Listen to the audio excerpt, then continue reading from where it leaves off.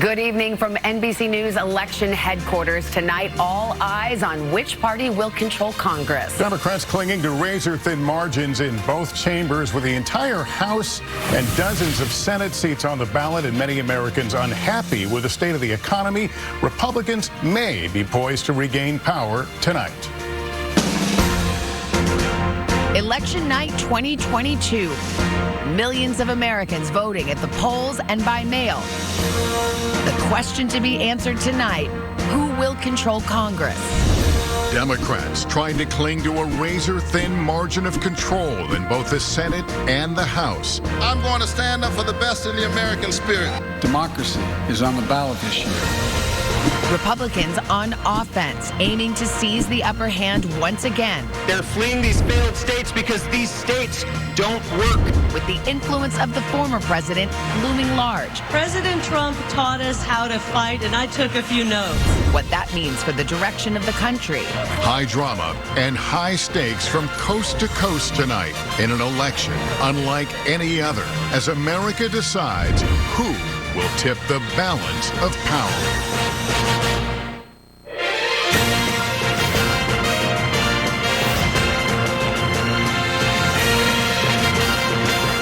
From NBC News, Decision 2022, The Balance of Power. Here now are Lester Holt and Savannah Guthrie. Hi, it's 8 o'clock on the East Coast, and the polls have just closed in 16 states, including the closely watched Senate races in Pennsylvania and Florida. Hi, everybody. I'm Savannah Guthrie here alongside Lester Holt, Chuck Todd, Andrew Mitchell, and Hallie Jackson. And it promises to be an exciting and a long night. Get comfortable. We'll be here a while, folks. We're here with the entire NBC News team to bring you all the latest results and what they will mean for you on this historic night. To set the stage, all 435 House seats, 35 Senate seats, and 36 governor's mansions are up for grabs tonight. The Republicans only need a net gain of 1 seat in the Senate and 5 seats in the House to take control of both houses of Congress. The political winds may be at their backs tonight, and we already have some results to share with you this morning. We can project a winner here at NBC News in the Florida Senate race. Marco Rubio will go to the Senate for a 3rd term. He beat his opponent, Val Demings, the former Orlando police chief. Let's go to Pennsylvania. A lot of folks watching this one, and you're going to be waiting a while. It is too early to call. John Fetterman, Mehmet Oz battling it out for the open seat in Pennsylvania and in New Hampshire. Another one with some late momentum for the Republican in the race, Maggie Hassan, the incumbent, holding on at this hour, but it is too early to call. We've got a projection in the Alabama Senate race. Katie Britt, former chief of staff to the outgoing senator, will go on to victory tonight. That's the projection. In Kentucky, too early to call. Richard Blumenthal trying to hang on to his seat in Connecticut. Illinois, the Senate race there is too early to call. Let's go to Maryland. There's a Senate race there. It is too early to call. Chris Van Hollen, the incumbent, leading at this hour. In Missouri, same situation. Too early to call, but Eric Schmidt, the Republican, leading at this hour. And in Oklahoma, James Lankford will return to the United States Senate in his race. And in the other Oklahoma race, Mark Wayne Mullen, the projected winner over Democrat Kendra Horn. In Georgia's Senate, this is one that may keep us here a while, even weeks. Too early to call on that Senate showdown between Raphael Warnock and Herschel Walker. Ohio Senate. Right now, it is too early to call. You can see Tim Ryan, the Democrat, leading, but that race too early to call. Let's go to North Carolina. The Senate race there, hotly contested. Too early to call there. Sherry Beasley, the former state Supreme Court justice, up against Ted Budd. So here's where we stand at this hour. Democrats with 36 seats, Republicans with 36 seats. Currently a 50-50 matchup there in the Senate, but we will see if that changes tonight. And we want to start getting into the governor's races at this hour, and we will project that Ron DeSantis cruises to victory over Charlie Crist by double digits in the state of Florida. The Pennsylvania governor's race, Josh Shapiro, Doug Mastriano, that is too early to call. Mastriano, the Trump-backed candidate in that race. The Georgia governor's race, a rematch here, too early to call between Stacey Abrams and Brian Kemp. Alabama governor's race. It looks like Kay Ivey, the projected winner, will continue to be lead that state. Connecticut's governor's race, too early to call. Ned Lamont, the incumbent, trying to hang on there. In Illinois, also too early to call. J.B. Pritzker, the incumbent. And in Maine, an open seat for Governor Janet Mills versus Paul LePage. Excuse me, not an open seat. We've got the incumbent Janet Mills. That is too early to call, but the Democrat is leading there. Maryland governor's race. Let's see where we stand right there. I believe it's too early to call between we'll move on to the Massachusetts race. Also too early to call. Maura Healey, the Democrat, Jeff Deal, the Republican there. And New Hampshire governor's race, too early to call in that race as well. Oklahoma has a governor's race that was very contentious. Kevin Stitt, the incumbent, up against Joy Hoffmeister. Too early to call, but Governor Stitt is leading at this hour. In Rhode Island, it is too early to call that race. We'll go to South Carolina now, and we will project that the incumbent, Henry McMaster, will win handily over his challenger. And let's go to Tennessee's governor's race. Too early to call there, but the incumbent Bill Lee is leading at this hour. So we've got kind of a slate of governor's races, state houses. We've got the Congress at stake. It's got a lot to talk about. We've got our whole team with us, but Chuck, we'll start with you because it's early. And when it's early, we always say, where are the bellwethers? Where are the signs that will indicate where this night may be headed? Well, look, some of them are in the House. I think there's a developing story going on in that in the true battlegrounds, turnout seems to be pretty even. In the states where you didn't really have a statewide race driving things, you start to see that it looks like Democrats didn't get the turnout in some of those places. And I want to show you a few House race results here that just sort of indicate that a little bit. We have some key House races that we believe need to be watching. We've been watching these in Virginia here. We've told you this is the table stakes here. And as you can see, you know, this lead has been holding. Look, we don't know everything, which part of this is early vote, which part of this is same-day vote, but Elaine Luria, the incumbent, has been trailing the entire time. In the 7th, you see the same thing, a 10-point spread. And look, there's not a lot remaining. However, one thing I'll remind you about the 7th Congressional District, the last vote to come in is going to be the bluest vote. So that is something to watch for here. Now, here's a sign that it's probably not going to be a tsunami because Jennifer Wexton's been hanging on. And again, the vote that will be coming in next is going to be bluer. So I told you about small, medium, and large there with those 3 Virginia races. It looks like we're somewhere between medium and small. But again, this is a case where you didn't have anything driving the statewide ticket. But I want to tell you, and I want to take you to the Senate here a little bit because there's a developing story in Georgia. So we've got the Senate results. I want you to keep an eye on a number here, the raw vote number. Here's Herschel Walker, 620,000 raw votes. And this is going to be important, and I'll tell you why. I'm going to go to the governor's race there. So 620. Now, let me show you Brian Kemp's number, 685. These numbers have been coming in. We were talking about ticket splitters. The story of the night could end up being ticket skippers. And why is ticket skipping more important in some ways than ticket splitting? Because let me go back to the Senate race here. Because what you've done here is, again, let me show you. So I wish we could put them up together, but in this, in 7.0, we'll get it that way. So if you see here, Abrams is getting 51, Kemp's getting 48.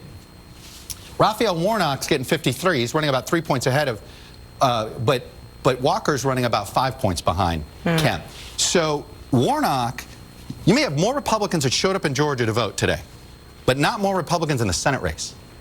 And it means that there is a chance that Warnock might be able to avoid a runoff. But the point is, the ticket skipping here has been the thing to watch tonight, and not a good sign for Herschel Walker. Very interesting to see that. We'll continue to keep an eye on that, of course, in Georgia. If you don't get 50% at this first go-round, you get a runoff. That would be December 6th, so in about a month's time. So we'll continue to watch that. Which is why we never say election night anymore. No. It's election until it's over. To hear it. It's the election season. month. It's the season. We have reporters. The leaves have changed. Fanned out across the country. Let's begin with Ali Vitale, who is in Tampa, Florida, at the campaign headquarters for Florida Governor Ron DeSantis. Ali. Lester, at least here it is going to be election night, because the hundreds of people who are packed into this convention hall knew that they were likely showing up for a victory party. Governor Ron DeSantis solidifying his second term here. The room absolutely electric as the race was officially called. But the feeling here has a little bit more to it than just a victory party for a sitting governor who's up for re-election. These are margins that you do not often see in a state like Florida. Usually very tight 1 to 2 point races. Here, of course, DeSantis having a huge lead on his glide path to victory.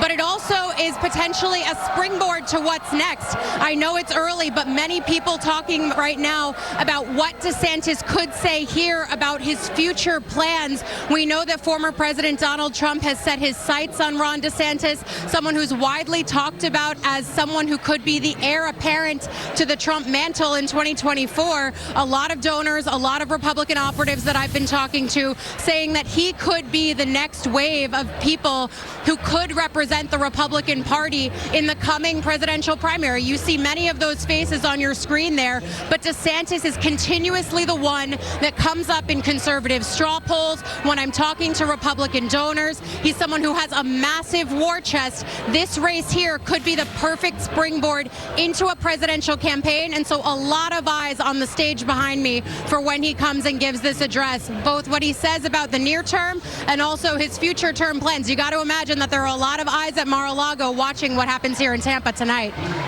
That's the other race that may be in the offing. Well, you know, and just before we go to Kerry Sanders over at Deming's headquarters, Chuck just pulled up an interesting stat. Check this out. For those in the DeSantis versus Trump sweepstakes, here's Palm Beach County, the president's home county. Big Dem County. Just to remind people how big of a Dem County it is, I want to show you, right? Biden won the county by 13 points. Look, DeSantis is wrong, but DeSantis has got to carry Donald Trump's home county. All right. So, you know, just something to just file that away in the ongoing Trump-DeSantis feud. Okay, we'll keep an eye on that. Let's go to Kerry Sanders. He's in Orlando, Florida, the headquarters for the Democratic Senate candidate Val Demings, who did not win tonight. She actually outspent Senator Marco Rubio, Kerry Sanders, but did not bring it across the finish line. Yeah, she did not. She is here. She's yet to come out. Her campaign has no comment, but the supporters here say that they are devastated, but that this was not unexpected. Senator Marco Rubio will go back for a third term, and in the analysis of all the votes here, what may be most interesting is that the Republican Party in the state actually was able to bring in voters who typically would vote for the Democrats, 18% of the state being Hispanic, and many of those may have crossed over from their Democratic registrations, voting in the Republican race here for, in this case, Marco Rubio. There has been a lot of effort by the Republican Party. At the same time, the Democrats themselves have said that their messaging to voters in general, but specifically to Hispanic or Latino voters, has been somewhat of a miss, and that may be reflected here. And what's perhaps most important is, as we see Governor Ron DeSantis back to office, and that was not unexpected, and now Marco Rubio into a third term. A state that was once blue, then purple, appeared to be red. It may now very well be that this is a Republican state, third largest state in the country, which plays a big role in the electoral votes when it comes to the presidential election in 2 years. Guys? All right, Kerry Sanders at Val Demings headquarters in Orlando, Florida. Again, NBC News projecting Marco Rubio handily wins a third term in the United States Senate. We got a call for you here. New Hampshire, Chris Sununu, the incumbent there, will get a second term as governor. All right, we want to check in on a couple of big races, obviously, in Pennsylvania tonight, and that's where Peter Alexander is. Peter, what were the wins going into tonight?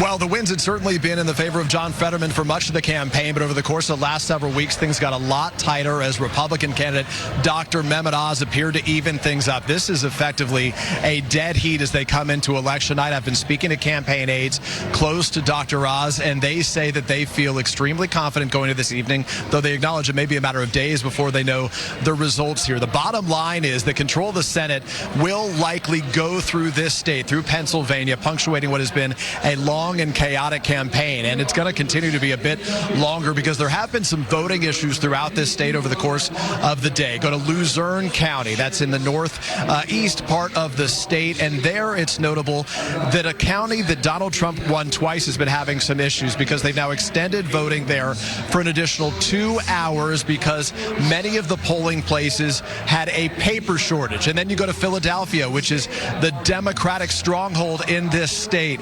There it's likely that it's going to take even longer for them to count the votes because just today they reinstated a process to make sure that there are no double votes, which is to say people that cast a mail-in ballot and then showed up at the polls to vote as well today.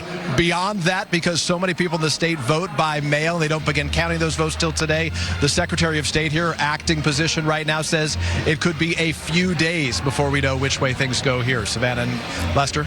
We've heard that from another number of races. It's going to be, as we say, a long night, a long week. Patience is going to be key here. Absolutely. Let's go to Gabe Gutierrez. He's in Atlanta. He is at the Raphael Warnock campaign headquarters, and we just saw Chuck talking about potentially a positive sign in some of these early results, but we got a long way to go, Gabe.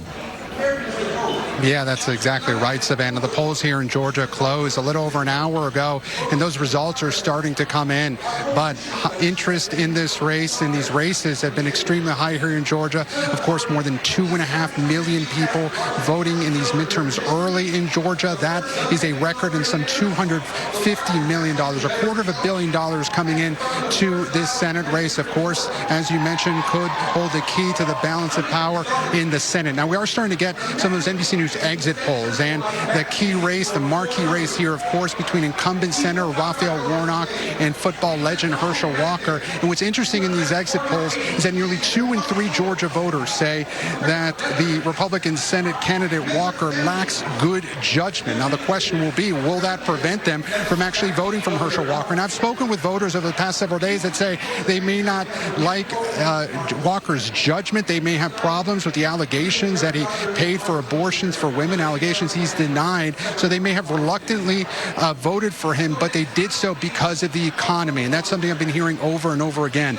Another NBC News exit poll, though, shows that about 44% of respondents said that Warnock was too extreme, that he was too extreme, and that maybe because of the intense amount of ads that have been airing here in Georgia trying to label the Democrat as too extreme and in line with President Biden and blaming him for rising inflation. So certainly that race, very key here. Also the gubernatorial race, as you mentioned, between Republican Brian Kemp and Stacey Abrams. Those votes are just starting. The results just starting to come in. But Savannah, as you said, the key thing here, will any candidate that comes out on top, will they be able to avoid a runoff according to Georgia state law? Because there's a third-party candidate, and if no candidate reaches 50% of the vote, we head to a runoff next month here. Savannah?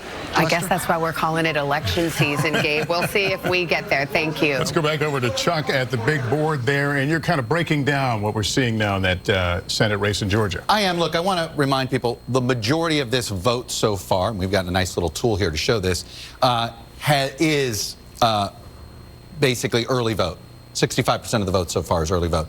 Just 3% is election day vote. And we know there's a big difference in how the two parties vote on that. So I want to get that out of the way, that caveat out of the way. But I want to show you something. It hasn't mattered if we were in a red county or a blue county. I want to do Chattooga. This is on our county to county. This is Marjorie Taylor Greene's district. Obviously, this is going to be a big Walker County. But Walker is running consistently behind Trump's number all over the state. As you can see here, he's running about 3 points behind Warnock, running about 3 points ahead of there. But look, you go to Fulton County, which is obviously going to be a huge, this is Atlanta, it's going to be a huge Warnock County. And again, he's performing almost 3 points better than Biden, and Walker is underperforming Trump here. And where is this underperformance, you know, in general, where is this coming from? Well, if you look, let me take you and compare. There's a lot of people skipping this race. There's no doubt in my mind. Look at the number now, 694. And let me take you to the governor's race. And as you can see here, he's now almost 70,000 votes. Just to be clear, what you're saying is these are people who might have gone in and said, I'll vote for the governor, Brian Kemp for governor, the Republican, but I'm just not even filling in a Senate race. They are skipping the race. We've been talking about, and I was skeptical that we were going to have a lot of ticket splitters, that I really believed it was ticket skipper. We're too polarized in this country, and there are people that are like, well, I'm not going to bring myself to do this, but I'm not going to vote for him. I'm going to skip the race. Ticket skippers, I think, could be more of the story of tonight than ticket splitters. I don't know how deep you can take that down, but is any of this potentially due to the accusations that he faced? Look, all I could tell you, Lester, is in the last 3 weeks of this campaign, Raphael Warnock may have run one positive ad, and everything was repeating every single allegation about Herschel Walker, whether it was the physical violence, the abortion accusation, paying for an abortion, or even just his fitness for office in general. So it was a really negative campaign. Certainly the Republicans ran a negative campaign against Warnock, but when you think about all of that, put it this way, if they didn't get this skipping tonight, I mean, I think this is proof. Does character count in politics? The skipping here, I think, will be the answer to that. And we should know you had the governor's boards up there, but I do. Sorry about that. I can go back to the Senate. And it's early vote, which predominantly Democrats are doing the early voting. Predominantly Democrat. So. And by the way, we don't know if Election Day vote there's fewer skippers. That's something else to keep in mind. Certainly the early vote Republicans have skipped this race, and there may be a difference. You may have more conventional Republicans comfortable voting early, and the more Trump Republicans voting Election Day. It's something else to keep in mind. The plot thickens, as they say. All right, we've got much more to come on a busy election night. We're back after this.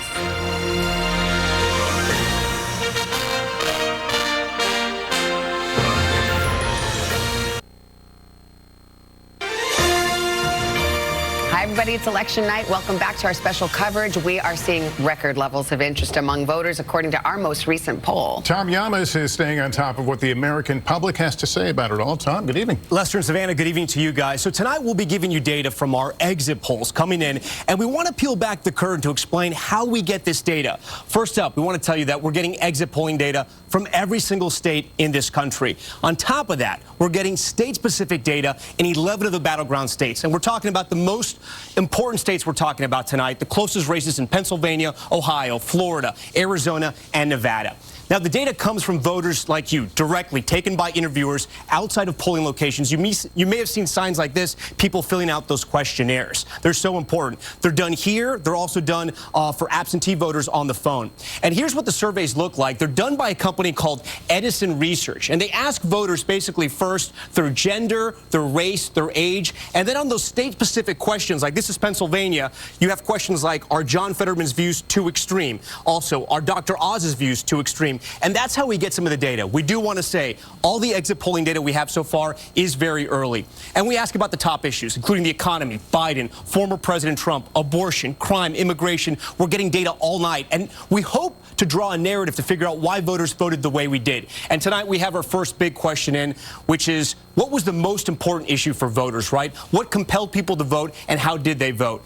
The top issue, inflation. The economy, 32%. But look at this, guys, 27% abortion, rounding out the top three, crime at 12%. We wanted to ask a little more about the issue of the economy. So when we ask people nationwide, the condition of the U.S. economy, and this is important, guys, 36% say not so good, 39% say poor. So you're talking about right now, 75% of voters think the economy is in the tank. Obviously, very tough for President Biden. Guys, back to you. All right, Tom, thanks. The story of the election, the economy being a huge issue. And Hallie, I know you've been out talking to voters. I mean, just talked to somebody yesterday. Yeah, this is the top issue. Talked to a bunch of people. They all said economy to some degree or the other, but particularly in Georgia, which we were just talking about here, runs a small business, real estate, said inflation is affecting his life in a really serious way. It's why he's voting down the Republican ticket. Not a ticket skipper like Chuck was talking about, but somebody who did vote for Herschel Walker, voted early, saw it as a referendum on Biden. All right. Well, we will take a break, continue more of our Decision 2022 coverage here on NBC after the break.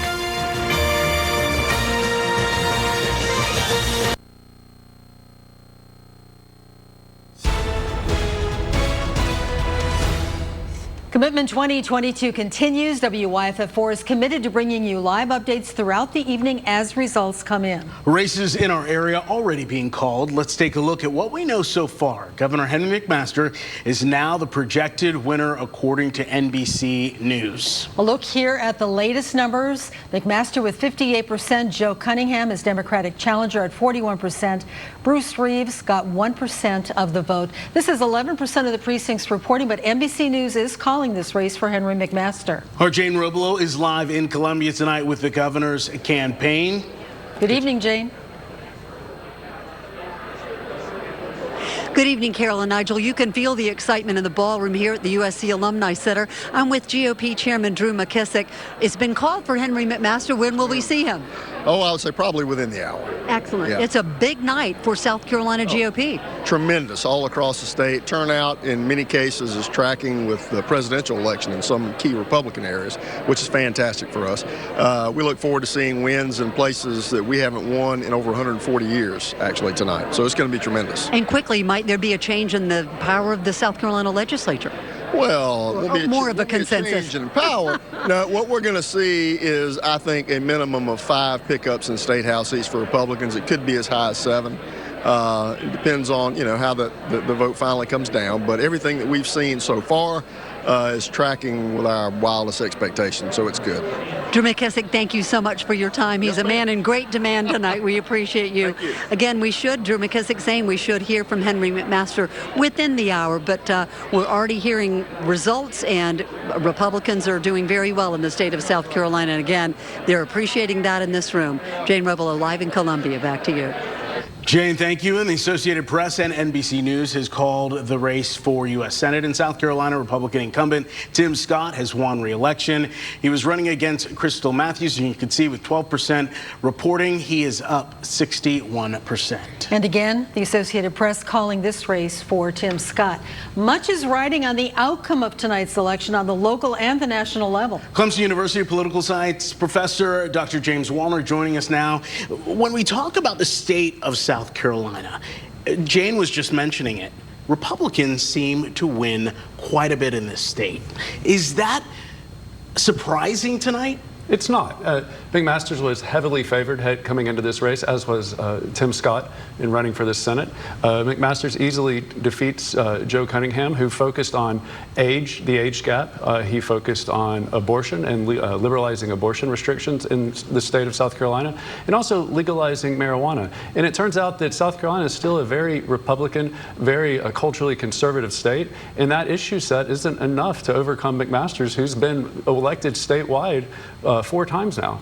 Now, you mentioned age. Joe Cunningham, 40 years old. Henry McMaster, 75 years old. In a state where you have such a high percentage of retirees, people over age 65, was that a good tactic to take? Well, it certainly didn't resonate with the voters. And look, you also have one of the most powerful Democrats in the nation here, who's over 80 years old, 82 years old, I believe. And so, it clearly is something that's not going to appeal now to Republicans or Democrats. Thank you so much, Dr. Wallner. We appreciate it. And as election results continue to come in, we will continue to bring you live updates throughout the night. Election results are also scrolling at the bottom of your screen. You can also turn to WYFF4.com and the WYFF4 mobile app for election coverage. We will see you again in about half an hour.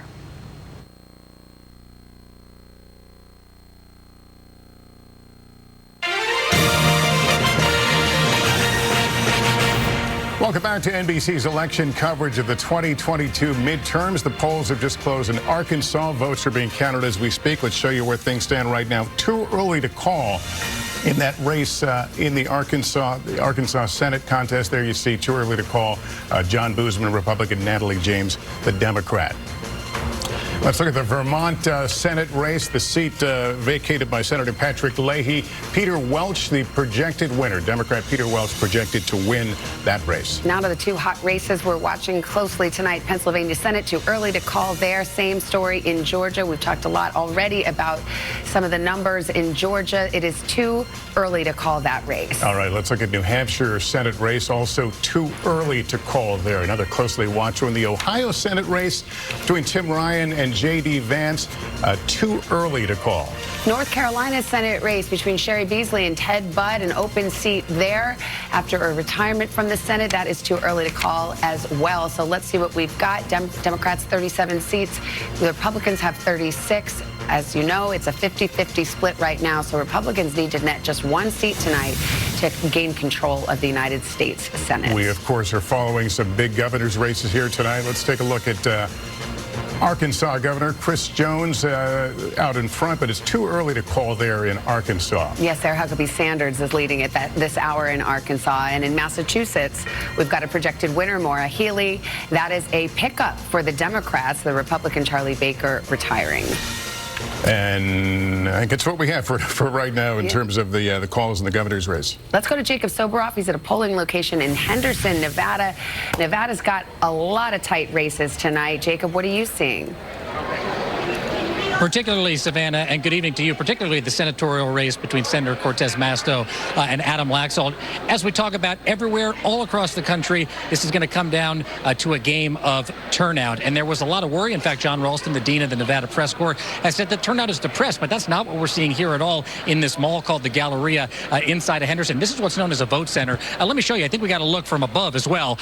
If we give you that shot from above, you can look down. I'm over here in your bottom right-hand corner waving to you from the American flag. These are 30 different polling places inside this one particular location. There's 128 of these all throughout Clark County, Nevada. It's actually a pretty novel concept. There's 914 precincts in Clark County, Nevada, but you can show up at any of the 128 different voting centers just like this, and they have said that the lines are extraordinary, actually, in terms of this time of year. So follow me. Let me show you, actually, as a matter of fact. Come check this out. So this is where everybody is going to vote. But over here, and by the way, Merry Early Christmas, as happens sometimes in shopping malls.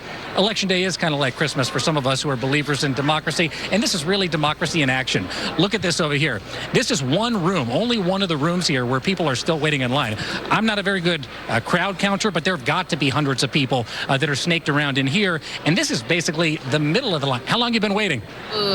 45 minutes. 45 minutes. Okay, so you're almost there. Good luck.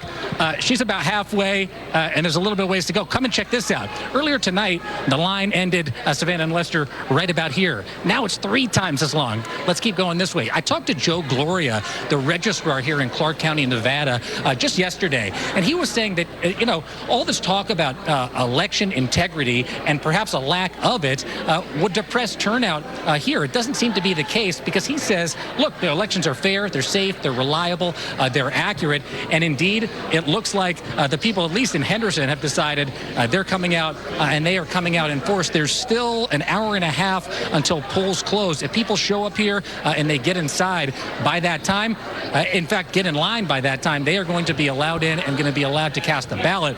One thing that does mean if it's a close election, however, is we may not have final results out of Clark County for at least 10 days. That is state law that says a slow and deliberate count is necessary in order to have a fair and accurate result. Savannah, Lester? Yeah, Jacob, watching you walk to that mall, all I could do is smell Cinnabon. I know. I'm sorry. I was going to ask him for an Orange Julius, but that's quite an 80s reference right there. Okay. We already had one, Savannah. We already had one. Of course you did. Of course you did. All right, Jacob, thank you so much. Let's turn to Hallie and Andrea here at the table with us. There is so much interest in this race. As we can see, people, and that's what you want to see. I mean, that's democracy in action. What is so cool is when Jacob is talking with those voters, and when one woman said to him a little earlier on, he asked, why are you here? She said, because I want to vote, because it's important to me. And I think that is so cool. That's like a nice thing. I do think that what you're seeing is huge interest in this race. We see it in the early votes. We also see it in the spending, right? Politics is money. This is going to be the most expensive midterms ever that we've ever seen, right? And that is not traditionally something that we see for the midterms. Inflation. Yes, less than $10 billion in that number. But you also have to look at, and we're seeing it in the exit polling too, what people are driven by. Why are they turning out? And this is maybe less of a happy note than like yay voting, right? And it's really about people being driven by anger and by fear. That is what our pollsters are telling us. And by the way, we now have data. That is what is happening today. We have these exit polls here that we can pull up that show that people in both parties are giving both parties thumbs down, right? The majority of voters in both parties. You've got Republicans who think Democrats are too woke, Republicans who think Democrats are too extreme. That is what is driving people out to those long lines, whether they're standing here in person or whether they mailed in their ballots.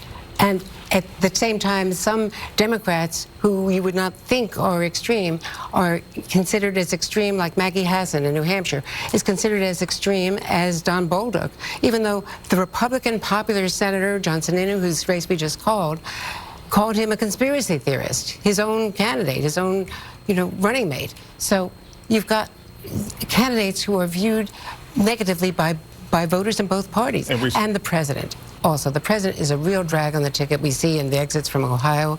And this is typical of a first-term president in his midterms, and that's something that we should show as the context here.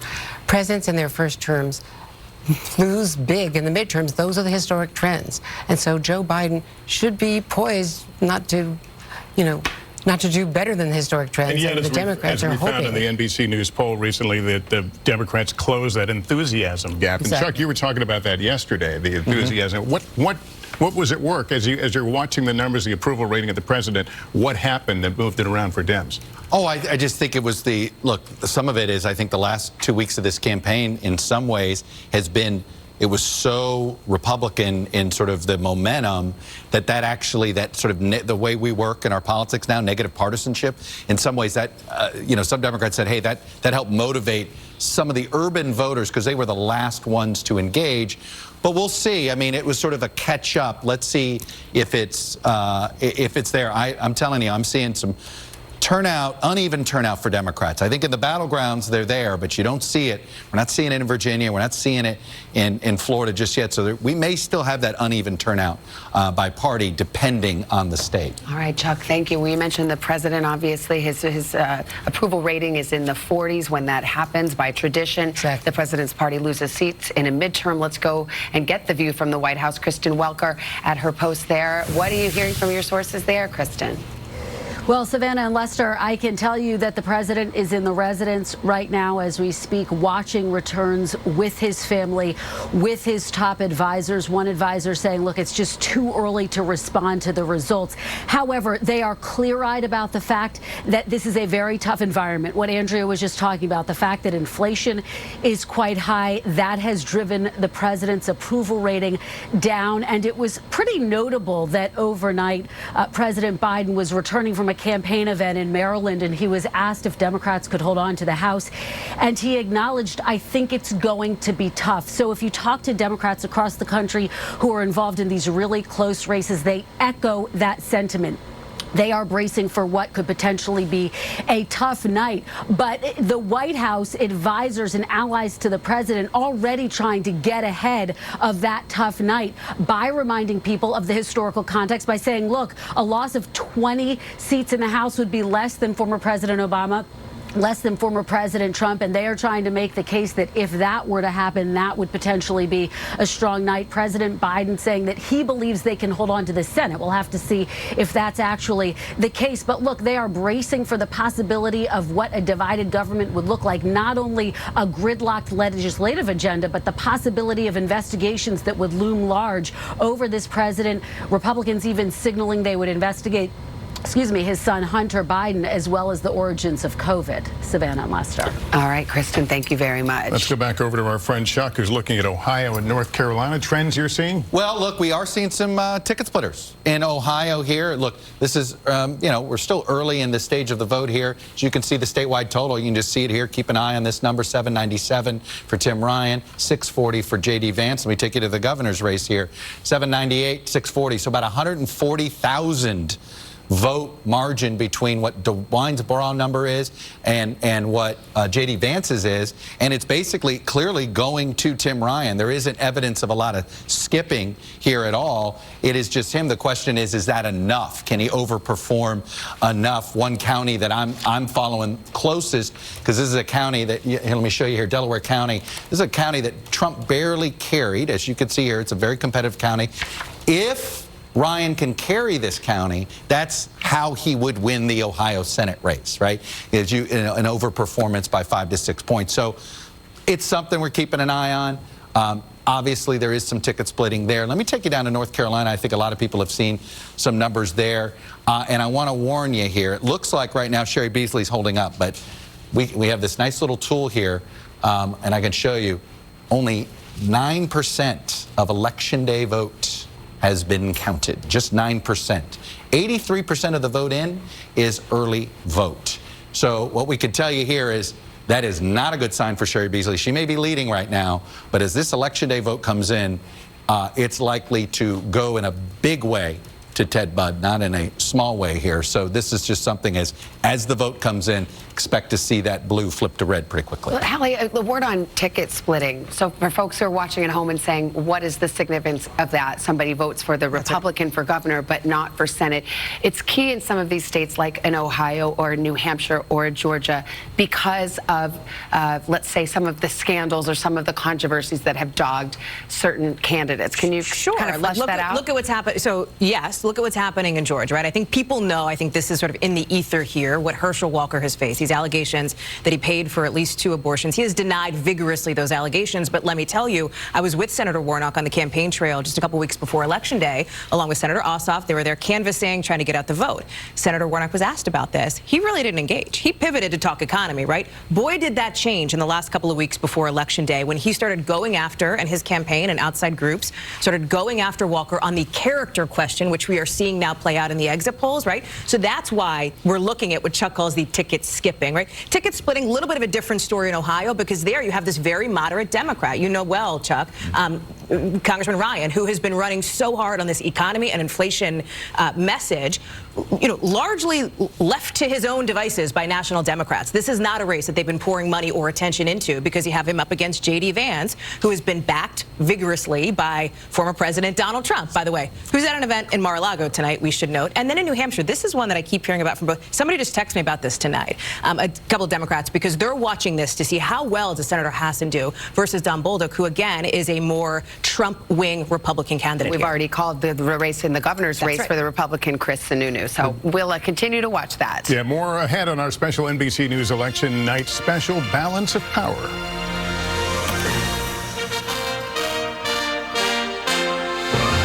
In this thing, we have a lot of momentum.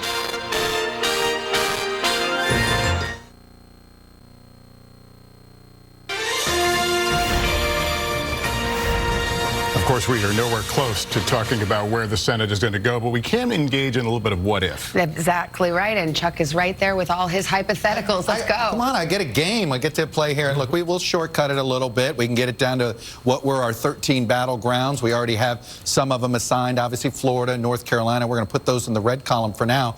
But look, I think the biggest news of the night so far that is a sigh of relief is that it certainly right now the trend lines are in good shape for Democrats in New Hampshire. We'll see. There's clearly some ticket splitting going on there. Looks like it's enough. So let's assume that it ends up a Democratic hold here. Then suddenly, you know, we see where this is going. Look, Wisconsin is still a state Republicans feel better about. So we'll go ahead and put that there just for our hypothetical. We're not calling a race for anybody wondering out there. No call at all. So then you've got Pennsylvania I'm going to wait on. Georgia I'm going to wait on.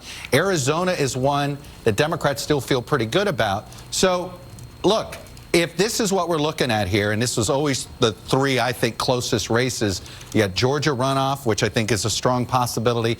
Nevada, we're going to find out, right? It looks like the governor's in big trouble there. Does he drag down the Democratic incumbent senator?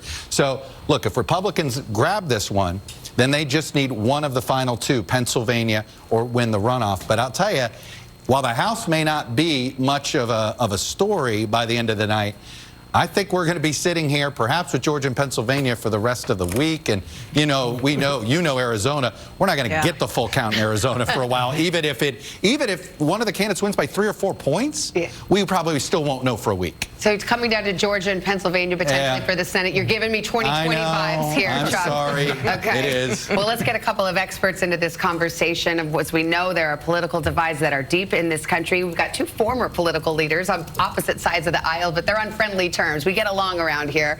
The former Democratic U.S. Senator from Missouri, Claire McCaskill, is with us, and the former Republican North Carolina Governor, Pat McCrory. So both are NBC News analysts. Let me talk to you, Senator McCaskill. First, we just heard Chuck reading the tea leaves. Some are saying perhaps New Hampshire, Maggie Hassan, your former colleague, potentially could hold on. Yeah, if it was going to be a red wave, if it was going to be what the Republicans were trying to sell the last 3 or 4 weeks of this election cycle, Maggie would be in real trouble tonight. Because the Republican polling had it closing to even. So if she holds on and wins by a comfortable margin, then I do think it's going to be what Chuck just outlined. It's going to come down to the big 4, Georgia, Nevada, Pennsylvania, and Arizona. But let's remember, we're having some really good news in governor's races tonight for the Democratic Party. The Midwest is doing very well, electing governors, flipping seats from Republican to Democrat, whether it's Massachusetts or we're looking at Gretchen Whitmer holding on in Michigan. If we pick up 4 or 5 governor's seats tonight, that should tell Democrats that we need to get away from a national narrative and try to stay more local. And Governor, let me turn to you. Chuck has been noting some interesting ticket splitting. What's the other word you use? Skippers. Some ticket skippers, but it looks like a fewer of them now in Georgia. Okay, for what it's worth. a lot in Georgia. Is that Chuck's something you would always have come expected? up with new terms. You know, what can I say? It'll be a T-shirt by midnight. I tell you what I think. First of all, I anticipate a bud to come through in North Carolina. North Carolina elections, as you all know, always the Republican starts behind at early voting and then catch up and exceed most of the time. And so I anticipate North Carolina to go red. I think one thing we're forgetting, some history here. In some of these Ohio, Pennsylvania, North Carolina, Georgia, and a few other of the western states, the Senate races had some tough Republican primaries where the Democrats did not have that. Plus, the other interesting thing that could happen throughout the night is how much of a drag is Trump on the ticket and how much of a drag is Biden on the ticket, because during the general election, unlike the primaries, all the candidates basically tried to ignore both those heads of our parties as much as possible because they have to get the independent vote. For example, North Carolina, the independent vote is 35% of the voters. So you saw this separation from our national leaders, and it's going to be interesting who did the best job in doing that because they're both upside down. I don't know, Claire, what do you think about that? Yeah, I think that's true. We're going to take a break. Don't go far. We'll be back with you, too, in just a moment. We're going to take a break and continue our coverage after this.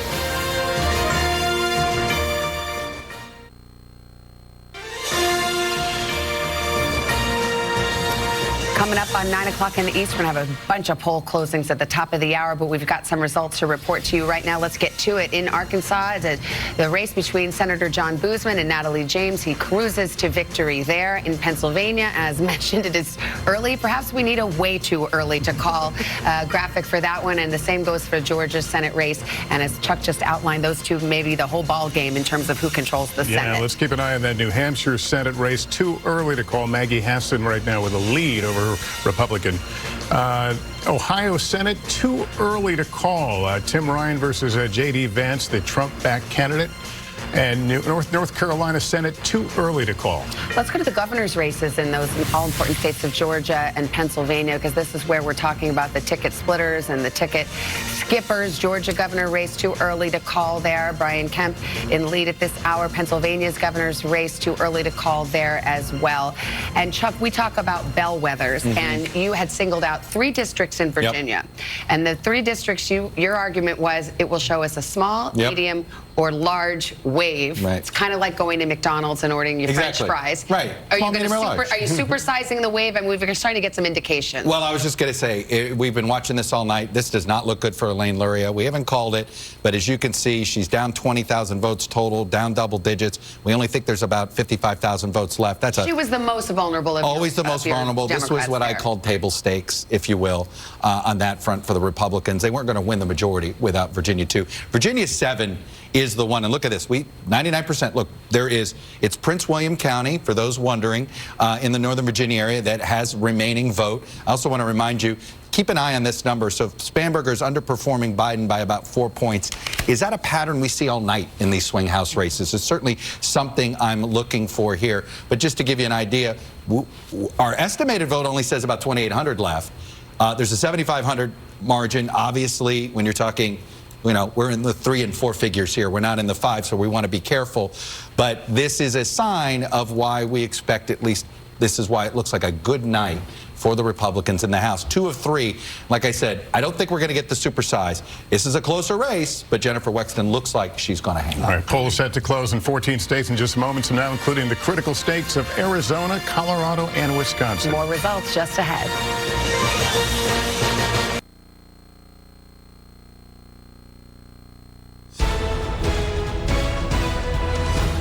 Commitment 2022 continues, bringing you live updates throughout the evening as results come in. Let's take a look at what we know so far. In Georgia, the race for U.S. Senate.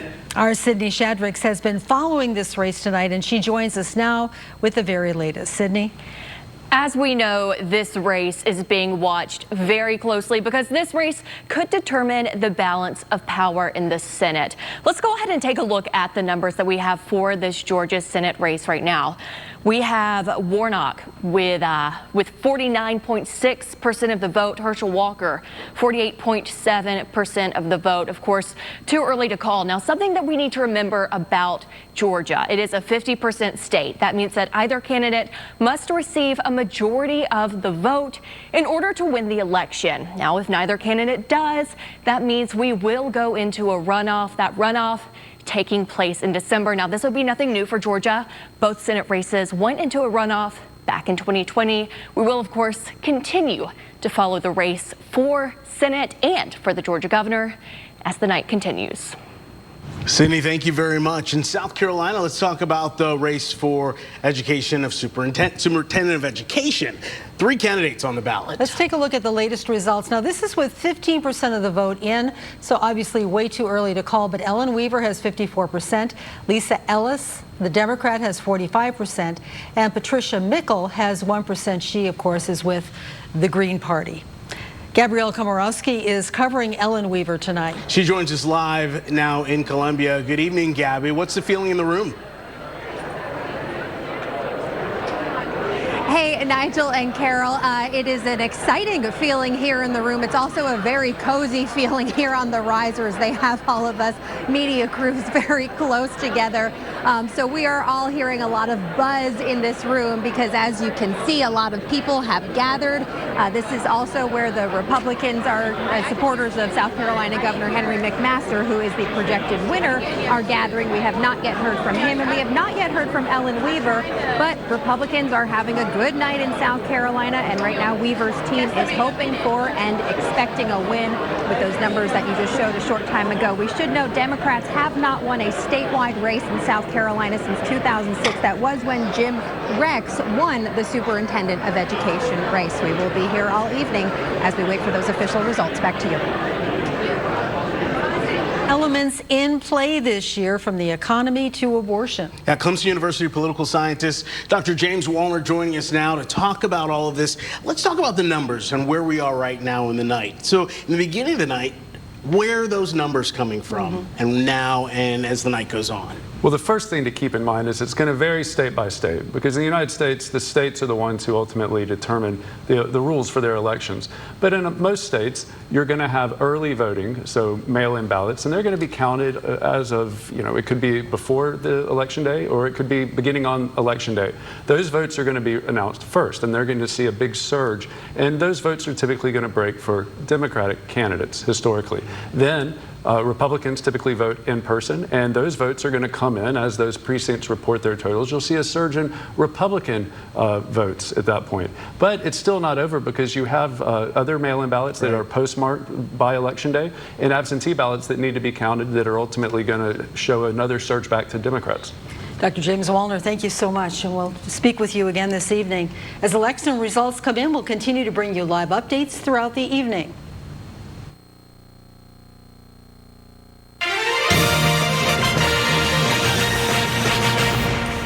Welcome back to our live coverage of the 2022 midterm elections. It's 9 p.m. here on the East Coast, and the polls have just closed in 14 states all across the country. Okay, so let's get to it. We've got a lot of results to read to you, and we'll start the Arizona Senate race. This is a very tight race, and stop me if you've heard this before. It is too early to call. We will keep an eye on that. Same story in Wisconsin, a Senate race. Ron Johnson trying to hold on.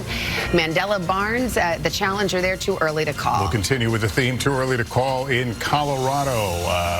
Right now in the Senate race there, Michael Bennet, the Democrat, over Joe O'Dea. In Iowa Senate, too early to call. Chuck Grassley against the Democrat Michael Franken. Let's go to Kansas, and we can project that Jerry Moran will return to the United States Senate. There's a big governor's race going on there in Kansas. We don't have any results there yet to report. And in Louisiana, too early to call. They've got the 50% rule here, so we'll keep an eye on that one. John Kennedy trying to hang on to his Senate seat. In the New York Senate race, NBC projects that Chuck Schumer, the majority leader, will retain his seat. And let's look at North Dakota numbers. Too early to call it on North Dakota. South Dakota, we do have a projected winner. Senator John Thune returns to office. And let's see where we stack up in the Senate at this hour. It's a 50-50 split. And right now we can report Democrats have 38 seats. Republicans have 39. We'll continue to keep our eye on the big picture there. Let's move over to the governor's races now, starting in Arizona. Too early to call that hard-fought race between Democrat Katie Hobbs and Carrie Lake, the former news anchor.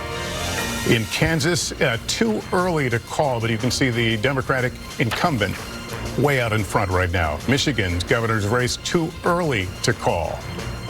Wisconsin governor's race, too early to call right now. Tony Evers, the incumbent, up against Tim Michels. In Colorado, it's too early as well. Jared Polis looking for another term against Heidi Ganahl.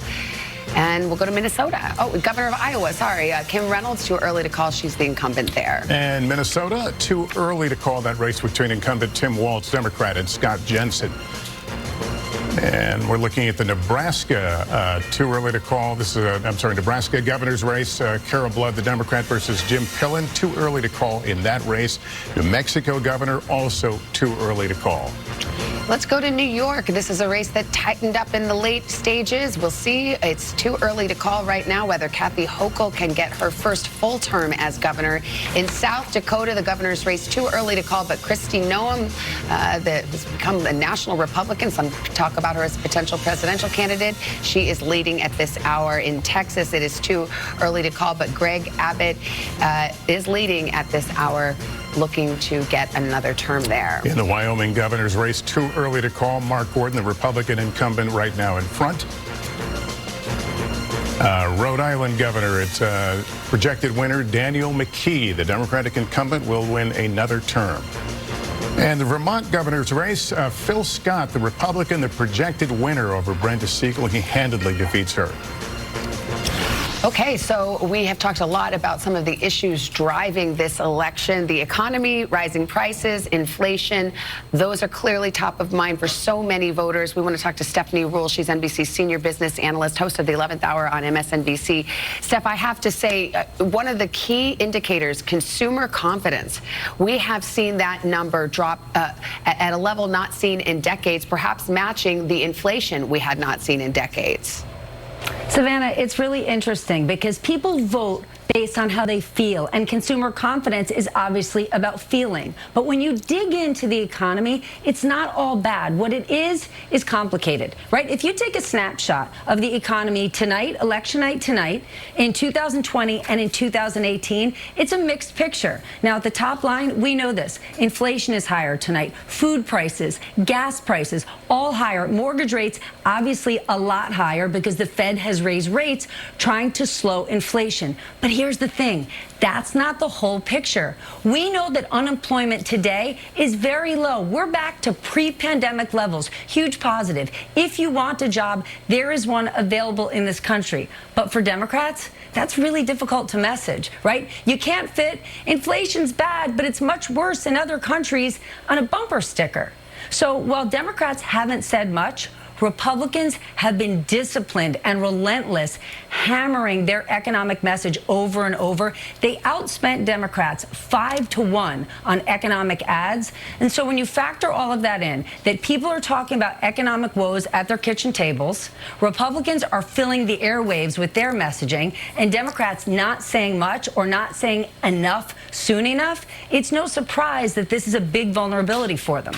Stephanie, have Republicans, though, laid out a plan, or have they just been effective in going after the bad economy in Democrats?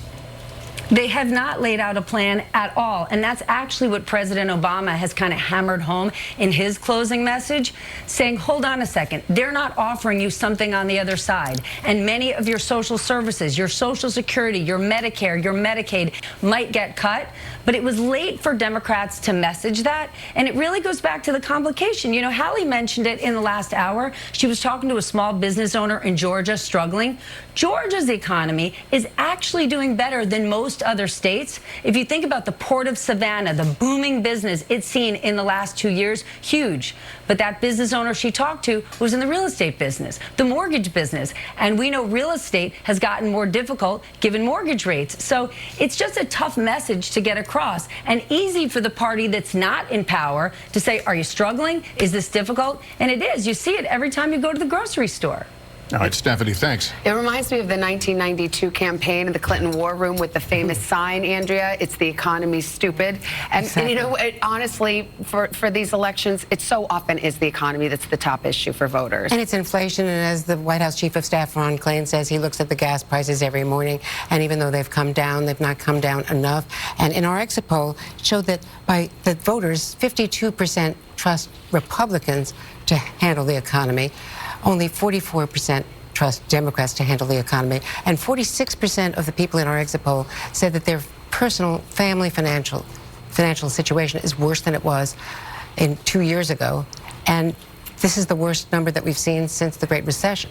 So that is a big shift. Look, inflation is the most important issue by far, and abortion less so, but higher than we expected, at least according to the exit polls. Crime, much less so. But the Republicans have just been hammering Joe Biden on inflation, and Democrats are being punished for it. Well, Hallie, I mean, a lot of analysts have said that Democrats didn't sufficiently answer the charges on the economy or on crime. That the sort of a deer in the headlights in terms of the crime attack, which has tightened up races in these last few weeks, where they thought they weren't going to be as competitive. Let me tell you, what I've heard from Democrats was exactly that issue, Savannah, when they were talking about places where they were nervous, feeling like Democrats were really put on defense by Republicans on the issue of crime kind of late in the game. And in key places like, for example, Pennsylvania. Look at Wisconsin, where that's been another key issue, too. So, yeah, crime right there sitting at number 3, by the way, tied for gun policy on issues that are important to voters.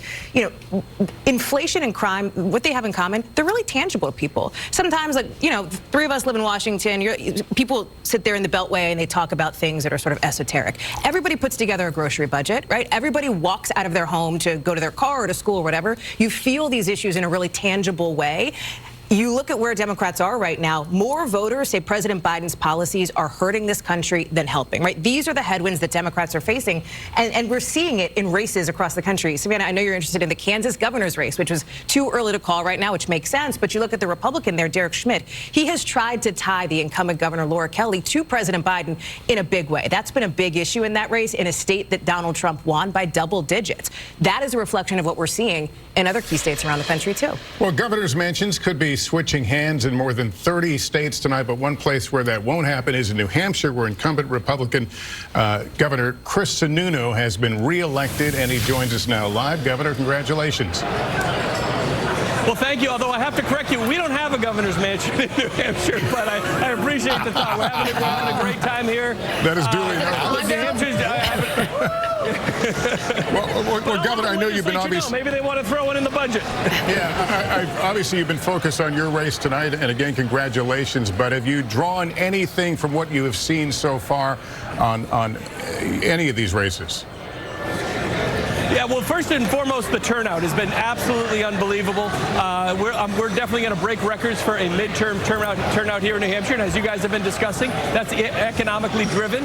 Folks are feeling a pinch at their homes when they're balancing a checkbook, trying to just pay a mortgage. And especially in New England, where energy prices are so high, fuel prices are high, it's getting colder. People are really feeling that double pinch, that double whammy, and they want to change. And you can't ask Washington to change and yet keep sending the same people back. So I think, again, a lot of these races are still too close to call on the federal side, but I think there's going to be a very positive red wave as the night goes along, not just here in New Hampshire, but across the country. Well, you know, we have to ask you about the Senate race going on in your state. You know this state backwards and forwards, having just campaigned there. How do you feel about what's going to happen tonight? Do you think that General Don Bolduc, the Republican, will be able to defeat Maggie Hassan? I think so. I mean, it is going to be a neck-and-neck race, probably not called late until the night. You're going to have a lot of the larger towns, the more conservative towns, come in very late, just because that's just the way it is. But they will count their votes, and we will get a winner. But it probably will be late into the night. And again, because that turnout was so high, we have same-day voter registration, which is actually works as a decent process here in New Hampshire. So there's just a lot to tabulate and compile. But that's going to be neck and neck. And considering we have a General Bolduc who really spent very little money, was outspent 10-1 or something like that, but introduced himself to the state as an alternative, as an option, as someone who's going to fight for New Hampshire. That gives, I think, a lot of folks, a lot of Republicans hope that he's going to bring it home. Well, Governor, thanks for being with us. Good luck on that mansion. He's at a bowling alley right now. Is that right, Governor? You're at a bowling alley? It's like, we're doing it New Hampshire style. We're axe throwing. We got a bowling alley. We got an arcade. We got horseshoes a little later on. We're going to be having a lot of fun. Very New Hampshire style. I know you guys are stuck in New York, and as usual, New Hampshire's having a lot more fun than New York. But you know, can we get the games here? Well, enjoy. Everybody's jealous. I guess it's a good time when your race gets called early and you're victorious. Governor Chris Sununu, thank you so much. Interesting to hear him talk about the New Hampshire Senate race, which of course has not been called yet, and that's a key issue. In fact, Chris Sununu did not endorse General Bolduc in the primary, right. Andrea. He did not want him to win. He wanted the other candidate to win. And Democrats poured a lot of money in the primary into advertising, negative ads, trying to take down Bolduc. I mean, they were just going, they really made him a bigger deal than he was, you know, calling him too extreme, but people did not think that he was extreme. It's an interesting dynamic, and when we have another moment, we should talk about it, because it's happened across the country where you have Democrats in these primaries often spending money and trying to prop up the more extreme candidate, hoping it would make for a better general election candidate for the Democrats to beat. Will it backfire? That question will be answered tonight. Coming up, we're going to dig into the race for the U.S. Senate in Pennsylvania and what voters think about the health challenges for Democratic candidate John Fetterman, who suffered a stroke right after the primary. We're back after this.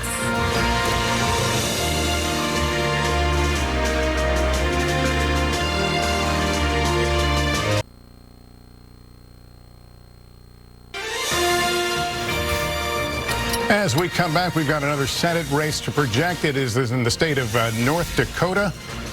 And Hoeven is the projected winner, John Hoeven, over the Democratic challenger, Katrina Christensen. A third term for Senator Hoeven, so let's see where we are. 40 Republican seats, 38 Democratic seats. It's going down to the wire. Let's go over to Tom Yamas, who's been looking at some of the exit polls, and we've got some out of Pennsylvania, a closely watched race, and for good reason. Tom, what are you seeing? Yeah, a lot of interesting information. So voters in Pennsylvania had some real issues with their Senate candidates. That race, of course, the most expensive Senate race in the country, more than $145 million spent in ads there to define each candidate, and a lot of news coverage. As we know, a lot of that coverage was on John Fetterman's health. And so we asked voters coming out, voting here in these midterms, was John Fetterman in good enough health to serve? Look at these numbers, 50% so far, and again, it's early, saying yes, 47% saying no.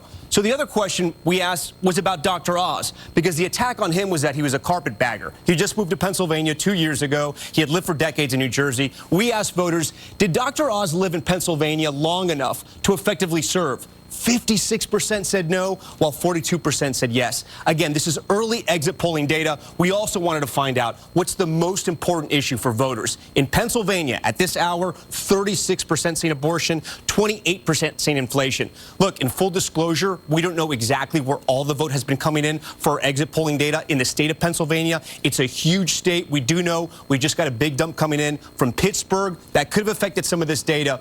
But if this holds, this is actually pretty good news for Democrats. Guys, back to you. Chuck, what do you see in there? Well, look, it's very early, and I want to underscore something Tom just said.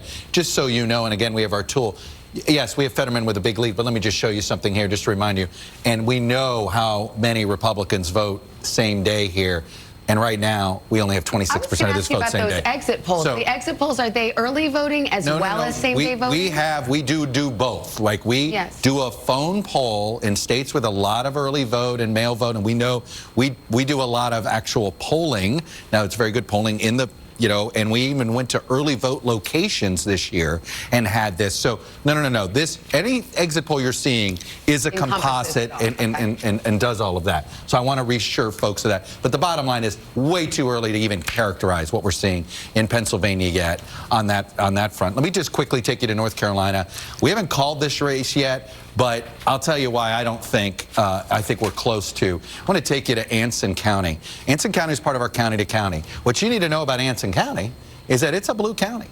In fact, it was a big blue county for Barack Obama back in 2012. I don't think I have that data in there, but the point is, Bud is carrying this county. This is a majority African-American rural county.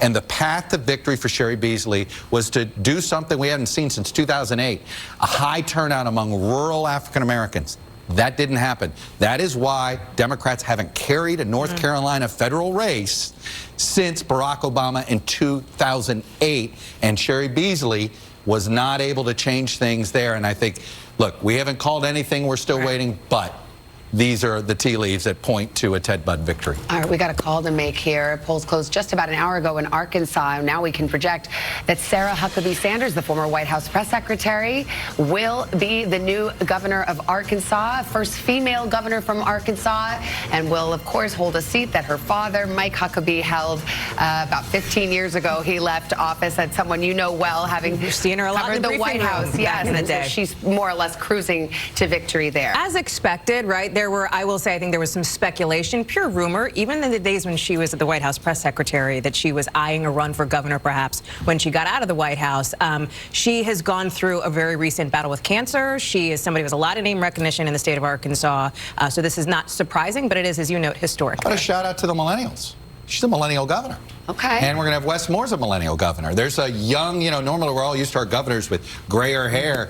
Not in Arkansas and Maryland. The new generation is coming into leadership. Well, as Hallie Wells knows, we had on the Today Show this morning, there are also 2 Gen Z candidates. One of them who's going to Congress. Okay. You just found out. And we'll see. Yeah, the Max other one, made it. Yeah. In New Hampshire, Caroline Levitt. Both of them have never run for office before. They weren't eligible until now. Yeah, well, that's how young they are. Constitutionally. I mean, in Arkansas and in Maryland, Wes Moore has never run for anything, and you know. Well, we got to take a quick break. Much more ahead as we cover the results from the 2022 midterm elections here on NBC.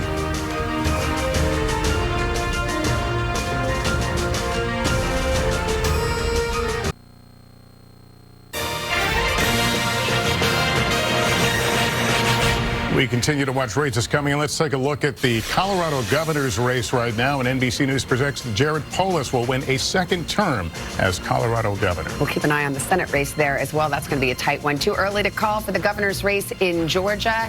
And in the Senate race as well, too early to call. Remember the 50% rule. These are just early results, but you have to get to 50% or it goes to a runoff on December 6th. So we will continue to watch those results roll in. We want to bring in Chuck right now to talk a little bit more about Georgia. We had that storyline earlier. We did. There's still some underperformance here, and you see, I love this because I want to go to Walker County when we're talking about Herschel Walker. This is one of these red counties, but the point is that I kind of want to keep you going. First of all, across the board, remember, Biden carried the state. Across the board, I've noticed a pattern here. Walker, in general, is running about a point behind Trump's number in Georgia. Trump lost Georgia, so you don't want to run a point behind at this point on that front. And let me just show you how far behind he's running Kemp in all these counties, about 5 points. But in most of these cases now, as you could say, most of it is not skipping. You're seeing it in Warnock, and then about 1 out of 5 ticket splitters end up in the Libertarian column, I've noticed in many of these. But look, we still got a long way to go. I just wanted to go to a complete county to show you a county that we're close to being complete, just to show you what the pattern is. And let me just tell you what's still left to count so you know what we think is remaining. We still think there's more election day vote that's coming. That's advantage Walker, but we still think there's still a bunch of early vote to come too. And when you look around at what's left in here, there's still plenty of vote in the Atlanta suburbs that needs to come in for Warnock, and then there's all sorts of stuff here. So Georgia's going to be a long night. I think Georgia's going to be one of these situations where we're going to be trying to figure out not just who's leading, but whether 50% is in play or not. Okay.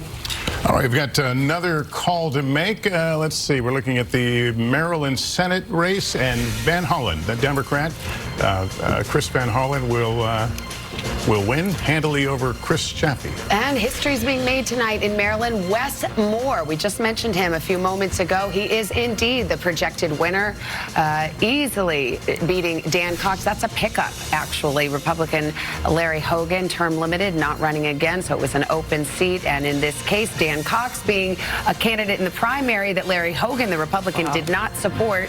And now we see Wes Moore cruising to victory there. Democrats, though, paid for ads to get Cox is that nomination. There's that issue again. Right, so exactly. that's a case where that strategy worked. We'll see how it plays out. Lots more to come. This is Decision 2022. Balance of power on NBC.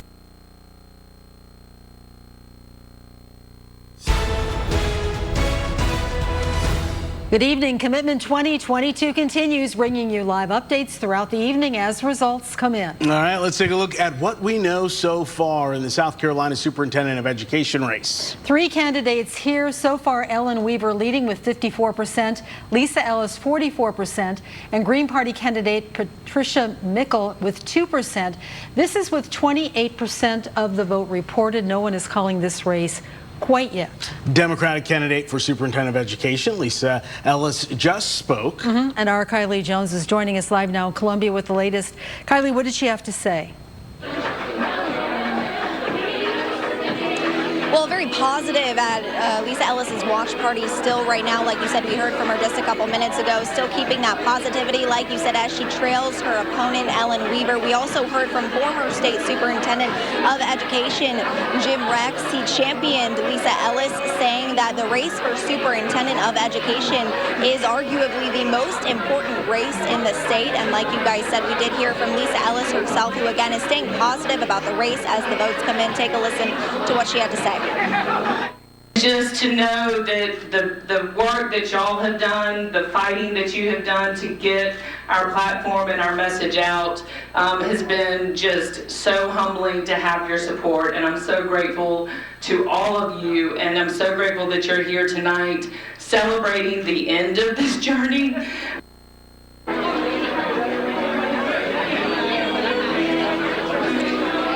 And we are expecting to hear from Lisa Ellis a little later on this evening. We will continue to bring you live updates throughout the evening as the votes continue to be counted. But for now, live in Columbia, Kylie Jones, WYFF News 4. Kylie, thank you very much. The other big race we're watching, Governor Henry McMaster, the projected winner, according to NBC News. Now, he is expected to speak at some point tonight. When he does, we will cut in with that. Let's check on the latest numbers. Henry McMaster, 58% of the vote. Joe Cunningham, 41%. Bruce Reeves, 1%. That's with 38% of the vote in, but McMaster has been declared, not declared, but projected to be the winner this evening. Joining us now, Dr. James Wallner from Clemson University. Thanks for being with us. The governor's race, always important, always interesting to watch, but it seems with some of the federal powers coming back to the state, it's even more important. Absolutely. We tend to focus on what happens in Washington, D.C., but in our nation, the states are immensely important, and the governors are very important. And one issue right now that a lot of people are following are the Secretary of State races and the people who are charged with overseeing our elections. And with the governor's race right now, if you have a Republican governor and you have a Republican Secretary of State, that's one less thing you have to worry about in terms of a veto over like new election rules and the way we'll conduct our elections in 2024 and 2026. So is it the issues doing that, or is it all the stuff happening in Washington that's frustrating people? I think it's a little bit of both, right? Each state's going to be different, and people in certain states are going to care about the issues in their states. But there is also this overhang of national issues right now, and what happened in 2020. And for a lot of people concerned about democracy, for instance, and they will characterize certain candidates as election deniers, and they're concerned about certain election deniers, to use their term, winning the Secretary of State races in a lot of these states like Nevada and Arizona that are immensely important. And so that shows the federal angle seeping into the state level. Dr. James Wallner from Clemson University, thank you again for your insight. We appreciate it. As election results come in, we'll continue to bring you live updates throughout the night.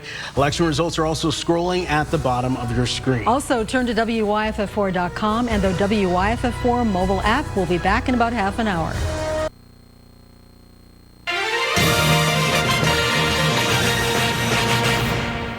Well, welcome back, 9:30 in the East. This is NBC's coverage of the 2022 midterm elections. At issue, the balance of power in the Senate and in the House. And we've got some calls, or at least some characterizations of... Yeah, let's go to Arizona. A lot of folks are watching this Senate race between Mark Kelly and Blake Masters. It is too early to call there. And the same story in Wisconsin. Ron Johnson looking for another term in the United States Senate up against Mandela Barnes. Too early to call there. Both parties waiting to see which way this one will go. The Pennsylvania Senate race, that is still too early to call. Too early to call. Let's look at the Georgia Senate, the other one of the other big ones tonight that we're watching for potential switch in control of the Senate. The Georgia Senate, well, too early right now. At some point, we ought to say too close. We're at 70%. Well, we do have. We have too early and too close. We'll have at this point, at 70%, it's hard to say too early at this point. We're getting into too close. Georgia Senate is too close to call. Okay, you're the boss. I'm not. There's others that make that decision, but we're probably off of the too early. All right, let's get to Peter Alexander. He's at Dr. Oz campaign headquarters in Pennsylvania. How are they feeling tonight? Well, right now they're still waiting for the numbers to come in right now, and they anticipate that this is going to be several days before they may know who the real winner here is. This would be a Democratic pickup if John Fetterman can win. The first-time candidate, Dr. Mehmet Oz, is hoping to put his name on the board tonight as well. The bottom line is that they feel fairly good about the trajectory of this race, the momentum the Oz campaign has had in recent days. The bottom line for Dr. Oz has been a focus on being a moderate. It's why he's invested so much time in what they call the collar counties, those 4 key counties just outside of Philadelphia, like where we are tonight in Bucks County. They are affluent and well-educated, and they're really what separates Pennsylvania's Philadelphia metro area that is so heavily Democratic from the more rural conservative areas further west throughout this state.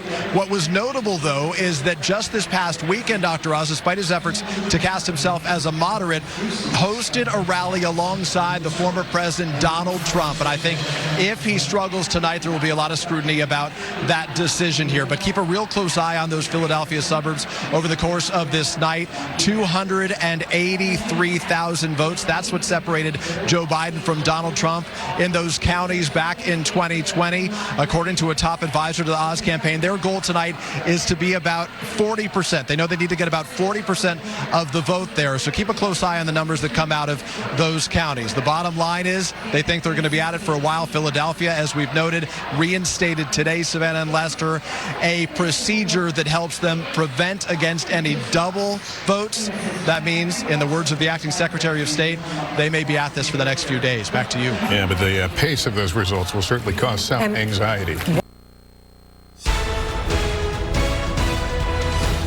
And we are breaking into NBC election night coverage as Governor Henry McMaster comes onto the stage for his victory speech. We're going to take you down to Columbia as we prepare for that. He is at the podium, 75 years old, and with this win, he has the potential to become the longest-serving South Carolina governor. He's thanking folks at the podium there. We expect to hear from him any moment, introducing his family to the crowd. He has a son, a daughter, his wife Peggy up there. Let's listen in. Thank you, June. Henry and his wife Virginia, now they got an even newer baby at home, Margot Gray. She's just a little over a month, but she could be here before long. This is a great night. We made a lot of progress, and I want to thank you. There are too many people to thank, so I just want to thank everybody who participated. Everybody who worked in this campaign. It was a great campaign. We're on the bus, 19 different stops on the battle bus. Y'all, it's a thrill to go around this state and to see the people of the state, to see the hope in their eyes, the thrill, excuse me, that they have about the future. It is all about the future of South Carolina. And everybody knows that South Carolina is the best place in the whole world to live, work, and raise a family and to grow up. And that's what it's about. It's about our children. It's about the future. It's about what we're going to do for them. And ladies and gentlemen, we're on a good track right now. South Carolina's booming, and we're going to keep on booming. We're going to keep on booming. Booming. Just a few things. We're working. We're getting even better. As you may have heard, this year so far, the year's not over. We got $5 billion in capital investment in people out. obviously there is some audio issue that is going on in Colombia. We understand there's a speaker that's very near to the microphone. That's why it's very difficult to hear what Governor McMaster has to say. But we will attempt to talk to him in a few moments and get more information to you. For now, we'll take you back to election coverage on NBC News. Just talked to him a couple days ago, Joe O'Dea, the Republican candidate in this race, and you know what his biggest messaging was, Savannah? It was economy, economy, economy. I mean, he kept pivoting every question to hit on that. Clearly what he thought was going to be a successful strategy for him, but this is an interesting call, one of the key races that Democrats were watching. So what worked for Bennett? Yeah, like I think if people thought if there was going to be a wipeout, this would be one of the canaries in the coal mine races. But I talked to some Republicans who said, you know, Joe O'Dea went too far in attacking Trump. And he got Trump's attention. Trump attacked O'Dea. He went after him, right. Trump went after him, and that hurt some Republican support. Depressed the Trump vote. Suppressed the Trump vote. And he didn't regret it at all, right? He said he's his own man. That was his message. That was his key campaign message, that he was his own man here. And as Chuck points out, clearly that was a turnoff for some of the Republicans in that state. So which maybe leads us to a conversation about election deniers on the ballot. Since that was ceded from former President Trump in the 2020 race. This is a really important point that I think I'm glad we're talking about, because if you look at the races across the country, there are hundreds of people who are election deniers or election skeptics, including 17 candidates who are running for the Senate on the Republican side, who have questioned the legitimate results of the 2020 election. Will not say affirmatively that President Joe Biden won that office legitimately. In the governor's races, you've got 17 governors on the Republican side who are running, who are election deniers or skeptics. Let's talk about the Secretary of State races. I know that's not something we would typically be sitting here at a desk talking about in a midterm cycle. So important, because these are the positions that do the administration of elections wherever you live in your state, in most states, right, along with the attorneys general. 10 of those Secretary of State positions are election deniers or election skeptics who are running. And here's why this matters, and let me give you one example here. There are 3 states where all 3 statewide races, governor, Secretary of State, and attorney general, the Republican candidates are election deniers or skeptics. 2 of those states are Arizona and Michigan, which will be key in 2024. If these are the candidates who end up winning, and we don't know right now where those races are, that could have a major impact on counting votes come 2024, because these are people who make key decisions. Whatever happens with the economy and the inflation in 2 years, we don't know where we'll be.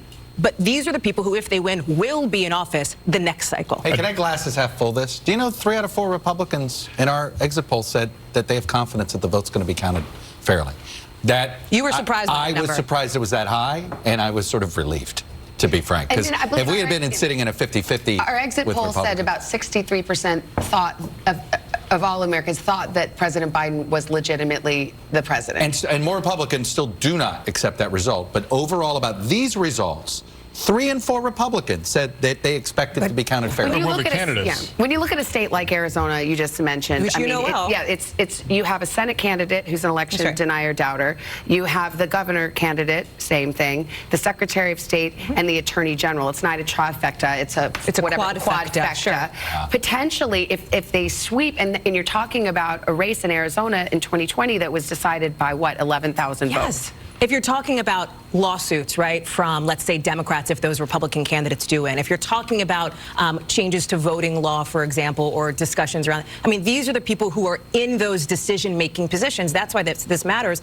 And, Chuck, you know, to your point, I would wonder, do you have any concern? We've seen a little bit here in the exit polling, national versus battleground state split, because we all know, I don't want to get into 2024, but 2024, the president isn't elected by the popular national vote. It's in these battleground states. If it comes down to just a couple of states, right, and we're looking at them. But Pennsylvania is one big exception here, because from all reports, Doug Mastriano, the gubernatorial candidate, is way behind Josh Shapiro, the attorney general, running against him. And Doug Mastriano, not only an election denier, led all the lawsuits, marched with the rioters on January 6th.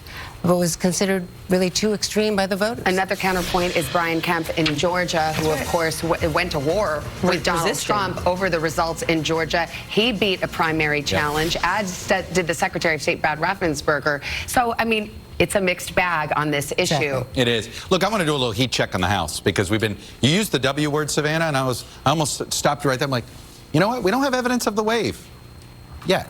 That doesn't mean it might not happen. But let me show you. Remember I did my small, medium, and large? Well, here's Virginia 10. We already called it. So we're not looking at a tsunami for Republicans. Virginia 7, Abigail Spanberger, obviously is one that we've been very focused on here. Look at how close this is, just 3,000 votes. And we have some updated totals in here. We think there's still 22,000 votes. So this is one where we're going to wait till all the votes are counted before we call this race. But already this tells you this may limit the size of the Republican gains because, look, Florida may give them enough for the majority already. They picked up 4 seats in that state. But this tells you something. And let me take you over to Virginia 2 and explain why we haven't called Virginia 2 yet. Okay, here. And it's simply all of the remaining vote is early vote, okay, and mail vote. So even though it looks like Kiggins has a big lead over Luria, we believe almost all the remaining vote is early or absentee. And if that decidedly goes Democrats' way, that is why we haven't called that yet. And let me just take you to a few other places very quickly just to show you my little heat check of where I'm looking at races. Rhode Island 2. This was a race that Republicans were really excited about. They had a great candidate in Alan Fung, and he really he was not your sort of traditional conservative Republican. This is one that it looks like it's trend. We haven't called it yet, but Magaziner, who is the son of Ira Magaziner, if you remember him during the Clinton administration days, Seth Magaziner, the state treasurer, now running for Congress. The point is, I'm not seeing wave yet. What about I'm not saying we Indiana won't 1? see it, but I'm not seeing wave. Let me get you some Indiana 1. Because that was one of your first early bellwethers. It was certainly an early bellwether. And, you know, we still got a lot to go here, so we got to wait. But there's not a lot of evidence that Mervan is going to lose this race. We shall see. But like I said, all of the House returns we've seen so far outside of the state of Florida, and the state of Florida looks like it is a killing fields for the Democrats. But it didn't spill over outside the state of Florida so far. It's in the eye of the beholder, though. What is a wave? Oh, to me, a wave was anything over 20 to 20. In the House, right. If they pick up 20 House seats or north, because, you know, they picked up a bunch of House seats in 20 in their defense. They can get to 230 plus actual members of the House. I think you have to say there was at least a bit of a House wave, if you will, one step above Ripple. Well, you need 5 seats. The Republicans need 5 seats to retake control. They need a Ripple. Yeah. They need 5 seats to retake control of the House. So, you know, we'll keep our eyes on it. Coming up, what does the vote tonight mean for President Biden? We'll talk to his former press secretary, Jen Psaki, right after this.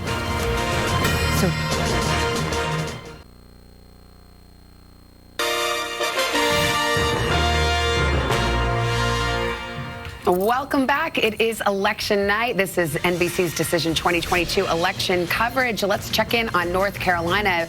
We are now saying that race is too close to call. An open seat. Longtime Senator Richard Burr retiring. Ted Budd in the lead at this hour, but it is too close to call in North Carolina. And we have a projection in the Oklahoma governor's race. It looks like the governor, Kevin Stitt, is the incumbent, will win re-election over Joey Hoffmeister, who was a former lifelong Republican. Well, Chuck has been watching this Oklahoma governor's race very closely, and there is a very fascinating dynamic there. Well, you know, Stitt wins. That's good news for him, obviously, but there's a new attorney general that's likely to get elected, and he got into a big war with the tribes.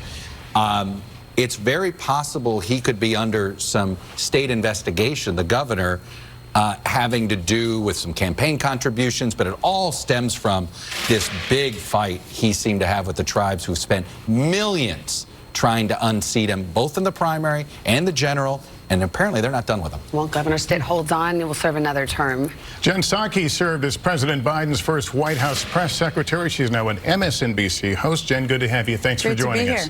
So if you're in the White House and you're watching those numbers right now, what does it tell you and what do you do? Well, whenever you're in the White House and your party's in power, you're always bracing for impact, Lester, because every time a president is in power and there's a midterm election, almost every time that their party loses seats. And if you look back at Barack Obama's first midterm election, he lost 63 seats. He even called it a shellacking. And if you look back at Bill Clinton, he lost 54 seats. So they're aware of that historic precedent. But I will tell you that, and I've been in touch with them, what they're watching right now is is the fact that there are races that are turning to be Democratic, that where Democrats are winning, that are good signs for them, and it's early. So they're also going to be watching as races start to come in the West Coast as well. Well, if they're watching the exit polls, Jen, your old boss, President Biden, cannot be happy about one of the results. 2/3 of voters in our exit polls said they do not want President Biden to run for re-election. That's true, Savannah. I did see that in the exit polls. And look, I think the president has to make a decision early, I think, over the next couple of months to decide if he's going to run for re-election. Now, I will tell you, from having worked for Barack Obama when he was president and he got beaten by a lot in the midterm elections, there were a lot of people calling for him not to run either. So President Biden has to make a decision. He has to decide if he's going to battle through this another time. But I would expect he'll do that with his family and not probably based on exit polls at this point. Will an announcement by Donald Trump force the president's hand? Make the call sooner rather than later? You know, Lester, I think it will definitely be a factor because Donald Trump getting in the race will mean that the president will feel like he's the only one who's beaten him before, which is true, and he's probably going to want to take him on again. He's been clear that he wants to run again. He's got to make that decision with his family, and I expect he's going to do that sooner rather than later because he knows time is of the essence, and if he doesn't, other Democrats are, of course, going to get in the race. I was going to ask you that, Jen, what the timeline is. I mean, obviously, it's a personal decision, a weighty decision. The president is looking at it, but he also, if he is not going to run, wants to leave a lot of running room for other Democratic candidates who might want to get in. What's the general timeline? You know, I think, Savannah, he knows that the stakes are very high, especially if former President Trump gets in the race. And I think he's going to have some time with his family over the holidays. He'll have those deep discussions. This is a little bit different from past midterms, though, because Democratic candidates were not running against his record. They were running against Barack Obama's record. They're running on his record in many cases, but he does have to make the decision about whether he's going to go through another election cycle at a time when Republicans have been clear that if they take power in the House, they're going to focus on investigations and impeachment. So it's a very personal decision, but I know he knows he needs to make it sooner rather than later, and we'll see. It's a personal one for him. All right, Jen Psaki, good to have you on. Great Thank to you. be here. Coming up, we're going to have more exit polling from Tom Yamas on how issues like crime and abortion played out in today's vote.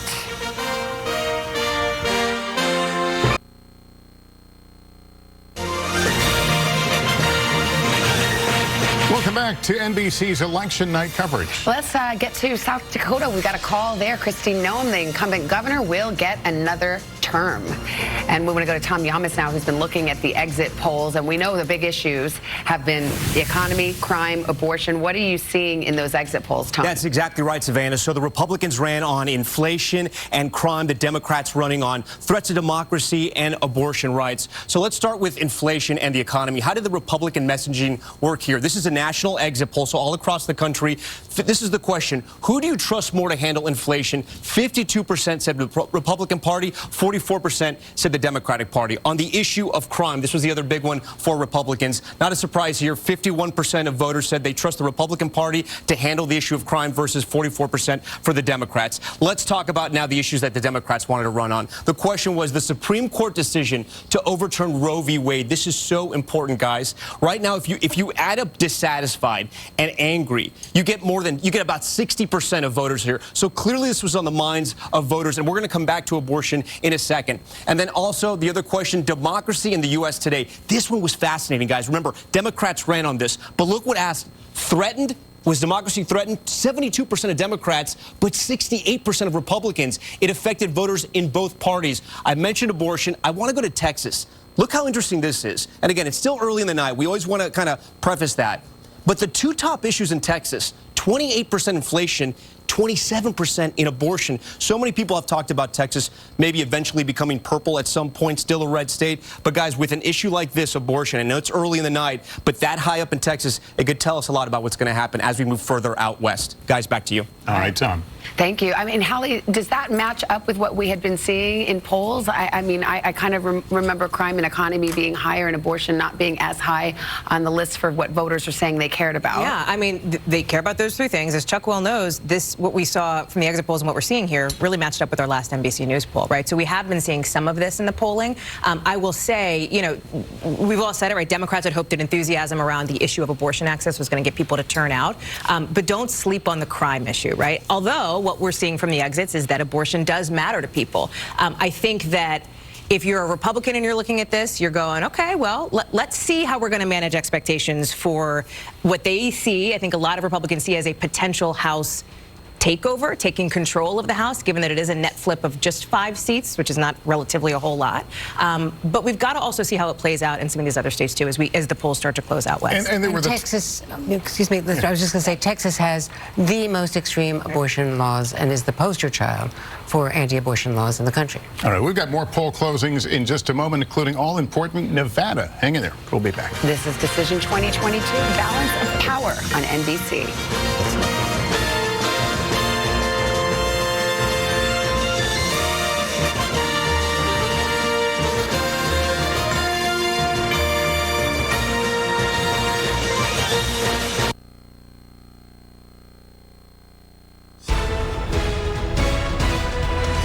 Commitment 2022 continues bringing you live updates throughout the evening as the results continue to come in. So here's what we know so far in Georgia. The race for U.S. Senate continues to be a race the whole nation is watching. Including our Sydney Shadrick. She's been following this and she joins us now. Sydney, how's it looking so far? Well, as we know, all eyes are on this race because it could determine who controls the Senate. Republicans just need 1 seat to control the Senate. Let's go ahead and take a look at those numbers. We have Herschel Walker with 49.7, Raphael Warnock with 48.5. Now remember, Georgia is a 50% state. That means either candidate must receive a majority of the vote in order to win. If they don't, they'll go to a runoff. That runoff will happen on December 6th. Again, too close to call right now in Georgia. We will continue to be following this race throughout the evening. Sydney, thank you. If you've been waiting for Greenville County numbers, they have not been released yet because the polls have not officially closed. We understand from a producer there were hundreds of people in line at County Square earlier this evening. There are now 6 people waiting to vote. As you know, even though the polls close at 7, if you are standing in line, you can still vote. We'll bring those numbers to you as soon as we get them. There on your screen, you're looking at the South Carolina Superintendent of Education race. The numbers right there on your screen. You see Ellen Weaver with 52%, Lisa Ellis with 47%, 39% of the state reporting. Gabrielle Komorowski is following the Ellen Weaver campaign. She joins us live from Columbia. Good evening, Gabby. Good evening, Nigel and Carol. Well, this watch party, as you can hear, has turned into a victory party. Governor Henry McMaster came out and spoke just a short time ago. We brought that to you live here in WYFF4. And after he finished speaking, the music came on, and this turned into quite an upbeat gathering. You can see, though, there are still people gathered here because they are waiting to hear from another candidate. Ellen Weaver doing well, but the race has not yet been called, and we're hearing that we will not hear from her until the race is officially called. Weaver is the president and CEO of the Palmetto Promise Institute, a conservative group that promotes policy solutions in the state. She says she will put her efforts toward staffing every school with a resource officer and early literacy. But again, that race has not yet been called, and we are not expecting to hear from Miss Weaver until the race is officially called. Of course, when we do hear from her, we will bring that to you on WYFF News 4. Live in Columbia, Gabrielle Komorowski, WYFF News 4. Gabby, thank you. Clemson University political science professor Dr. James Wallner joins us now. Let's talk about that issue, education. It's personal for so many people in this state. Absolutely. For anyone who has children, you know very well how important it is to ensure that your kids have a good quality education, that they're safe in schools. It's something that can transcend partisan lines. But this issue is also one where we see the nationalization of American politics. There are lots of issues like critical race theory that have really animated and fired up the Republican base right now. And so a race like the Superintendent of Education is going to cut both ways in many respects. Let's talk about the national political scene as you see it right now. Anything jump out, surprise you so far? Well, the night's still early. Republicans have flipped 2 of the 5 seats that they ultimately need to take back control of the House. It's still a long night. Democrats can flip a lot of seats as well, so that doesn't tell us a whole lot. And then in Colorado, Democrats handily defeated a Republican challenger, and so it's not looking like it's going to be the big night for Republicans that we originally thought. All right, thank you so much. And we will continue to follow the race. More election results coming in throughout the night.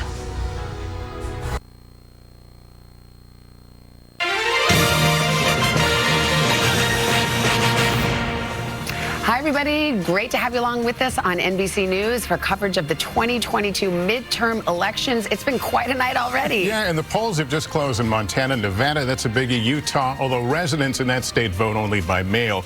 We're just an hour away from poll closings on the West Coast. So why don't we run you through what we have so far.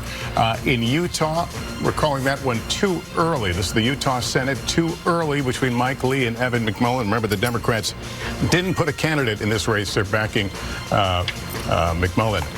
This is Nevada. Closely watched. The economy, huge issue there. Catherine Cortez Masto, the Democrat. Adam Laxalt, the Republican, too early to call. And Louisiana Senate. We've got a projection there. John Kennedy will win easily.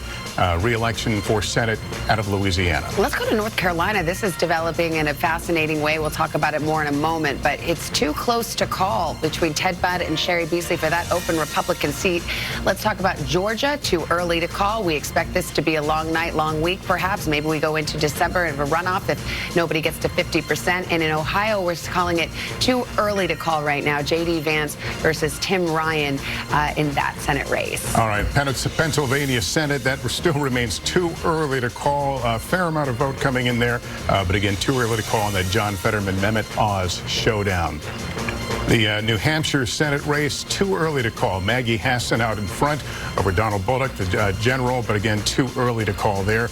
Arizona Senate, that is too early to call as well. Well, Wisconsin is the same situation, too early to call there. We've got Ron Johnson looking for another term in the United States Senate up against Mandela Barnes. So let's see where we stand at this hour, 10 o'clock in the East, and we've got Democrats having 40 seats, Republicans 41. It's a 50-50 split going into tonight, so Republicans needing to net just 1 seat to take control of the United States Senate. And we're watching a lot of governor's races tonight in Nevada, again, where the polls have closed. Too early to call in that governor's race in Nevada. The New York governor's race, also too early to call. Kathy Hochul, Lee Zeldin. Hochul looking to do her first full term as governor of New York. Let's go back to Maine. The governor's race, too early to call there. Paul LePage, a former governor. Janet Mills, the incumbent. Too early to call, but we can say that the Democrat, Janet Mills, is leading. And we're saying the same in Pennsylvania. Josh Shapiro, the attorney general there, too early to call the race, but he is leading against his opponent, controversial Doug Mastriano, who we just spoke about a few moments ago. What do you say we go to Jacob Soboroff now? He's at a polling location in Henderson, Nevada. We showed the big races there. Too early to call, but you've been seeing your camera view a lot of enthusiasm about this election, Jacob. Lester, honestly, it has not stopped. And last time I talked to you, I think the tally was around 2,000 people had voted at this location. It's up to almost 2,500 on last check. And actually, they were telling me it's quite interesting. You can take the high shot if you want and take a look down at what's going on. Part of the reason that you see kind of a crush of people down here right now is that there were 8 printers that ran out of paper at this location, and they had to call the central warehouse that runs the elections here and had to bring all that paper over here to continue the process, because while you vote on electronic machines, all of them are backed up with paper records of what those ballots cast ultimately were. I'd also love to show you, if we have a second, I want you to bring you over here and show you the end of the line, because when I talked to you guys last, I'm pretty sure that the line doubled back twice. Now it looks like it's about 3 times as long as it was before. The line's all the way out to the door, and the folks that are here probably have another at least hour or so to wait. But the important thing to note is that everybody that's in this line right now, and you can see, yeah, it almost goes all the way out. This mall is closed right now, so all these people are here after hours. The stores have shut. The arcade around the corner just closed those metal grates that everybody's so familiar with from the mall. But everybody that's in line right now is going to get a chance to vote. And the election administrator here says she thinks it's going to go pretty quickly now that they got all that paper back. Might be another half hour until everyone makes it through the line here, you guys. You talk about something as simple as printing paper. You have to hand it to these poll workers, these volunteers who have taken it on the chin in many ways, in recent months, and to see them out there doing what they do. If you're voting tonight, give them a thanks. Doing their civic duty, and again, in an environment that's gotten increasingly difficult. Tough. So hats off to them. Let's go to Vaughn Hilliard. He's in Scottsdale, Arizona, at the shared headquarters for two Republican candidates there. Carrie Lake for governor, Blake Masters for U.S. Senate. Vaughn, how are they feeling this morning, this evening? Right. We should note that the first ballots are just dropping here literally as we speak right now. And I keep refreshing my phone here to see what these results are. But what you should be expecting here from these initial results is the Democrats, the slate of candidates, not only incumbent Democratic Senator Mark Kelly, but also Katie Hobbs, the current Secretary of State who is running against Republican Carrie Lake for governor, but also those important Secretary of State and Attorney General races. This initial ballot drop, Democrats need to have a sizable advantage because it makes up about 60% of the ballots that are going to overall be counted around the state. And what we expect is the late mail ballots that were returned in the last really 72 hours, as well as those who voted in person here today, those are going to skew Republican, which is why we saw in 2020 Joe Biden jump out to that significant lead there in that first initial batch, but then Donald Trump closed the gap and almost overcame him, losing by just about 10,500 votes. But this is the race here in Arizona where we saw back in 2018 with Kyrsten Sinema and 2020 with Mark Kelly and Joe Biden, not only were independents willing, but also conservatives, reticent to Donald Trump, willing to go and vote for Democrats. Here in this longtime conservative state, that was significant. And yet Republicans, they doubled down by going with Trumpism up and down the ballot in 2022. Blake Masters told me himself this summer that he would have objected to the certification of Joe Biden's win if he had been in the U.S. Senate on January 6, 2021. And then the likes of Mark Finchem for Secretary of State, Abe Hamadeh for Attorney General, and Carrie Lake, each of them still called for the decertification of the 2020 election. And it's important to note, here in the state of Arizona, all three of those statewide officials must certify the election results. That is why there's a lot on the line as we wait for these ballots to drop, and the extent to which Arizona voters are willing to potentially cross back over again here in 2022 for a third cycle and willingly vote for Democrats and really make this state to be taken more seriously, considered to be a purple state for the long run. Guys? All right, Vaughn, thanks. Let's go over to Chuck Boyd. Talk about a tight race in Georgia. Let's go. If you want to stare into the abyss of our close elections, just watch this. It's just fun to point out 63 votes. Not 6,300. 63 votes are what is separating the two right now. But look at this, 49-49. The Libertarians not getting much, but it may be enough to force the runoff, just what Georgians want. They're going to be like, remember the old SNL skit? Really? Really? We're going to have to do this again? We shall see. We're watching that all night. But I want to take you to the developing story of the night, and it is North Carolina. Look, I showed you, looked like the path to victory for Beasley wasn't there. She wasn't doing well in some of these rural African-American counties. But let me show you where she is doing well, because our models indicate this thing is it's going to end up being 50-50. We shall wait and see. But I want to show you, she is outperforming, okay? She is, even with Biden in some of these places, she's outperforming Clinton in these bluer counties, and I'll show you here in another place. In Asheville, she's been running ahead of where Biden is by a couple of points. Here in Wake County and Raleigh, look at that. She's been outperforming him. The point is, the blue areas in North Carolina are just simply bluer, and let's see what happens. But I tell you, the pet theory I have is this little Democratic surge, because one of the reasons why our models at first thought, oh, this is going to be a little bit short, is we made an assumption on, say, Election Day voters. One of the things we're seeing, at least on the East Coast so far, more Democrats voted today than any of the models expected. Some of that could be a little bit of pandemic changing. Some of that simply could have been, oh, maybe I will vote. We're seeing that youth turnout, it looks like it's picking up, at least in the college towns. I'll tell you, I have one name to put out there. Donald Trump had disappeared for the month of October, but this last weekend was all about Trump, Trump, Trump. Single best Democratic get out the vote person in America is Donald Trump. Hey, Chuck, can you go back to Georgia Senate for a moment? How much of the vote is in? Oh, well, we still got about 20, I believe it was something like 76%. Yeah, 70. We still got a long way to go. And a long way to get there. Not even a short time to get there. Okay. No, we got a long way. And I've been watching this. It bounces back and forth. Right now, the difference is 2,300. It's just sporadic stuff coming in all over. There's no real pattern. This is going to be one where we have to basically see two things. One, will anybody be at 50 or more? But I think this feels like we know where this is headed. Can we talk about Pennsylvania Senate while you're there? Yeah, we can. We don't have a lot of numbers for it, but we can. This is a little slower coming in because I want to show you. So far, it appears we don't have as much. Let's see how much election day vote. Okay, we're starting to get more election day vote. Fetterman's holding his lead, but again, I'm reticent to draw any conclusions in any of these places just yet because we're not even at 50% reporting. I don't want to mislead. And don't forget, we already know Philadelphia's going to take forever to report the vote because of that Republican lawsuit. Okay, a couple of results to report to you right now. In Wyoming, we've got a call. The governor there is going to get another term, Mark Gordon, against his opponent, Teresa Livingston. That was not a close race. All right, let's move over to Nebraska. The governor's race, projected winner Jim Pilon. And in New Hampshire, it is too early to call, but now we can say that there is the Democrat leading, Maggie Hassan. Many Democrats very anxious about this race, so they'll be happy to see that at this hour. Let's go to Kristen Welker, who is at the White House. Kristen, what are you hearing from your folks there?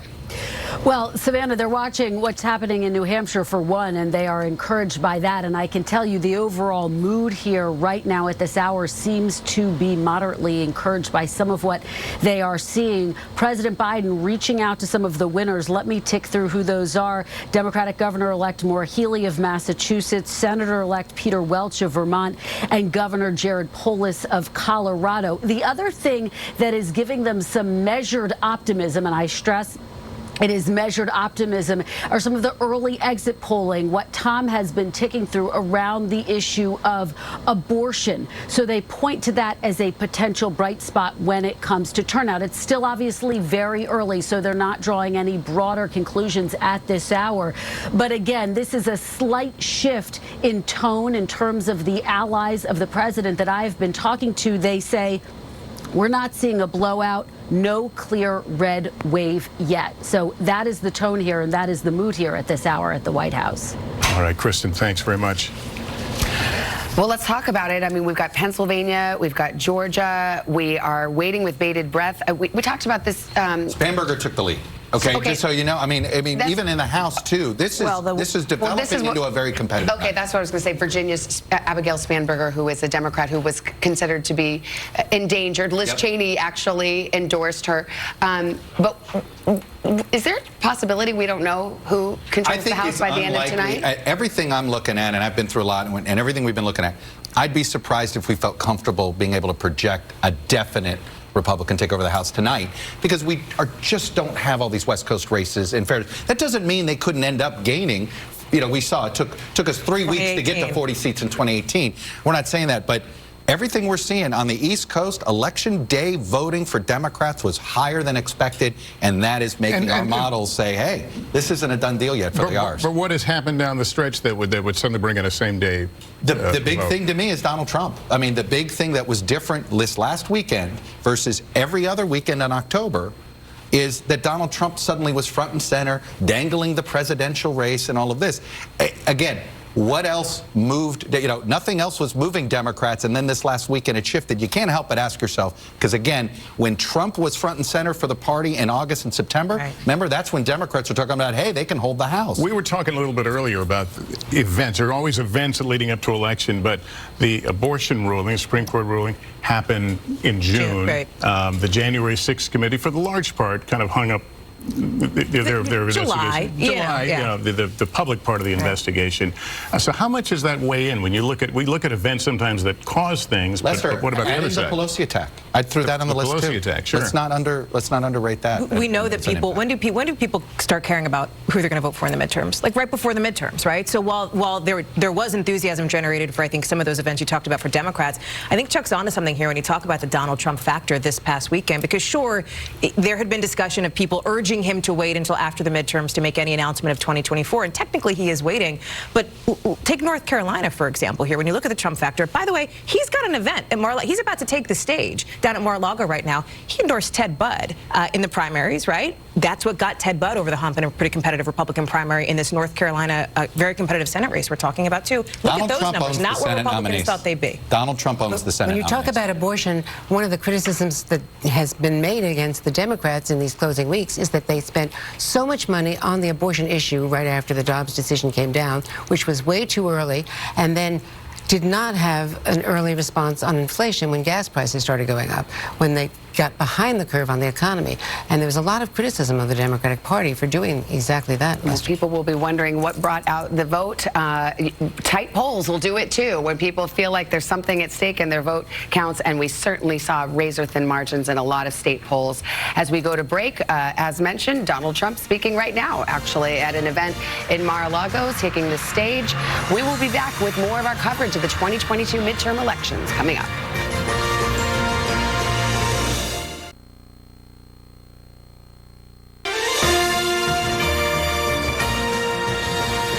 Welcome back to election night. Let's get to some results. We're looking at this race very, very closely. The Georgia Senate race now being characterized as too close to call. Since we just saw a 64-vote margin a few minutes ago, I think that seems appropriate. 748. Okay, so we're at 748. It's too close to call.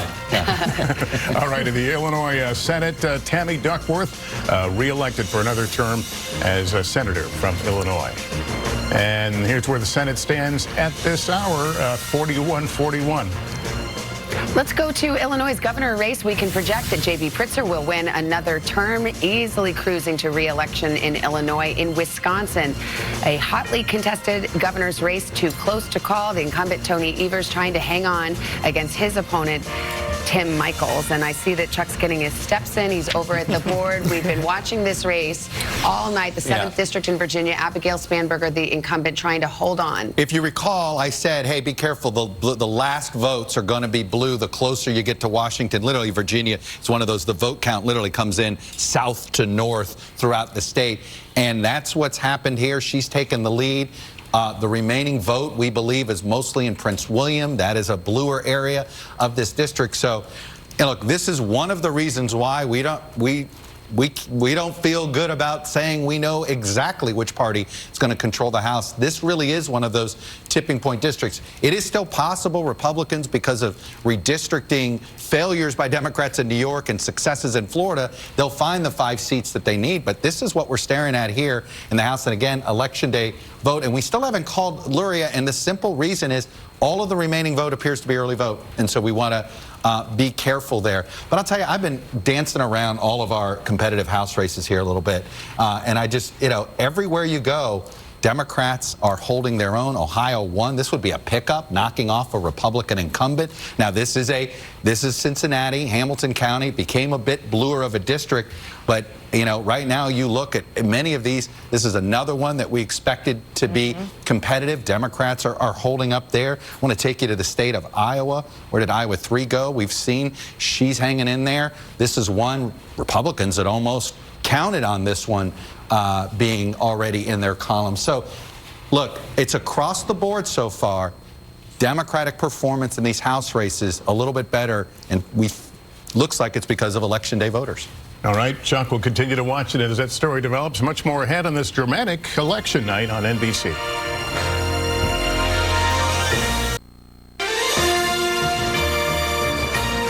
All right, let's take a look at the Iowa governor's race right now. And NBC News projects that Kim Reynolds will win another term in that race. Let's bring in Brendan Buck. He served as the top advisor to the last 2 Republican House speakers, Paul Ryan and John Boehner. Hi, Brendan. Been there, done that. We know that. How are you feeling about the results we've seen so far in the House? Yeah, it's clear that Democrats are coming out. They're not sitting this one out, which is great. We are a very polarized country. We're a very closely divided country, and clearly Democrats are engaged just like Republicans. I still think this is going to be a good night for Republicans. I still think they are going to take the House, and Kevin McCarthy is going to be the next speaker. I think we don't need a big night, right? We were very successful in 2020. Only need 5 seats to take back the majority. Only need, I would say, maybe 15 for a healthy governable majority, and that still seems very on track. There are about 12 seats where Democrats were tired in districts where Joe Biden only won in single digits that are still on our target list. So there's a lot of opportunities that are still out there, and I think narratives can continue to shift throughout the night. But clearly this is going to be close, and there were some stretch races that may just be that, long shots that may not turn out. Let me ask you about a place you know well, and specifically the Georgia Senate race there. Explain that one to us. Yeah, I'm still looking in the metro Atlanta area. This was what we saw in 2020, where it looked early on like Donald Trump was going to win, but there are still hundreds of thousands of votes out there. And so what looks like potentially a chance for Herschel Walker to get over that 50% threshold, I'm a little skeptical to say he's going to be able to get there. There are a lot of people who just think in Georgia they are solid Republicans, but Herschel Walker is just a bridge too far for them. And when the margin is this narrow, that could be just enough to keep him below 50%, and we may be going into December. Brendan, we just have a few seconds left, but what's your take on the Trump effect? You know, he came out big this weekend, campaigned, teased, dangled the idea that he's going to run for 2024. Do you think that had an effect one way or the other? Yeah, I think Chuck's onto something. I mean, we're going to have to look back at this race for a long time afterwards to dissect exactly what happened. But usually when Donald Trump is on the stage, it is not very good news for Republicans down ballot. And maybe that's what we're seeing a little bit tonight. All right, Brendan Buck, who former assistant to House Speaker Boehner and House Speaker Ryan, thank you for your time. Appreciate it. We've got much more ahead on this crucial election night. This is Decision 2022, Balance of Power on NBC.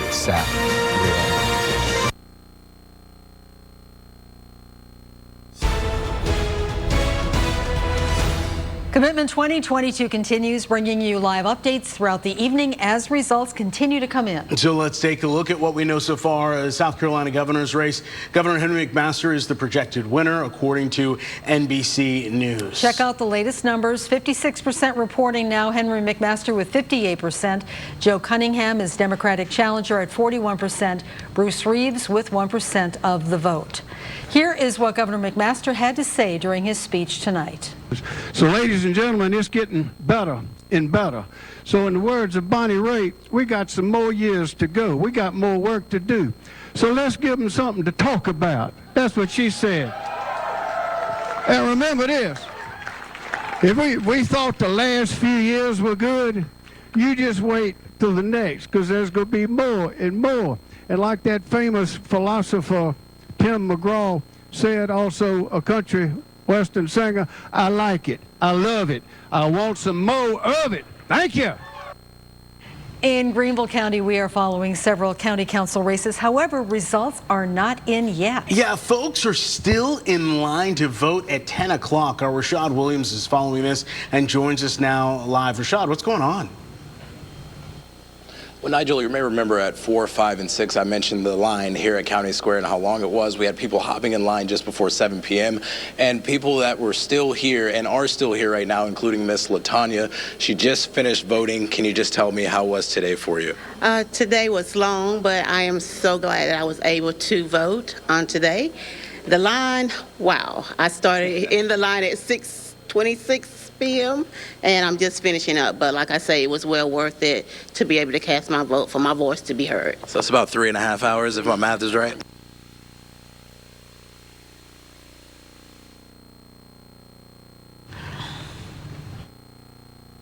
We lost his audio there, but as you could hear, yeah, people were waiting for a long time to be able to vote in Greenville County. Let's go to several races in North Carolina. The U.S. House District 11 race, Chuck Edwards has declared victory.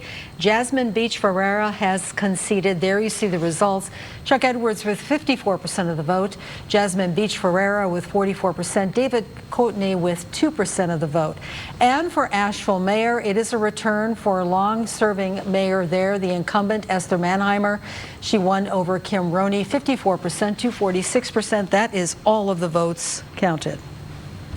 Lots of key topics on the ballots this year, from the economy to abortion. Clemson University political scientist James Wallner is joining us now, and I want to ask this. So the past couple of elections, we've seen long lines of people out voting. Could this be a shift that people are now there's new generations seeing just how important their vote is.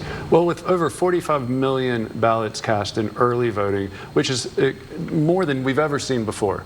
So there are more people that aren't voting on Election Day.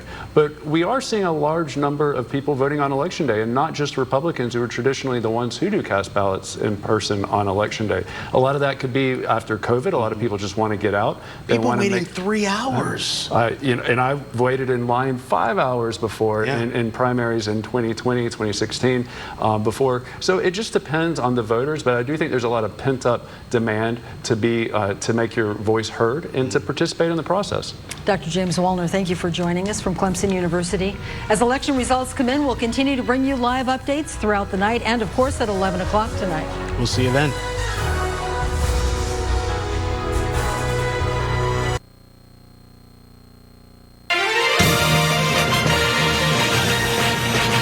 Back to NBC News coverage of the 2022 midterm elections. The drama beginning to build. Yeah, we've got a result in a very closely watched race. Abigail Spanberger, the incumbent in Virginia, holds on.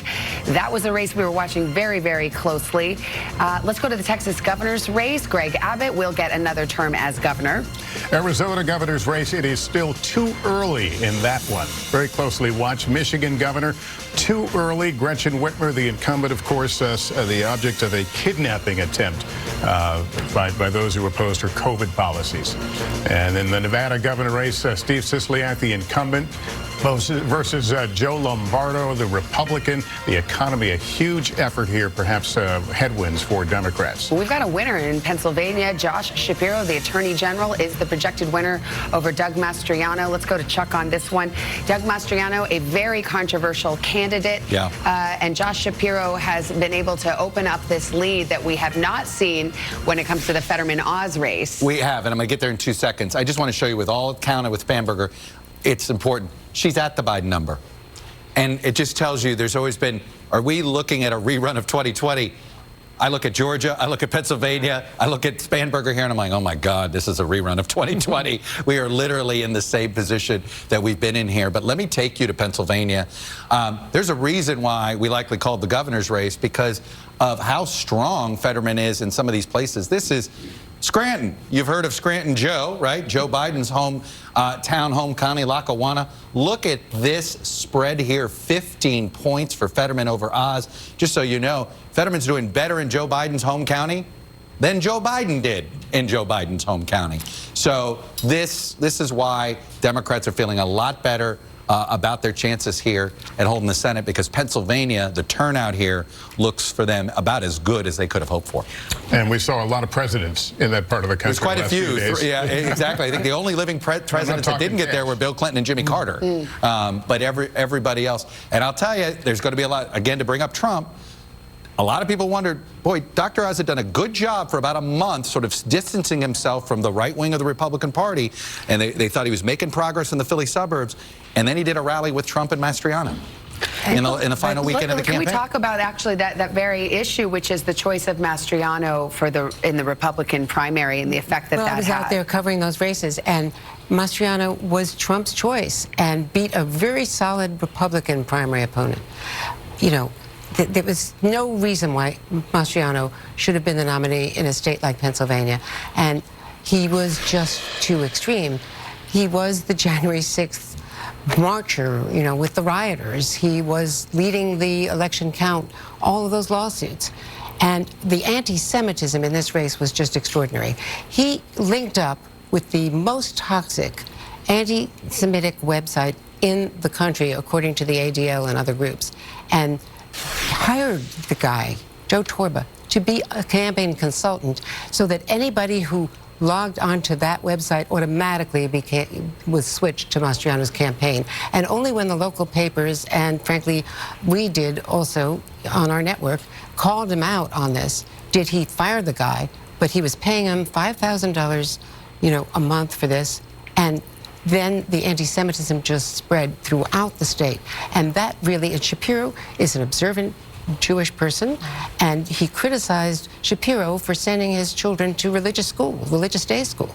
So this was really, this state is where the governor controls the Electoral College and all of that count, and it's a Republican legislature, and abortion. Abortion was a big issue here in the collar counties of Pittsburgh and Philadelphia, because if Doug Mastriano became the governor, then the Democratic governor, who is term limited, has been vetoing all of these abortion bans coming out of the Republican legislature. Hallie, you picked up on something, that some of these races we're talking about have really become nationalized, and part of the discussion. Oh, yeah.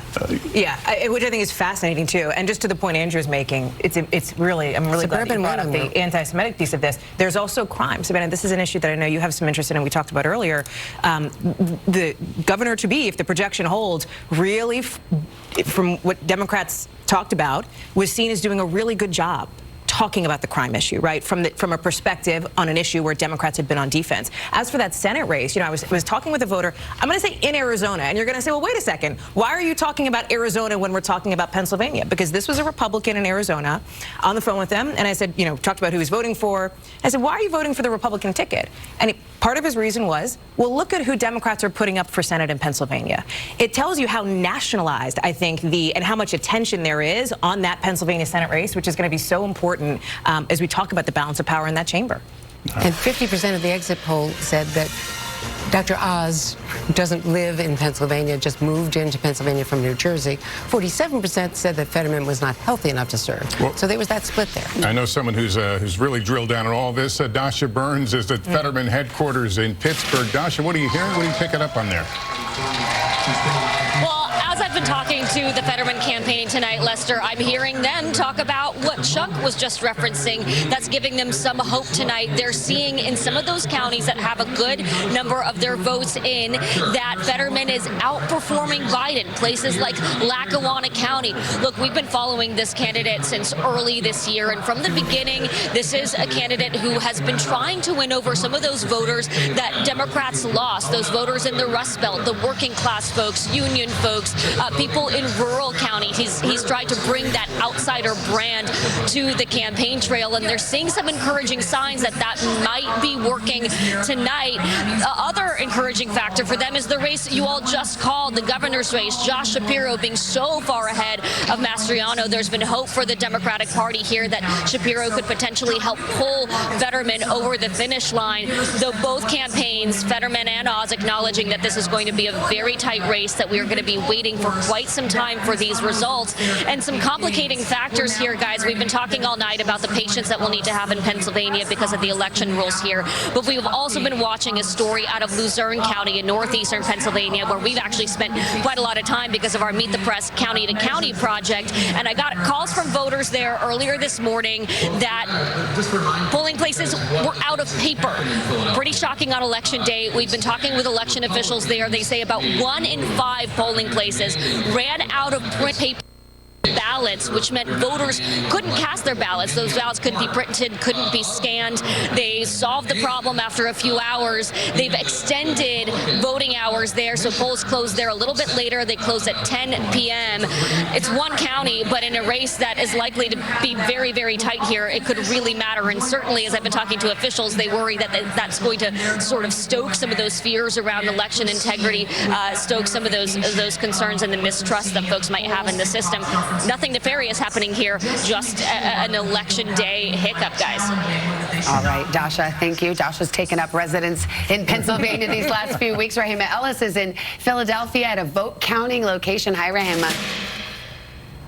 Hi there. I want to tell you that this place behind me, that is where the work is going on right now. I want to take you inside so you can see what it looks like. It's actually a very cavernous place, and people are spread out there, literally taking these ballots out of the envelopes, absentee as well as mail-in ballots. They're smoothing them out, and then they are scanning them. What I can tell you right now, or what we're hearing about some numbers of being counted, it is about 160,000 in-person votes that they have counted, and in this processing center where it is mail-in and absentee ballots, we understand about 65,000 have been counted. So you add those two numbers, it comes up to about 225,000.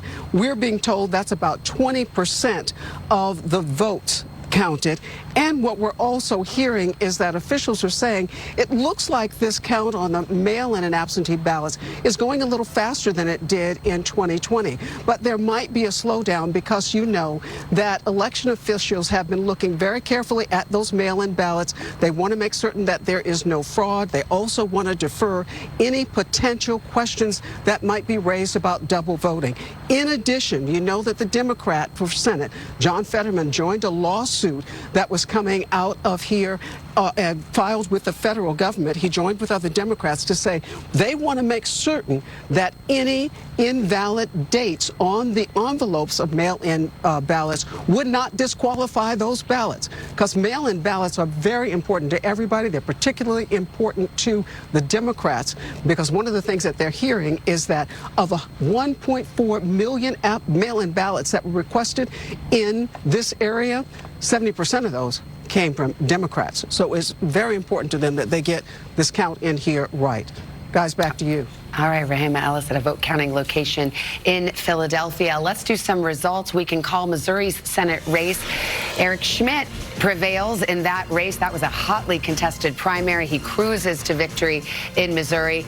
Let's go to Iowa. Chuck Grassley, 89 years old, wins an 8th term in the United States Senate. For a moment, this looked competitive, but Grassley pulls it out. Here's what the Senate looks like right now at this hour.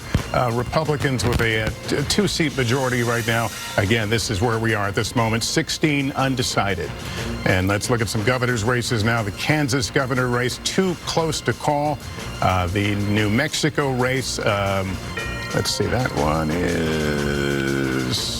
goes to the incumbent, Michelle Lujan Grisham.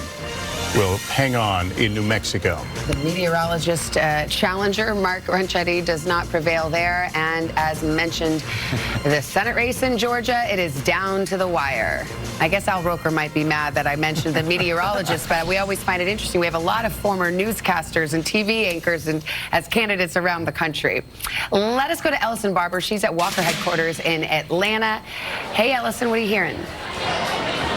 Hey, Savannah and Lester, we just heard from Republican Herschel Walker coming out telling the crowd of supporters here that this is going to be a long night. He said, we knew this is going to be a tough fight, but he says that they are in it for the long haul, and he, as well as his campaign, are feeling incredibly confident right now. I just spoke to his campaign manager, and they say that they feel like at this point, even though the numbers are so close, the projections are that this race is too close to call, that they can eke out an outright win tonight. They said that they're looking at numbers on their end and they feel very confident right now.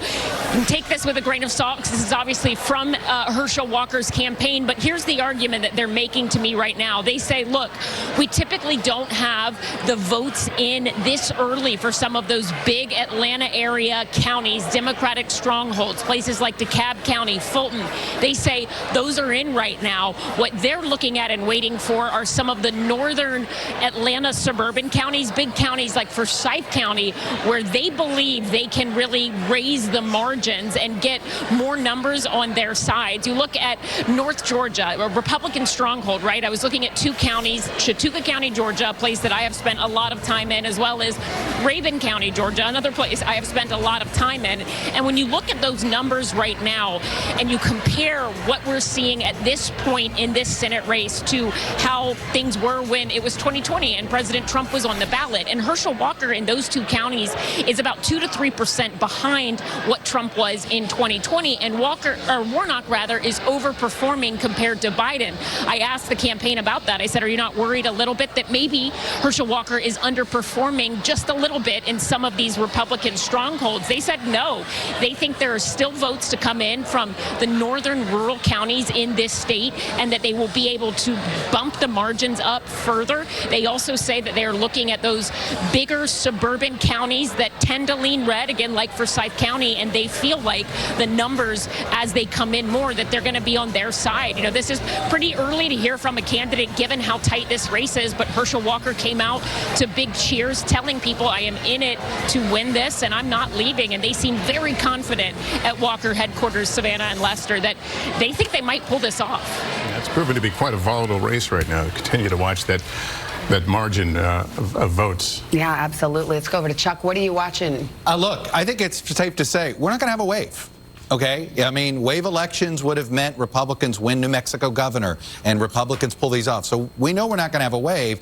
Now it's going to be a race-by-race fight to see who controls the House of Representatives. We did this path to the majority. If Democrats were somehow going to stay in the game, we said they had to run the table. Well, they haven't won anything yet, but they're leading in all of these basically tipping point states. They're leading in that Omaha district, Nebraska 2. North Carolina 13, they've been hanging in there. This is a brand new seat. Virginia 2 is the one of these that they haven't. And again, we think all the remaining vote is there. Nevada and California don't have any numbers yet. Pennsylvania 8. Matt Cartwright looks like he's hanging in there just fine. Take it to Minnesota 2. Angie Craig.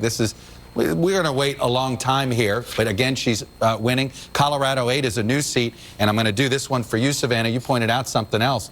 Look what's going on in Grand Junction in that 3rd congressional district. Lauren Boebert is down. There's still plenty of vote out there, but look at that, with 71% reporting. This is not a Democratic district. This is a Trump plus 8 district here. So this would be among the bigger upsets of the night for the Democrats if they pull this off. But this just shows you all the evidence is pointing that we are living in a polarized environment. And this election so far, I think somebody was pointing it out, the blues are doing well in the blues and the reds are doing well in the red areas.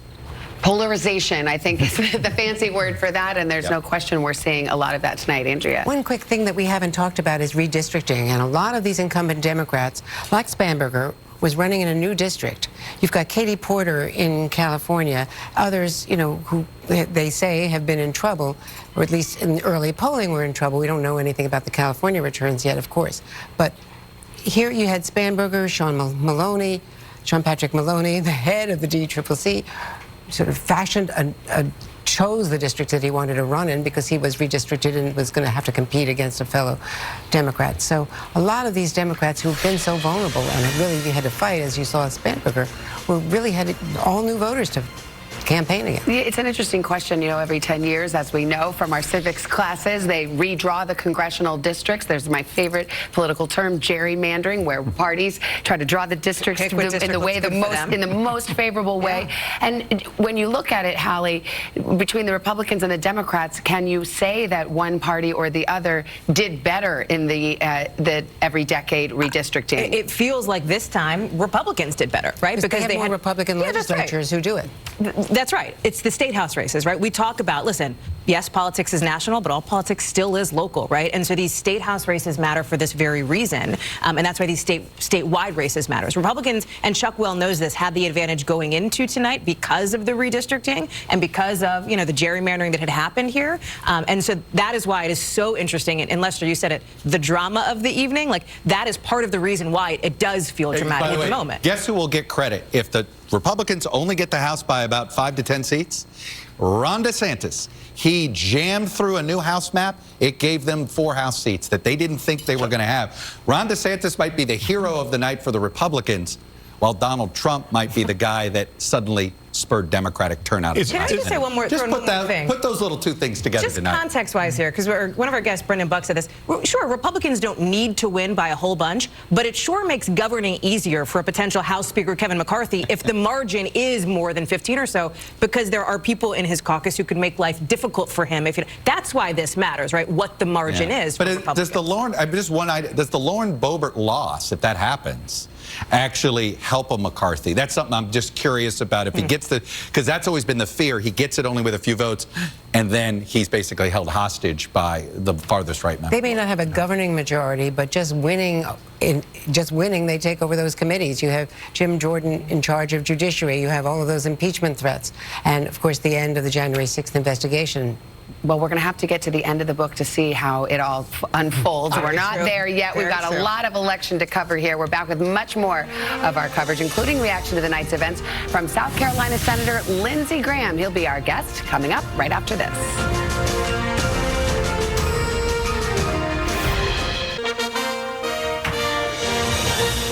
Welcome back to our election night coverage here on NBC. We've got some more results we can share with you. The New Hampshire Senate race. We can tell you that Maggie Hassan, the Democrat, will hang on to defeat General Don Bolduc. And let's go to Connecticut. Richard Blumenthal gets another term in the United States Senate. And let's see where we are at this hour with the Senate breakdown, 43 seats to 43 seats. If you wanted a tight election, well, your wishes came true. We want to welcome in Republican senior senator from South Carolina, Lindsey Graham. Hi, Senator. Nice to see you. Thank you. Well, we just called want a tight election. You didn't. Well, you're getting one. And I mean, let's talk about. Listen. Go ahead. No, well, I was going to say, let's talk about New Hampshire, because here's one where Republicans were feeling kind of good recently. Sure. But you do have General Bolduc, who it was controversial, election denier from that wing of the party. How are you reading these tea leaves? If you run that far behind your governor candidate, you probably made a mistake. So, you know, General Bolduc served his country well, but, you know, Sununu won big. Bolduc, you know, wouldn't talk about what we should have done, I guess, but definitely not a Republican wave, that's for darn sure. I was in charge of Guam, so I want to take credit for that. Congratulations. You know, we won Guam, which I thought was big. 1993 is the last time we won Guam. I think, you know, I think we're going to be at 51, 52 when it's all said and done in the Senate. Well, let's talk about the Donald Trump effect. There have been a couple of conversations around this table as it's become apparent there's not going to be a wave here. And the question of whether his appearances along the way have actually hurt Republicans. Do you give that any credence? You know, not really. I think it was a referendum on Biden. You know, if we take back the House and we get the Senate majority, that's a very good night. A wave would have been like New Hampshire and Colorado. So, you know, you got hats off to the Democrats. They performed well in a lot of these swing districts. You know, a couple of days from now, we'll know better. But at the end of the day, guys, if we take the House and the Senate, we're going to have to sit down as a country and figure out what to do with it. Some unsolicited advice to President Biden: if we do take the House and we do take the Senate, let's all go to the border and see if we can find a way to fix it. I've got a bill with Elizabeth Warren, believe it or not, to regulate social media, and maybe we could do something in energy, in the energy space. So if it's a divided government, maybe something good can come of it. I want to just mention that we have a result in the Ohio Senate race. J.D. Vance just won, Republican, beating Tim Ryan, the Democratic congressman. So we've got a result there. Let's keep talking, Senator Graham, while we have these moments together. You know, there's the Trump wing of the party. There's the DeSantis vein of the party. DeSantis having a very good night. We don't know yet how it will characterize Trump's night. Let me tell you what President Trump said today to an interview about Ron DeSantis. He said it would be a mistake if DeSantis won, and he said ran for president, and he said, and if he did, Trump said he would say things about him that won't be flattering, and said, I know more about him than anybody. How does this sit with you? Take it for what it's worth. Here's what I think. President Trump, if he announces next week, which I think he's likely to do, will have about 6 months to himself. Ron DeSantis can't announce for president on Valentine's Day. You know, he's got to be governor for a while. So President Trump has a chance to get a wall of money, a mountain of support, and close this thing out. And if he fails to do that, I think a lot of people will run. But he'll have his shot 4 or 5 months where it's pretty much his field by himself. Would you we'll expect see how he does. Would you expect President Biden to throw his hat in early if Donald Trump goes? You know, I don't know. It depends on what happens tonight. If Biden doesn't run, who do you replace him with? You know, President Trump has bags, he has assets. I don't know how you replace President Biden if he, you know, that's their problem, not ours. We've got plenty of problems. But I think tonight's going to be a very good night for Republicans if we take the House by a governing majority. Y'all made a good point. I said 25 House seats and 52 Senate seats. I think we're going to be short of 25 and maybe at 51. So it's not a wave for sure, but I think it'll be a very good night.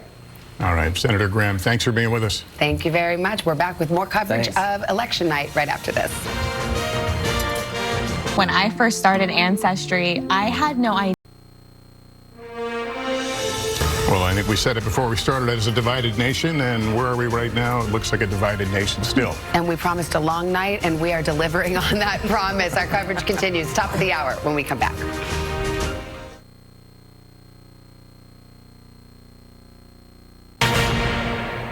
And welcome back. NBC's coverage of the 2022 midterm elections rolls on. As we started the night, Lester, the question was, would there be a big red wave? Would there be a ripple? Would there be a tsunami? Lindsey Graham, the Republican senator of South Carolina, said tonight he thinks the Senate will go to the Republicans. He believes the House will as well, but he said we are not seeing a wave that some polls had predicted. We appear to be seeing a breakdown of the country as it stood before this election and reflected in the numbers we're watching. Let's go to Peter Alexander in all-important Pennsylvania at the Oz campaign headquarters in Newtown, Pennsylvania.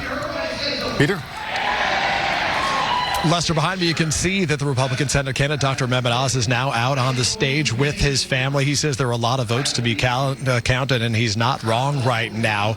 They are still in this process, and they anticipate, according to the acting Secretary of State, that they may be going through this counting process for the next few days. But the bottom line is there's certainly some bad signs, some ominous signs for the Oz campaign at this point. Consider John Fetterman's effort. Right now, Fetterman is outperforming Joe Biden from the 2020 election in some key areas, including Scranton, Joe Biden's hometown. Oz is doubling his performance there right now. The advantage was about 8 points 2 years ago. This time around, it is roughly 16 points. And then Allegheny County, that's in Pittsburgh. John Fetterman there tonight with a 33-point advantage so far compared to 20-point advantage that Joe Biden had just a couple of years ago. Dr. Oz has really cast himself as a moderate throughout this campaign, but I think there's going to be a lot of scrutiny of the fact that he hosted Donald Trump this past weekend in some of these key counties that folks are watching.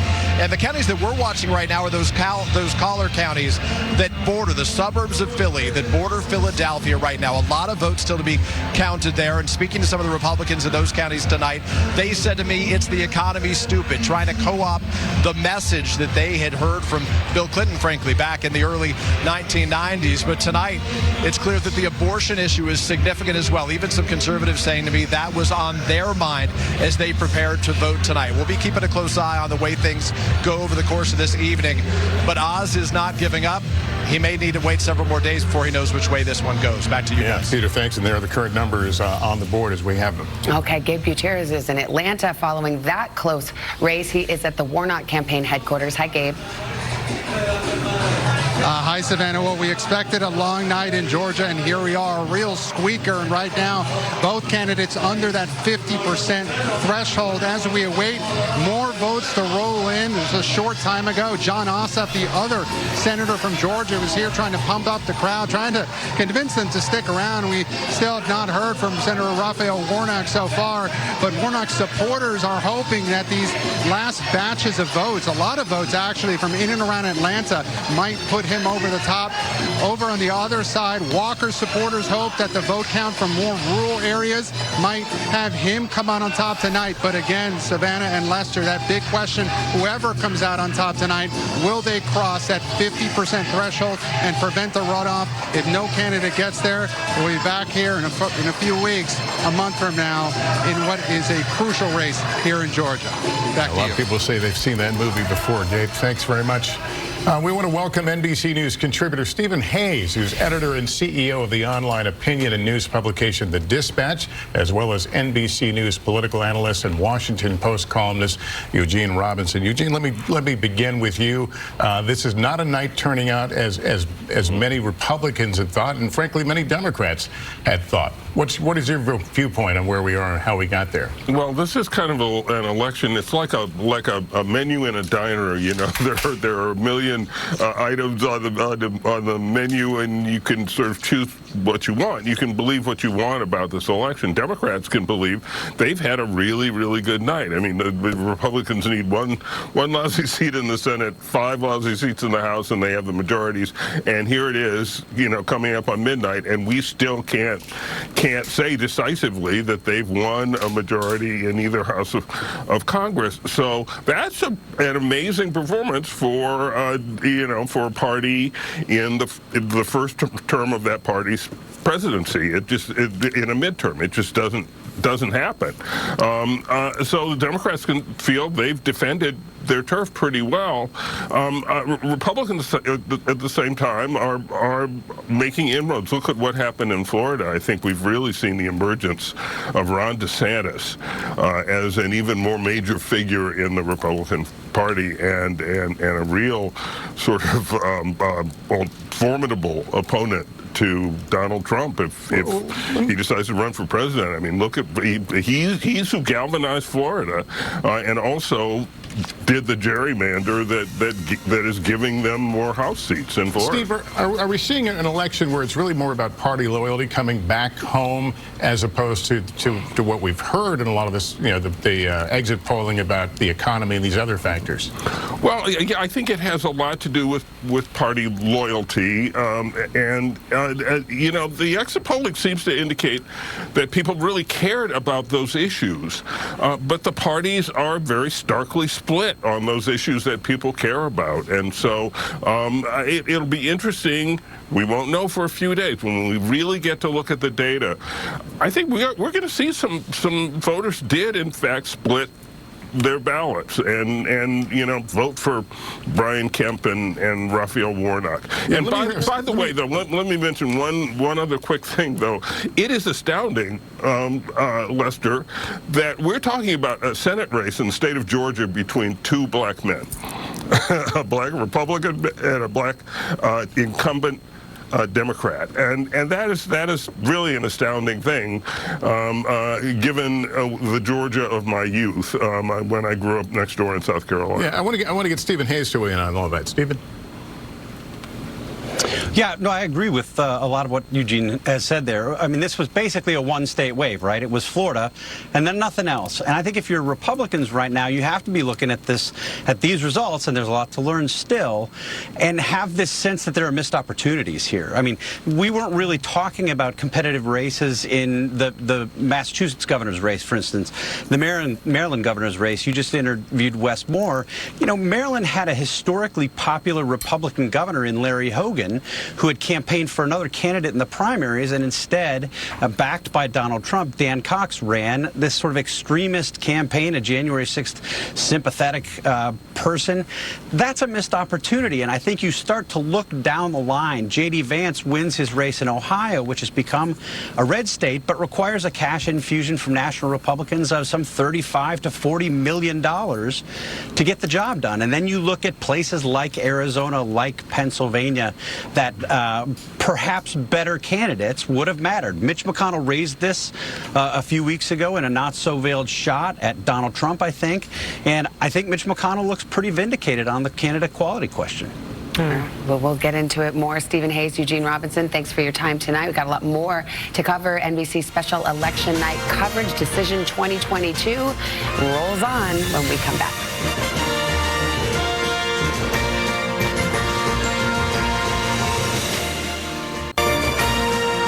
Welcome back. As the results come in, we're able to make some characterizations. Let's look at the Maine governor's race right now. And Janet Mills, the incumbent, in a rematch against Paul LePage, a Republican. Janet Mills, the projected winner as governor of Maine. And here's where we are with the closely watched governor's race in Arizona. Still too early to call. Let's go to the Wisconsin governor race. The incumbent, Tony Evers, trying to hang on against his challenger. Too close to call there.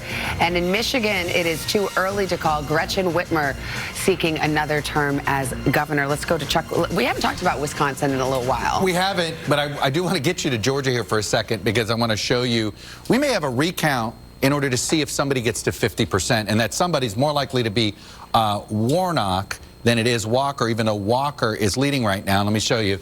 As you see, where's the remaining vote? We have a neat little tool here with the circles.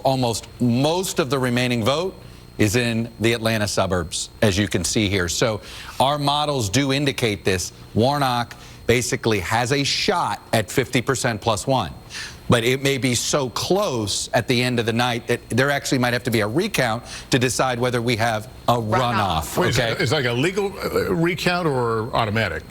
Well, if it's, you know, that's something, I'm going to have to go to my book. That's why we have an election book. All right, you stumped me on this one. We'll get that. We'll get our best people on it. The Wisconsin Senate race, as you can see here, this has been tight, but Johnson has got a slight lead. I just want to show you, we see we've been keeping track of our split ticket states here. I want to show you the governor's race here. As you can see, Evers is leading. He's at 50.5.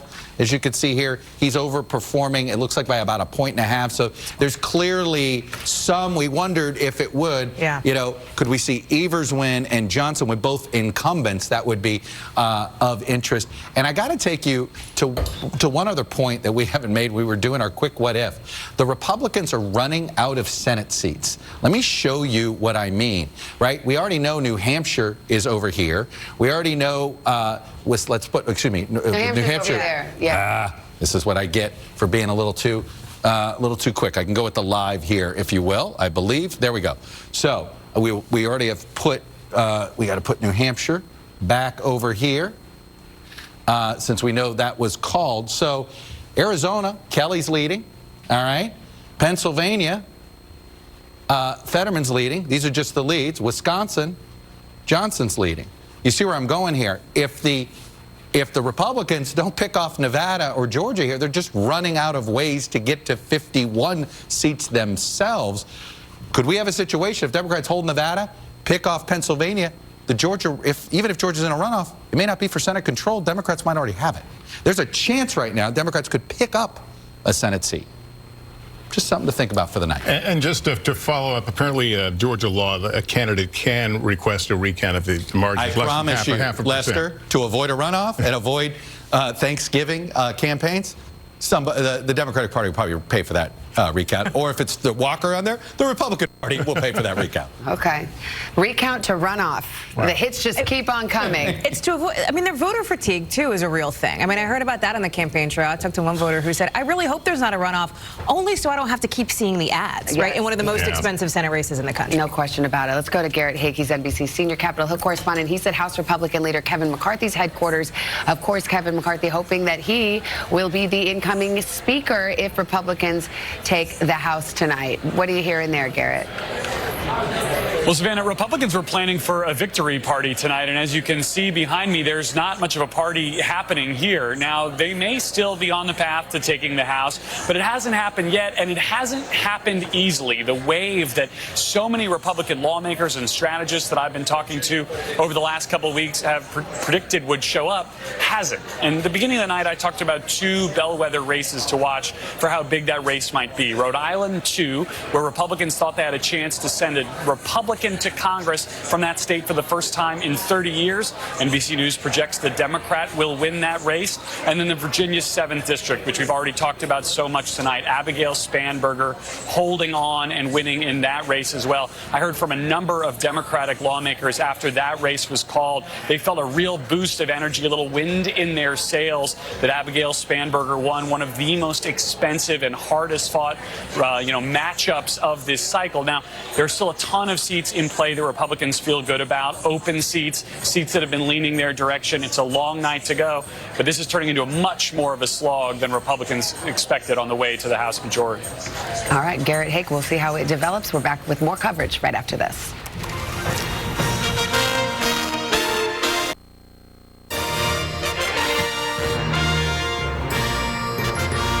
Let's go back to the board, see what we've got. Minnesota's governor's race too early to call, but the Democrat, Tim Walz, the incumbent, leading at this hour. All right, Ned Lamont is the projected winner in Connecticut in the governor's race. All right, let's go to Kristen Welker. She's at the White House, and we know President Biden's been on the phone tweeting about calling victorious candidates tonight, and perhaps Kristen making more calls than he thought he would be making tonight. I think that's absolutely right, Savannah. By my count so far, he's made more than 20 calls, and the word of the hour here at the White House is that the president and the advisors around him are feeling buoyed by these results so far. There you see tweeting out a picture of him making some of these calls. Why is he feeling buoyed? Well, because of some of these results. Senator Maggie Hassan among the lawmakers whom he called. Democrats were watching this race really closely, very nervous about what could happen here. The fact that Maggie Hassan holds on to her Senate seat is significant. The president about to call New York Governor Kathy Hochul. Remember what we saw in the waning days of this race, Savannah and Lester. You saw this all hands on deck approach to campaigning for Governor Hochul. The first lady was there. The president was there. The vice president was there to keep her in that deep blue state. And so the president's made a number of other calls. Let me read off a couple more for you. The other big race they were watching, Abigail Spanberger, of course, that was a win. That was a big one. Senate Majority Leader Chuck Schumer, no surprise there that he would reach out to Chuck Schumer, Illinois Governor J.B. Pritzker, Representative Jennifer Wexton, and the list goes on and on. But it gives you a sense of the mood here behind the scenes at the White House. They say they are just not seeing this red wave that they were fearing. And as Chuck has said, now what do we expect moving forward? Look, the president moved from his residence into the dining room outside of the Oval Office to make these phone calls. And so that is where he is reaching out to these winners as he continues to watch the returns come in. And then we continue to hear from advisors close to the president that we can expect to hear from him in some form, in some fashion tomorrow, responding to everything that is occurring tonight. Savannah and Lester. All right, Chuck is at the big board. What do you want to show us? Well, look, we're on the verge, and I actually, I thought we were going to have something. We have a few seconds, so just give us a teaser, Chuck. Exactly. There's a reason we told you the early indicators. I said Indiana 1 was one of the early indicators. We still aren't able to count Indiana 1, which tells you part of the reason is because we still don't know which way the House is going. And in fact, with Indiana 1 did tell us, we didn't know it was going to tell us that, Savannah. Well, we are in suspense with bated breath. It's coming up on 9 o'clock in the West Coast, midnight here in the East, but we're still going full speed ahead. Lots of results to come in. Results unknown. We'll be back after this.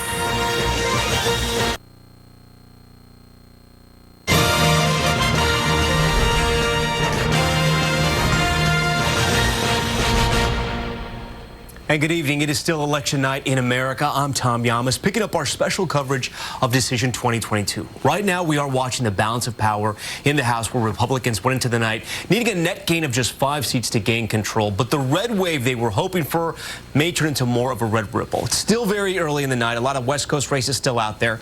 Some of the most interesting races that could serve as a bellwether playing out in Virginia. Let's take a look right now. NBC News projects incumbent Democrat Jennifer Wexton, the winner in Virginia's 10th district. In Virginia's 7th district, a very tight race, but incumbent Democrat Abigail Spanberger, the projected winner there. Had either Wexton or Spanberger lost, it would have signaled a big night for Republicans. Possibly, we try to study patterns here, but sometimes you can be surprised. I want to bring in senior Capitol Hill correspondent Garrett Hake. Garrett, this is playing out not exactly as Republicans expected. We should tell voters where you are and viewers. You're at the sort of Republican headquarters watch party, if you will, for House Republicans. It doesn't really look like a party. What's happening there?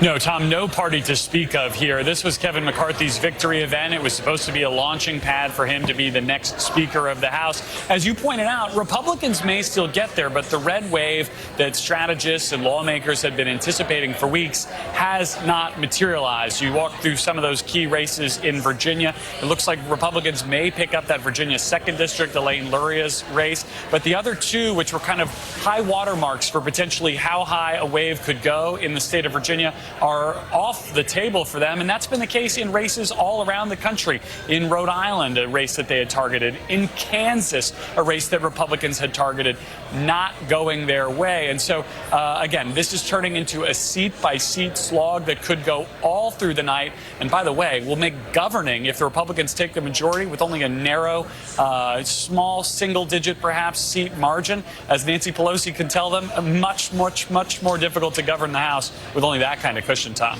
Garrett, as far as the East Coast is concerned, or the eastern part of the United States is concerned, what are the Republicans thinking went wrong with the president's approval rating so low, with the economy, inflation so high in the minds of voters? What's gone wrong in the eastern part of the United States?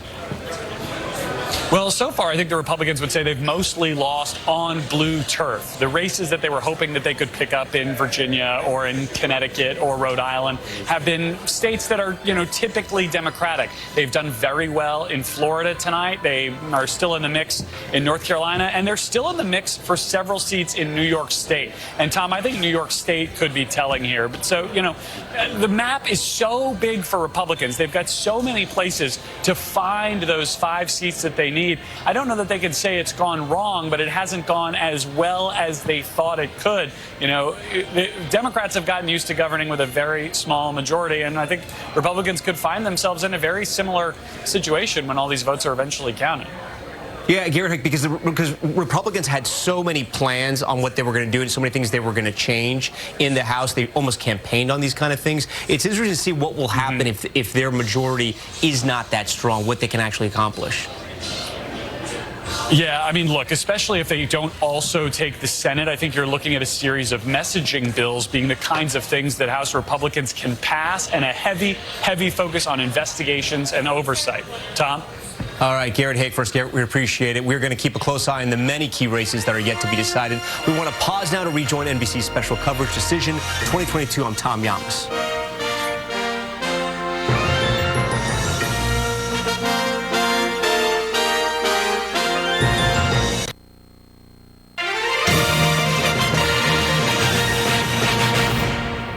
Welcome back. It is the midnight hour, Lester Hold'em. We are here on an exciting election night, midnight on the East Coast, 9 o'clock out west. Yeah, there have been some surprises tonight. The polls have just closed in Alaska, and aside from Hawaii, which votes entirely by mail, all the votes have been cast, and now it is down to the counting. It's all over but the counting may take a while. Let's go to Hawaii. Too early to call this Senate race. Brian Schatz looking for another term in the United States Senate. Georgia's Senate race all night long, just too close to call. And in Pennsylvania, we're saying it's too early to call, but we project Fetterman, the Democrat, leading in that race. Let's look at Arizona Senate right now, where it is too early to call. Mark Kelly, the incumbent, trying to hold off Blake Masters. In the Nevada Senate race, it is also too early to call. It's a place buffeted by the economic winds. And the Wisconsin Senate race, also too close to call. Let's stay out west. Utah's Senate race too early to call. Mike Lee, the incumbent, trying to hold on against a bid from an independent, Evan McMullen, who said he would not caucus with either Republicans or Democrats if elected. And here's how the Senate stands at this hour, 46-46. If you like a tight election, this is your night. And let's go to the House model. This is what NBC News is projecting at this hour. 219 seats for Republicans, 216 for Democrats. 218 is what is needed for control. But please look carefully at this. There's a margin of error, plus or minus 13 seats. That means it could go 13 seats higher or lower from the numbers you see right there. Put another way, we don't know. We don't know. This is a fancy way of saying this is very close, and Chuck, we may not know tonight. Look, I have been at NBC starting with the 2008. This is the election. This is the first time we've not been able to call control of the House on election night. And I'm guessing it's probably hasn't happened since maybe when television started at this point. And there's a reason for it. We told you these early indicators. At the end of the day, so far, basically, Republicans have picked up one of their target seats. One. Virginia, 2. They didn't get Spanberger. They don't have Frank Mervan yet. He's leading. You start to look here. North Carolina 13 is a seat that Democrats ended up picking up. That was a new seat there, if you will. Let me get out of this over here. We've got, when you start to look, the top targets that they had, Democrats holding 13. They picked up Ohio 1. That was a pickup for the Democrats. Ohio 13. That's a hold. You look at more of these targets. Ohio 9. This was Marcy Kaptur. She was running against the January 6er. She won. Rhode Island 2 was a favorite race of the House Republicans. They kept talking about, look at the strength of Republicans coming back in New England. Didn't happen here. Democrats are holding Rhode Island 2. So you're just seeing it wherever we look. This is the reason why this House projection is essentially, it's a coin flip. Let's see what happens in California. We got a lot of House races to count. We got 3 Democratic held seats in Nevada that we may not know for days. We've got about 6 seats that matter in California. So at the end of the day, this is a race-by-race fight for control of the House. Slight advantage Republicans. Slight. But that's it right now. And abortion has literally been on the ballot in some states. Let's look at where we are with Proposition 3 in Michigan, the right to abortion. Yes, right now with 55%. 3 states had an abortion measure on their ballots. California, one of them. Prop 1, yes, there is a right to abortion. And Vermont, it amends its constitution. Yes, a right to reproductive freedom, reproductive autonomy, as the measure puts it in Vermont. That's a change to the Constitution. Yamisha Alcindor is at Michigan Governor Gretchen Whitmer's headquarters in Detroit. And Yamiche, we have seen this abortion issue be one that galvanizes Democrats, certainly in those early weeks after the Supreme Court handed out the Dobbs decision striking down Roe v. Wade. Some wondered whether or not the Democrats had emphasized it too much. I guess that's something that they're looking at in Michigan as well. Certainly, Savannah. And what Democrats are feeling right now as they're waiting for Governor Whitmer, who was hoping to get reelected in this state, they're feeling good about the fact that she really did centralize her closing message on abortion, making the case over and over again across this state that it was critical to vote for Proposal 3, which was that referendum that was on the ballot here in Michigan to enshrine abortion rights into the state constitution. NBC is now projecting that that is going to be approved. We've also seen in California as well as Vermont, which were two other states that we're looking at enshrining abortion rights into their constitutions. They are projected to do so as well. Two other states, Kentucky and Montana, are looking at other sort of abortion ballot initiatives. But really, Democrats make the critical decision to say, you know what, while people are focused on inflation, we're also going to talk about abortion.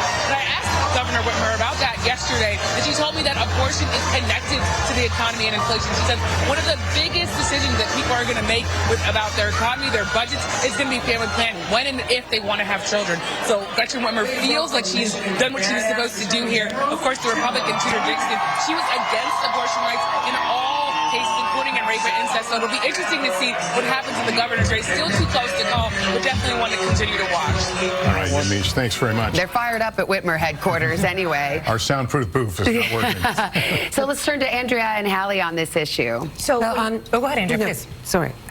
Well, I was just going to point out that in Wisconsin, abortion is a big issue in the Senate race. 62% of Wisconsin voters told the exit poll that they favor making abortion legal, 35% not. So abortion and crime are sort of splitting the vote there, but abortion is important to more voters, and that could be helping Mandela Barnes keep it at least close against Ron Johnson. And look at the stakes here, right? Because in Wisconsin and North Carolina, a couple of these states, what happens for these state house races is going to make a big difference, because it is entirely possible that Republicans could end up with, in Wisconsin, a supermajority that is veto-proof, no matter who ends up in that governor's mansion. Legislature. Yeah, exactly, in the state house, in the state legislature, in that tight governor's race there, which is going to have an impact on some of these bills to restrict abortion access that Republican lawmakers on the local level, state lawmakers, are putting forward. You look at these props overall, though, here's why this is significant here. There were 3 on the ballot that would expand abortion access in the country. 2 others we're still waiting on that would restrict abortion access in 2 states, Kentucky and Montana. But in these 3 states, that's a big deal, right, for the reasons that Yamiche laid out. But Vermont, too, Savannah, you mentioned it is a constitutional change, a change to Vermont's constitution. This is one of, if not the first times we've seen that happen in this post-Dobbs era, meaning since the Supreme Court overturned Roe versus Wade. That is laying out the stakes and the scope here.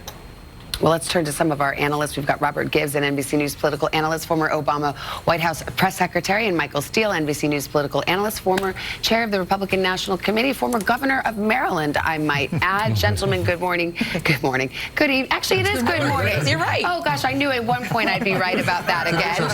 Yes, exactly. Today's show's in like 4 hours. Let's talk to you, Robert. I mean, look, you know, on the one hand, Democrats have got to be sighing a big breath of relief because the feared red wave is not here. At the same time, they may well lose control of both houses of Congress. Well, I think the House is really close. I think, and you went through this a little bit ago, I think the path is really getting narrow for Republicans to seize control of the Senate. We may be spending Thanksgiving in or around Atlanta, but I think the path is narrow, and I think the reason tonight is pretty clear. Democrats were energized about the Dobbs decision. They were energized about taking on Donald Trump.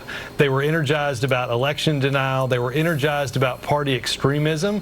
I don't think anybody, Savannah, would have guessed that if we looked at the exit poll, that Democrats would be leading with independent voters 49-48. A fairly stunning development after all of this election is played out. And Michael, let me ask you, where does the finger pointing begin in the Republican Party if this goes on the track that we're currently seeing it? Look, a lot of the finger pointing is going to be silent finger pointing. You will hear very little, I think, outwardly blaming Donald Trump for his hand in selecting some of these candidates in races that were competitive in a very good environment for Republicans, like Georgia and like Pennsylvania. When you think about the Republican candidate in that primary that had a better shot at really bringing Democrats to the Republican side of the ticket, Trump weighed in with Oz, and the rest, as they say, is the land of crazy. And I think a lot of folks right now are going to be sitting back quietly, stewing in their recriminations, and trying to figure out, quite honestly, how to, if Georgia goes to a runoff, forestall any announcement by Donald Trump next week about a presidential bid with a potential December runoff election in Georgia at stake.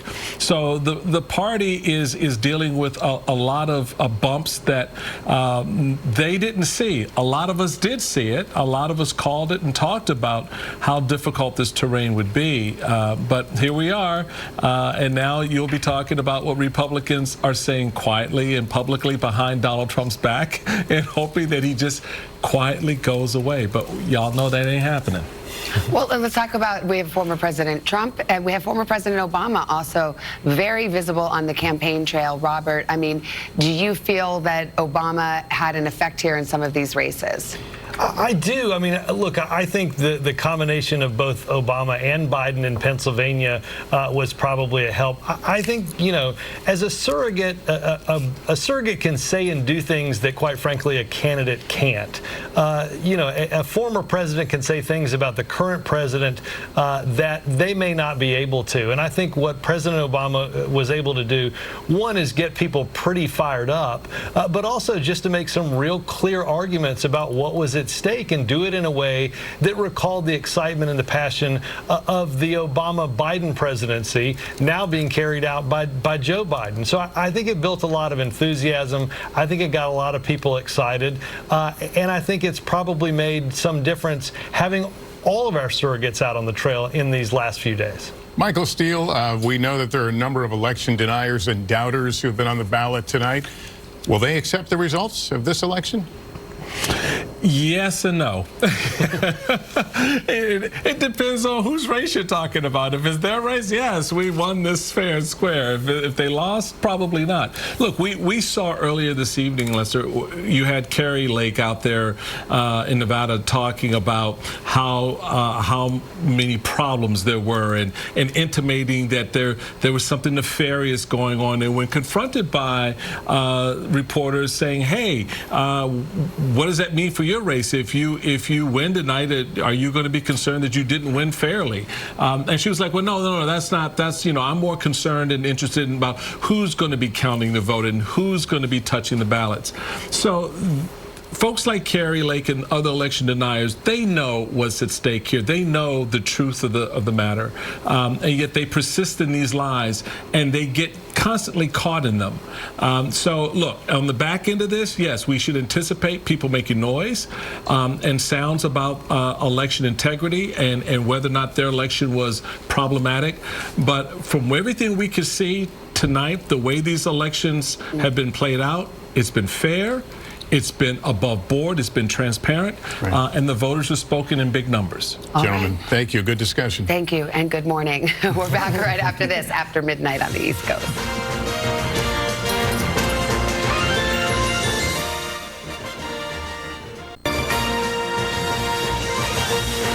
We're back 12:15 in the morning here on election night, 9:15 on the West Coast. Let's get to some results. Minnesota's governor's race has been decided. Tim Walz, the incumbent, will go on to victory there. In Hawaii, the governor's race, it's too early to call, but the Democrat Josh Green is leading in that race. Let's check into the Arizona governor's race. Too early to call there. The Wisconsin governor's race also, that one actually too close to call. And Michigan governor's race too early to call. And let's go to Nevada. The governor race there, very hotly contested. too early to call there. We'll be waiting a while for results there. So we'll continue the discussion here. The economy being a huge issue. We saw voters say it again and again, Hallie. Over and over, right? I was out on the trail in Florida, in Georgia. I was on the phone with people all weekend. And again and again, even, you know, people think of this as a Republican issue, but even Democrats talked about it, right? And I talked with one woman in Arizona who leaned Democratic. But she talked about this. She talked about her concern over Katie Hobbs not debating, for example, which is an issue we'll get to in Arizona. But it matters to people because they feel it, like they get it. It's not, we talk about how threats to democracy has also been an issue for people. Unlike any other issue, what you pay for gas matters in your life, right?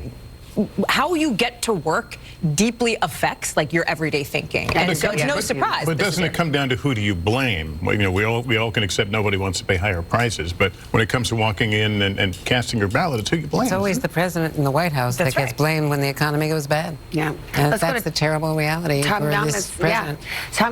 Why the midterms are often difficult when you're talking about this kind of economy. It's a strange economy, though, where you have unemployment very low, inflation generationally high. Tom Yamas has been looking at how the economy question played out for voters in the exit polls. What did you find? Hey, Savannah, it's past midnight in the exit polls. They are popping. All right, so first off, you guys were talking about the economy here. Look at this number right here. We go from 2014, where people thought the economy was around 75%. They thought the condition of the economy was not so good. Goes down in 2018, but it comes up tonight to 75% that the economy is not good. When we expand this out a little bit, we ask about gas prices. Have gas prices caused you financial hardship? 65% say yes, no 34%. We want to emphasize this because this is what Republicans ran on. And at this hour, of course, things could always change. We're talking about a Republican ripple and not a red wave. I want to break down two other states because we're watching the Senate races in Georgia and Pennsylvania. First up, let's look through this through the prism of the president, President Joe Biden's job approval. This right here is in Georgia. 56 disapprove, and you still have a razor-thin race right there. In Pennsylvania, job approval right here. 10% somewhat disapprove, 44% strongly disapprove. So when you marry those together, you're pretty much at where Georgia was. The president is not really popular there, but this is what's really fascinating, right? We wanted to ask when people made up their minds on these votes. So Georgia voters, when did you decide for whom to vote for? And the question here, do campaigns matter? Well, we can debate this. 76 made up their mind about who to vote for in Georgia before October. Look at this. There's been so many ads run. That's when the women came forward against Herschel Walker as well. And yet 76% of the voting population in Georgia that we polled had already made up their decision. In Pennsylvania, so much has been made about the debate about John Fetterman's health. 71% made their decision before October. That's pretty incredible data. It makes you think where the races have gone and how much money has been spent over the last month. Guys, back to you. Yeah, okay, here's a nerdy number. This is for you, Chuck. We actually got it from our pollster. Okay, Consumer Confidence Index, okay? We have had 6 straight months with a Consumer Confidence Index below 60. That is the first time that has happened in 70 years, okay? The only other times cycles this low, not 60, this is a 70-year, was 74, 80, and 2008. And Wave. Not a wave. I mean, that is why so many smart people, that's why our pollsters were leaning more in that direction simply because the fundamentals. But polarization trumps the fundamental. Look at what Tom just showed us. People are already in the trenches. As a colleague of mine just called it, this is World War I. For politics. It's trench warfare. All this money to move an inch. It's the wrong direction that people are feeling. They're feeling an economy that doesn't actually exist because of inflation, because the jobs market is so much better. The jobs numbers are so much better. You've never had consumer confidence this low when you've had a jobs picture this good. You have been saying this for days, Chuck. You've been writing about it. It's polarization versus fundamentals. What kind of an election is it going to be? We already know it. We know. Yeah, we know, I mean, right? Republicans could still end up controlling the House and the Senate when all is said and done, and it's pretty clear polarization is the strongest force in American politics tonight. Okay, we'll keep covering it. We'll be back right after this.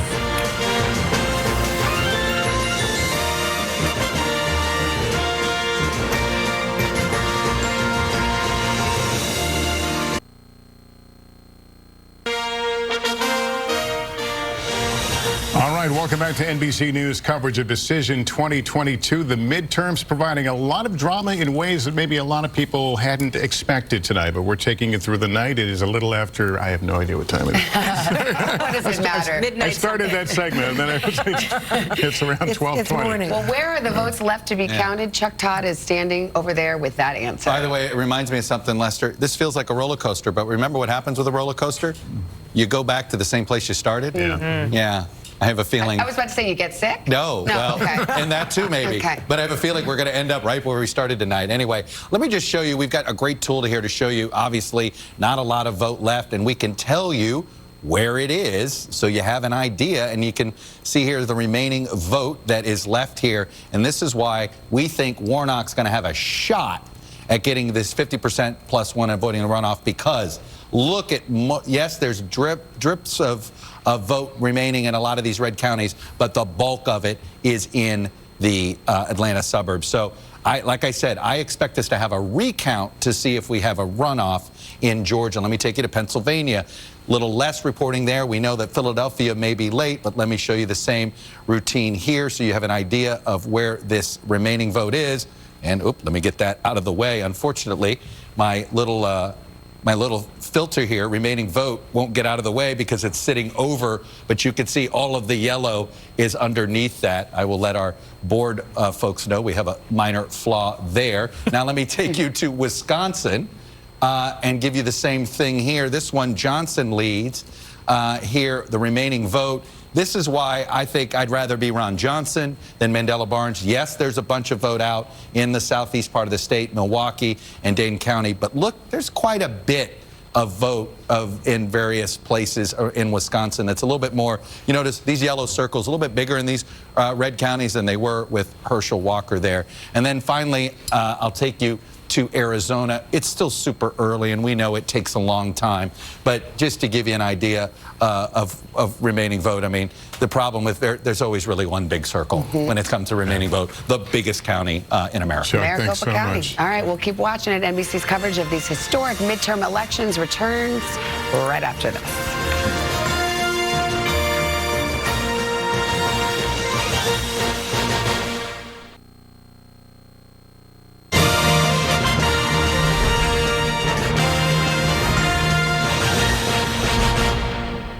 And good evening, I'm Tom Yamas. Election night has now turned into election morning. We still have continuing coverage of Decision 2022 from our NBC News election headquarters here at 30 Rock in New York. Right now, the Senate is hanging in the balance.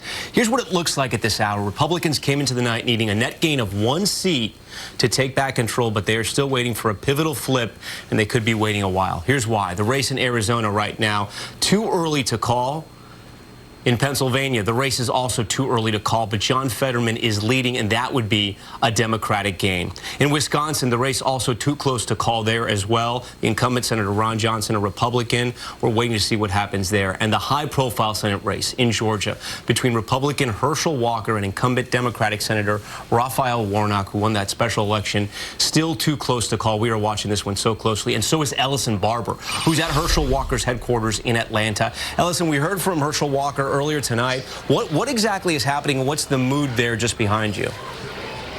Yeah, so we've now heard from both Herschel Walker as well as incumbent Democratic Senator Raphael Warnock, both of them delivering a message to their supporters saying this is going to be a long night. Both of them saying we feel good. Herschel Walker addressed supporters at his campaign headquarters here around 10:30. He said in part, "We're in a fight, are we not? I'm like Ricky Bobby, I didn't come to lose." About an hour later, Warnock addressed his supporters saying in part, "We always knew that this race would be close. Hang in there. I'm feeling good." We did expect this race to be close in all of the polls leading up to this for a good month plus. These two candidates have essentially been in a dead heat. The magic number tonight, though, it's 50.01%. If neither candidate gets a majority of the vote, this will go to a runoff. Right now, about 15,000 votes are separating these two candidates. This is really coming down to the wire, Tom, and we just heard from Walker's campaign here. They're telling us they do not expect to have any sort of final call tonight. It seems like they too will be up all night waiting to see what happens here. But again, the message from both teams, both candidates, is that they feel confident. Tom? You know, Ellison, you quote Talladega Nights. That's a pretty bold move. But how does the Walker campaign explain Governor Brian Kemp being on such firm footing and Herschel Walker still in a world of unknown? Yeah, I asked them a little bit about that, even just looking at some of the numbers in counties that are rural, really red counties that Donald Trump performed very well in. Herschel Walker has been 2 to 3% behind Donald Trump's numbers in some of those counties, and we've seen Warnock perform better than Biden did back in 2020, but they say they're not worried about that, at least from the Walker's campaign's perspective, as they feel confident. They say that they're going to be able to run up the margins just enough in those rural counties to pull off a win here. That's what they want to do, is just pull off a win. They're not necessarily comparing it to how well Governor Kemp did. This race is incredibly close. We have been reporting that split ticket voters could be a factor here. In polls in the last week and a half before Election Day, you had about 10% of Republican-leaning voters saying that they were withholding support from Herschel Walker, either looking to split their ticket in the Senate race after voting for Republican Governor Kemp and voting for Warnock or the Libertarian candidate, or saying they just didn't know what they were going to do. In a race this close, those small margins matter, but we have seen higher numbers for Kemp than we have for Herschel Walker here. Tom? All right, Ellison, we appreciate it. We want to pause now to rejoin NBC's special coverage of Decision 2022.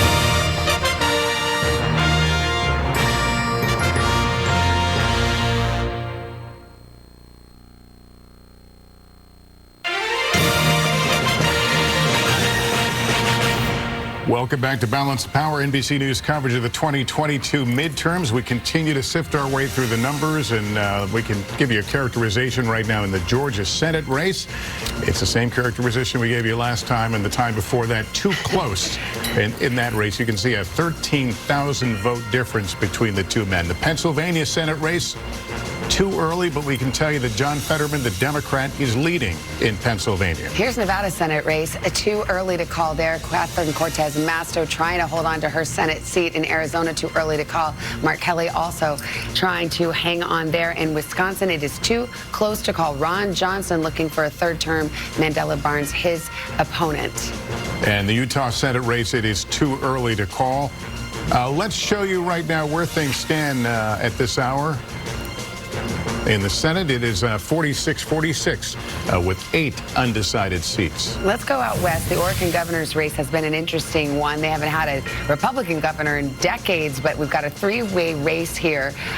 Right now, at this hour, Tina Kotek is leading. We will continue to watch that. It's too close to call right now. Keeping a sharp eye on the Wisconsin governor's race. That is too close to call right now. Tony Evers, the Democratic incumbent, trying to hang on. The Arizona governor's race is too early to call. Let's go to Jacob Sobroff. He's in Las Vegas at the shared headquarters for Democratic U.S. Senator Catherine Cortez Masto, as well as the Democratic Governor Steve Sisolak. How's the feeling there?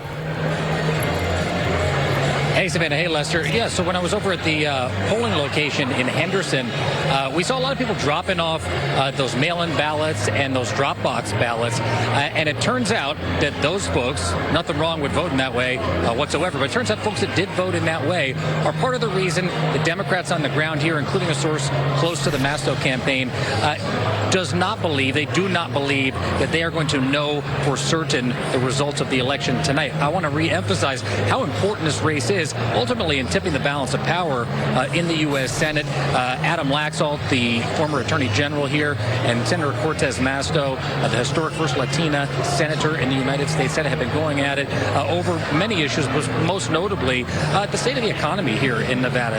One of the worst unemployment rates, one of the highest inflation rates in the U.S. is right here, as we crisscrossed Las Vegas with that culinary workers union, we kept hearing time and time again, it is the economy. Well, it turns out the people that voted on that issue, the people that voted on other issues, they are not going to get their result tonight necessarily here. It doesn't mean that more votes are not going to trickle in, but the Clark County Registrar in particular here in Las Vegas has essentially too many mail-in ballots and too many drop box ballots to be able to count tonight. So as we talked about earlier, this is not going to be a race that is decided early this evening, guys. We'll be staying in Vegas, Jacob, I guess, for one more night. Stays there. Sure. I should have said it. That's all right. That's what we're here for. All right, Jacob, thank you. We want to go to Arizona now. I think we've got Vaughn Hilliard over at Kari Lake's headquarters. Vaughn, are you there? What are you hearing? Yes, Savannah, I think this is important here when we're talking about what just took place. Kari Lake, the Republican candidate for governor, somebody who is seen as a bright star in this Republican Party, largely because of the belief that she would be able to take the features of Trumpism and extend it in, be able to appeal to a broader swath of the electorate. But what we are seeing right now here, again, there's about anywhere up to 40% of ballots that are still outstanding and need to be counted. And the expectation is that those remaining ballots are going to skew Republican. But right now she's down by about 13 percentage points. Kari Lake, though, just came out onto stage. She has been at the forefront of election conspiracies around 2020. And from this stage to a crowd of several hundred here in Scottsdale, she said, I want to read you the quote, "We had a big day today, and don't let those cheaters and crooks make you think anything different." The tenor of Kari Lake was very stern. Frustration, this is not the party they expected to be having tonight. They, advisors who talked to me, expected to essentially run away with this. There's balloons behind us here. They've been waiting to drop them. Blake Masters is running behind her. He's right now down by 17 percentage points to Mark Kelly here. But for Kari Lake, this is a really not the night that they were expecting here. And we should know, she just said on that stage that despite the gap in the percentage here, and again, we are expecting those day-in ballots, which will likely skew Republican, to roll in through the night, yet she said that she believes that she will declare herself the victor here within, quote, hours. There's a long night ahead here in Arizona, and it's very clear that Kari Lake, whether she wins or whether the numbers show that she loses, has every intention to make this a battle here around the idea of fraud. Of course, she has not presented any such evidence of allegation or even allegations of fraud in this gubernatorial race, yet you just heard it from her herself refer to the cheaters and the crooks here in Arizona on this election day. Savannah? Vaughn, it certainly gets us thinking about the president made that speech last week about democracy. I think a lot of people kind of raise their eyebrows. Is that what you want to talk about going down the stretch? But you have to wonder if stories like we just heard there, if it's had an effect. Because it matters, right? And we know that it matters. And you look at, I think it's important here, and I know we'll talk more about Arizona, but to take a step back and to think about how times have changed. Because think about 2 years ago, the governor of Arizona, Doug Ducey, certified a Joe Biden victory in that critical state. You had, at the time, the state speaker of that state house, Rusty Bowers, resisting pressure from the former president, right? He has since come out and testified about that moment in the January 6th Select Committee in this very high-profile way. Now here we are. Governor Ducey, after having opposed Kari Lake, has endorsed her now, right? Rusty Bowers is no longer, you know, in his position there. Things look a lot different 2 years later than they did 2 years ago. Look ahead to 2024 and what we may see. Kari Lake is somebody who has a national profile and clearly wants to have a national profile. Remember, she cut ads for Doug Mastriano in Pennsylvania, for Tudor Dixon in Michigan, right? Obviously, she doesn't live in Pennsylvania or Michigan, but these are people who share this election denialism attitude that is born out of what we have seen, the seeds planted by former President Trump. Well, we talked about this a little earlier. I mean, obviously, we've been talking about who controls Congress, a very important issue for good reason. Yes. But these state house races and races that, frankly, normally on a night like this, we may not look at secretaries of state or attorneys general. Yeah. You know, but in many of these key states, not just any states, battleground states, the very states votes that in some cases, like in Arizona, Michigan, Wisconsin, and Pennsylvania, were decided by the narrowest of margins. Depending on what happens tonight, if you have election deniers / doubters taking over these roles where the governor has to certify elections, or the Secretary of State decides how elections are run, or the Attorney General decides which lawsuits to file and what to challenge in court, you have a very different scenario potentially setting up for 2024. We want to continue in Arizona if we can. Aaron McLaughlin is at Senator Mark Kelly's headquarters in Tucson. Aaron? Yeah, that's right, Lester. And his supporters that have gathered at this watch party say they're optimistic. There's a definite sense of excitement in the air here, in part given the results so far showing incumbent Senator Mark Kelly in the lead with 57.6%. That's with 52% of the vote counted. Now, there's also a recognition in this room that the Democrats traditionally, in a race like this, have a strong early showing because the Democrats are more likely to vote by mail. Those ballots are going to be counted first. There is a sense that that lead could narrow as the hours progress, but nevertheless, there is this optimism. I spoke to Senator Kelly earlier today at a canvassing event, and he told me that he was confident about today, that he's spoken to his supporters who've been out canvassing neighborhoods here in Tucson and elsewhere in Arizona, and he said that they had positive things to say. So people here in Tucson, in this room at least, are optimistic, although at the same time recognizing that this could still be a very, very close race and the situation could change in the coming hours. All right, Aaron McLaughlin in Tucson, Arizona. If you're there for a few days, stop by. My mom will take good care of you. You can stay in my childhood bedroom, no problem at all. That's an amazing and generous offer, Savannah. You know, we were talking about the Secretary of State races. I was flipping over because I'm tracking where we are with projections on these Secretary of State races. 10 of them, the Republican candidates who are running, are election deniers. And we have projections now. We have results. And in 2 of them, the election denying candidate has won in Alabama and in Wyoming. In 5 others, the election denying candidate has lost. Here's what I want to talk about. 2 states that we're really watching for this, because Savannah, you laid out the stakes. When do we talk about Secretary of State races here on a midterm night? Not often, hardly ever before 2020. Arizona, which we just discussed, that vote is still outstanding, obviously, for the candidate running for Secretary of State there. But look what happened in Michigan. You had Christina Caramo running, considered a MAGA candidate, right, backing very much the former president's lies about election fraud in 2020.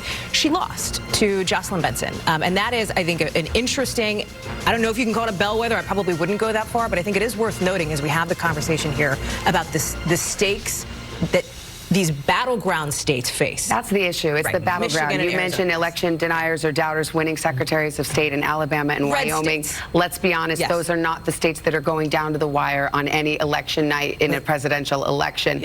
But when you're talking about Arizona, Michigan, Wisconsin, Pennsylvania, it matters. In Pennsylvania, the governor appoints the Secretary of State, and now we know it'll be Josh Shapiro, the Democrat. And I've been getting texts from Democrats in Michigan, and they are really concerned right now about Dan Kildee, a veteran congressman from Flint, Michigan, very highly respected, well-liked, remember the water crisis, and he's the Democratic Party officials there are concerned about him. But he's in a tough district. He ran in a tough district. He picked a tough district. There's some people upset with some others that could have, didn't have to be in that position. And Alyssa Slotkin is not safe. She's in a better space, they think, now than she was earlier, but those are all way too early. Slotkin, one of the 3 Democrats endorsed by Liz Cheney, who has lost her race. Abigail Spanberger also endorsed.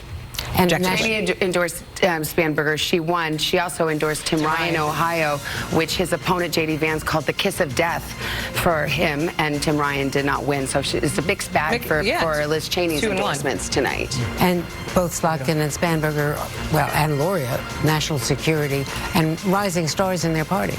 All right. Well, we will continue our coverage and our discussion. Lots more ahead on an election night where it all still hangs in the balance. But first, these messages.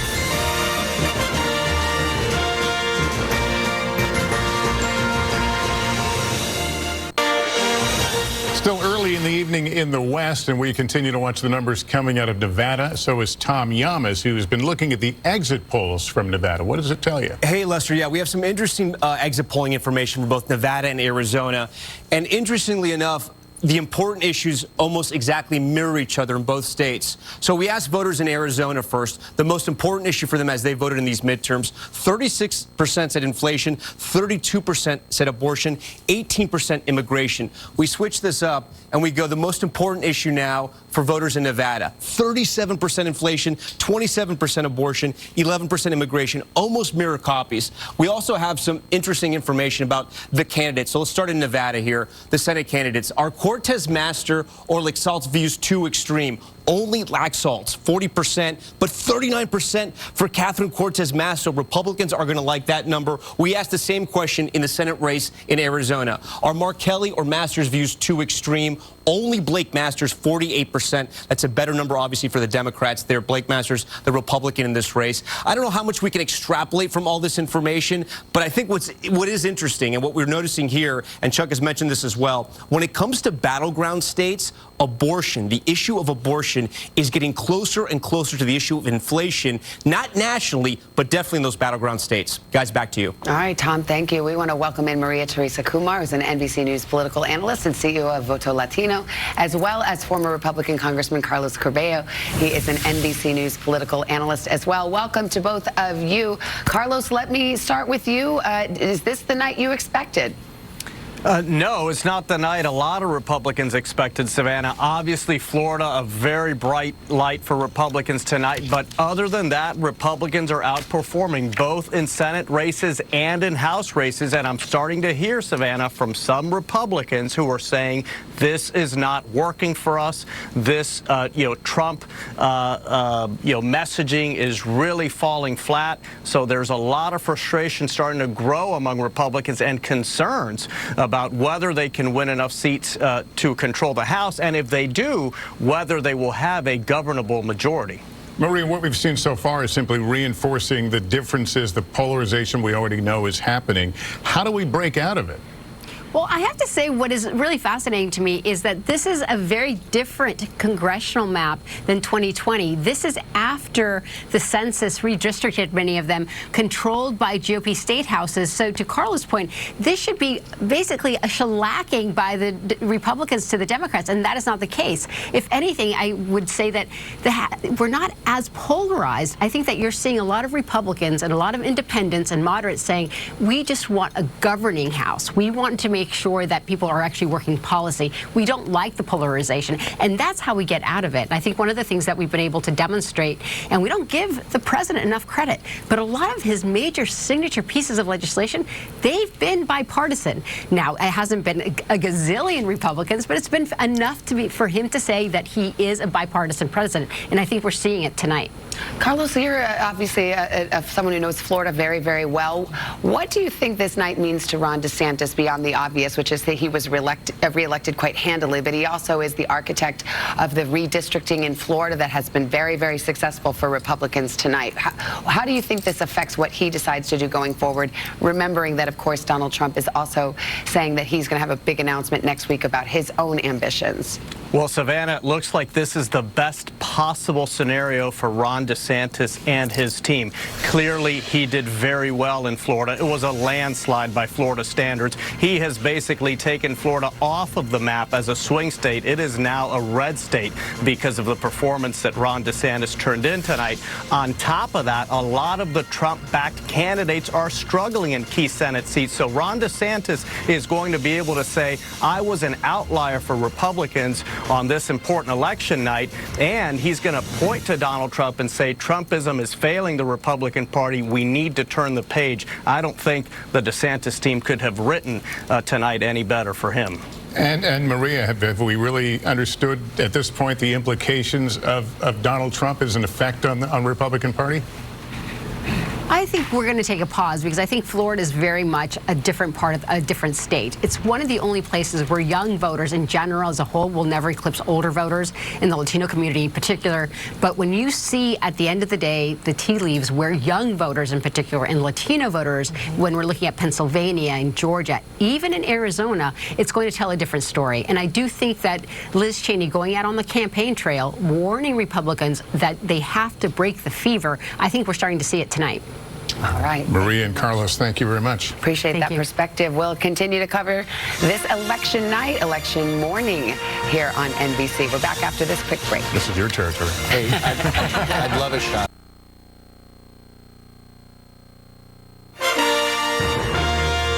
Just before 1 o'clock in the morning out east, and we have a big call to make. NBC News projects that John Fetterman will prevail in that hotly contested Pennsylvania Senate race, and that brings us to the Senate at this hour. And the Senate at this hour, well, I'll show you the numbers there. Senate Democrats leading 47-46, 7 undecided seats. It's turned to Chuck. Where does this take us? Well, I've kind of already decided one of those two already, just so you know. This is our what-if map. So this is essentially what's left that we haven't called. We're sitting at, in my projection here, 48-48. And if you look, Wisconsin, Johnson is leading. I don't know if there's enough vote for Barnes to catch him. We haven't called it yet. It's getting close. But Republicans are running out of room here, and that Pennsylvania loss means, look at this, Democrats just need 2 of these 3, Arizona, Georgia, and Nevada. They're leading in Arizona, and there's a lot of math there that indicates Masters is underperforming Lake, and that's a problem. And we already know this is either runoff or somehow Warnock pulls it off. The big unknown of the night is what's going on in Nevada. Republicans were really bullish about Nevada. Democrats were really nervous about Nevada. But I don't know about you guys. I'm not assuming anything when it comes to Nevada turnout, what we thought it was going to be perhaps 12 hours ago. I'm not as convinced of anymore, so we'll see. But basically, it looks like Republicans are running out of seats in order to find control of the Senate. By the way, and we should just mention this in Pennsylvania, this is a pickup for Democrats. This is the first pickup. Yeah. This is the first road win, if you will. I said, is somebody going to win something on somebody else's turf? This is the first major, this is the only Senate pickup we've had so far. The seat held by a Republican picked up by a Democrat, Andrea, in Pennsylvania. Well, this is such a big deal because, first of all, this was Pat Toomey's seat, of course, but John Fetterman had so much difficulty because of the health issue. Mehmet Oz, so well funded. I think this is another case where, as Chuck was pointing out earlier, Trump coming in at the end in that final weekend for Dr. Oz really had to hurt him because Pennsylvanians really reacted against Mastriano, the Trump choice for the governor's race. And they don't like extreme candidates. Pennsylvania has been a tough win in the past. You know, Hillary Clinton lost it. Donald Trump won it. John Fetterman did better than Trump did with the non-college educated voters he did better than Biden did and worse than Trump is the point. Well, nobody with this low of an approval rating as a sitting president has ever done this well in a midterm in the modern era. And the Republicans have to look in the mirror. And if they don't sit here and look at Trump, and they may be afraid to pick this fight, but there's no doubt. The fact Biden's sitting at 45%, the economy is where it was. You read that stat. This shouldn't be competitive, and it is. And I think you have one place to look. We should also know Fetterman, I think a lot of people, when they watched his performance in that debate, were very concerned. Both of you have seen him since. His condition has improved. For the last 10 days, he's really been campaigning aggressively and performing a lot better. And that may have made a difference. Hold that thought. We're back right after this break.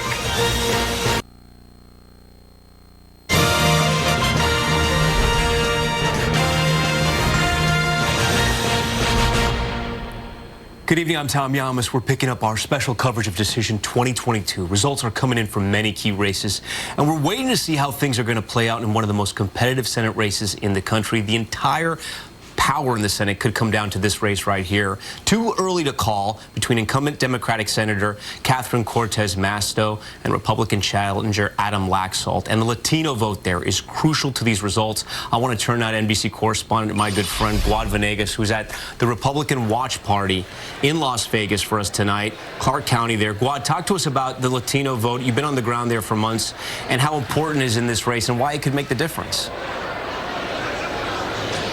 Tom, well, we've been talking about the Latino vote. The projection was that 1 in 5 voters in the midterm elections were going to be Latino. Now, we do have that NBC News exit poll that found that about 12% of the voters that showed up were Latino. This wouldn't be a new thing, that we project more Latinos to vote than the ones that actually come out. We know from past elections that it's very difficult to understand what motivates Latinos to come out and vote.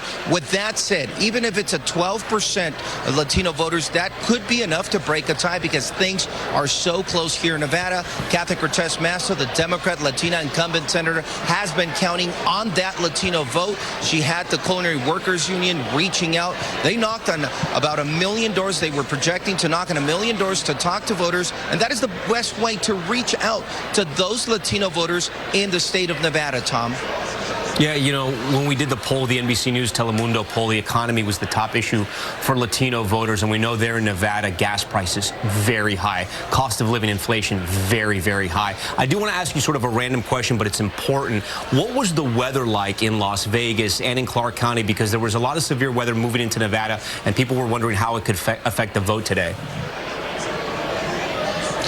Tom, no one thought that the weather would be a factor, but it was. We had a storm come into Nevada. It brought snow to Washoe, and it brought rain to Clark County. These are the 2 largest counties. So people had to line up in snow and walk through the rain and the wind in different parts of the state. So we don't know how that affected until we get the total numbers, but definitely it could have been a factor for someone who waited to the last day to come out and vote. Now, the one thing that I would like to tell you, as we get some of the first results coming in from the state of Nevada, Clark County, where the vast majority of voters are located here in Nevada. We've spoken to officials at the county who told us it's going to be days for them to count all of the votes. It's going to be those mailed-in votes and those dropped off at those drop boxes that will be counted in the end. They're going to focus on counting the early votes and those that voted today, and then only after they will begin counting these mailed-in votes, and we know how those can make a difference. So people will have to be patient in Nevada. And if you think of the last election, the presidential election here 2 years ago,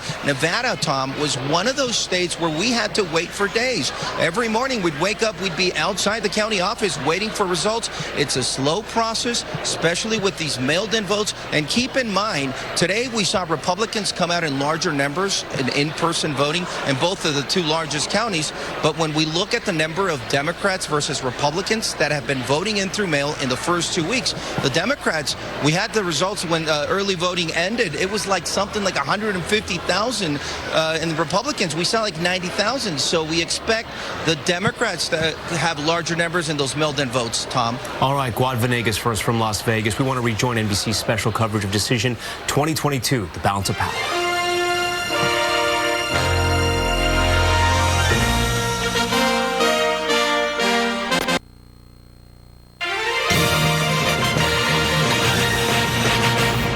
Hi, everybody. Welcome back. Good morning. It's 1 a.m. on the East Coast, 11 p.m. on the West. This is our coverage of the 2022 midterm election. It has been an unexpectedly good night for the Democrats against the odds. Let's get straight to some of the results now. All right. Well, we have just made this call. John Fetterman will win the Pennsylvania Senate race, beating Mehmet Oz in a race that many people thought would not be counted for quite a long time. So Fetterman overperforming what many polls expected. Let's go to Alaska. That Senate race too early to call. Lisa Murkowski trying to hang on to her Senate seat. And in Georgia, it is still too close to call. And the question now is, will there be a runoff election if nobody gets to 50%? Let's look at the Wisconsin Senate race right now. Too close to call, but Ron Johnson, the Republican incumbent, out in front there. In Arizona, the Senate race too early to call. Also, the Utah Senate race too early right now. They're still counting ballots in Nevada as well. That Senate race, Catherine Cortez Masto trying to hang on to her Senate seat. Too early to call there. She's up against Adam Laxalt. And here's where the Senate stands at this hour. 47 seats to the Democrats, 46 to the Republicans. And the Democrats with that Pennsylvania race have a pickup. Let's go over to the governor's races here. Alaska governor, too early to call there. Wisconsin, the governor's race too early to call. We've looking at the Michigan governor's race. That's too early to call as well. Kansas governor, too close to call. And Michigan governor also too early to call. We did Kansas. Let's get to Arizona. Too early to call. We saw Carrie Lake already addressing supporters there, indicating she's in it for a fight. And in Oregon, the governor's race is too close to call. We will see what happens there. In Nevada, as with the Senate race, too early to call that Senate race. So I want to get to Dasha Burns. She's at Fetterman headquarters in Pittsburgh. Dasha, there got to be a good mood going on there after this race was called for John Fetterman. Yeah, Savannah, the energy very quickly changed from very sleepy in this room to absolutely electric.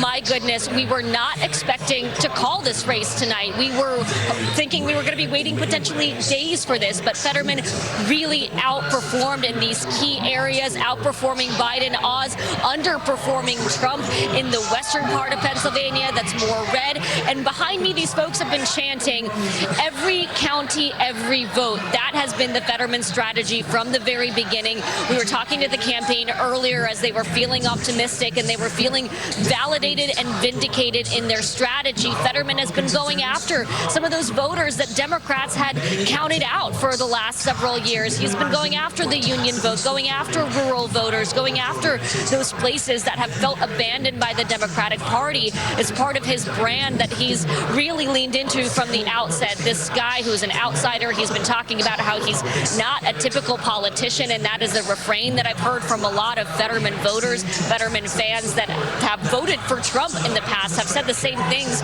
about Donald Trump as they say about Fetterman, that he's just not your typical mold, and that's what attracted so many people to him, and that's why you see him performing pretty well in some of these rural red counties and some of these Rust Belt areas that you don't typically see Democrats do very well in. You don't typically see Democrats visit, but he did.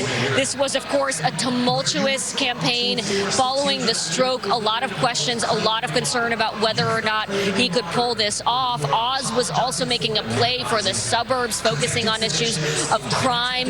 But in the end, Oz had that rally with former President Trump and with Doug Mastriano, who Republicans here in the state had told us was too extreme. And there was worry within the Republican Party as Oz was trying to paint himself as a moderate that rally was going to be a problem.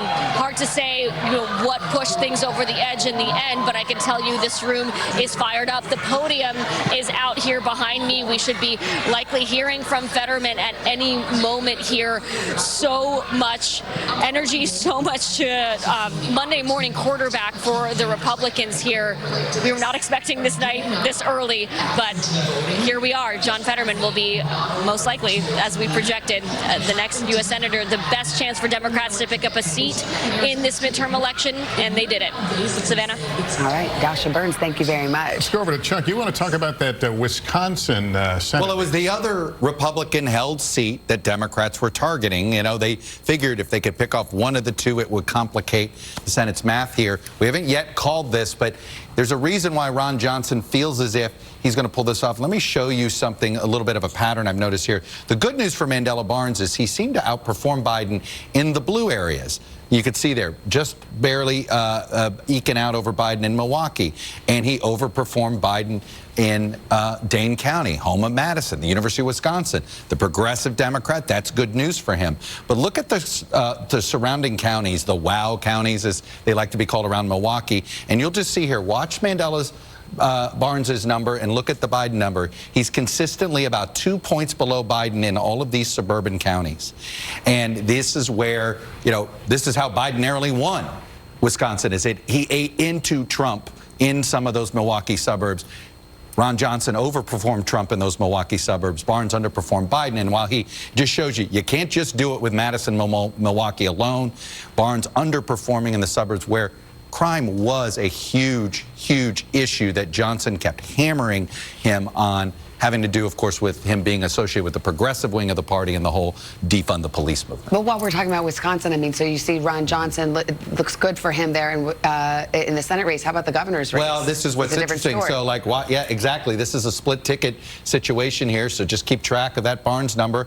You keep it up here, and you see Evers, and Evers is overperforming Barnes, but Michaels really is underperforming Johnson. He's sitting at 1.2. Let me just go back there.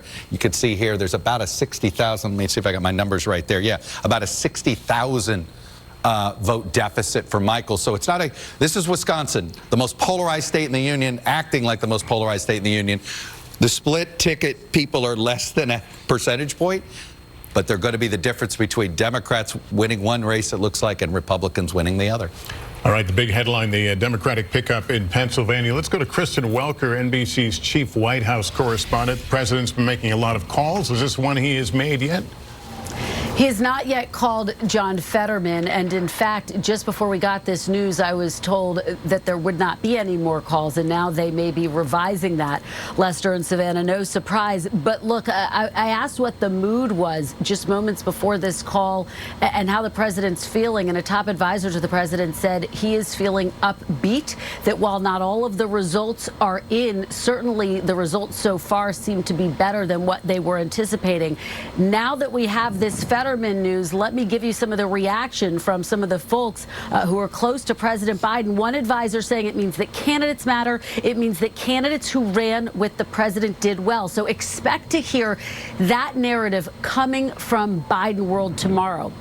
Another advisor saying, wow, could not be more happy. The state where Biden and Obama campaigned together won the critical Senate race and governor's race. So that's part of the narrative that I think you will hear from the president, from his allies, that running with the president on his policies, on the various things that got passed under the administration, that was the key to winning some of these very close races. Very different story, for example, in Ohio, where J.D. Vance pulled out a victory over Tim Ryan. And so that's the type of contrast that I think you'll see in that Monday morning quarterbacking that you heard Dasha talking about. Now, again, I anticipate that we will hear from President Biden in some fashion tomorrow. And again, his advisors very careful to say clearly not all of the results are in, but they were fearing that red wave that everyone had been talking about. And now they feel heartened by the fact that so far that does not seem to be materializing.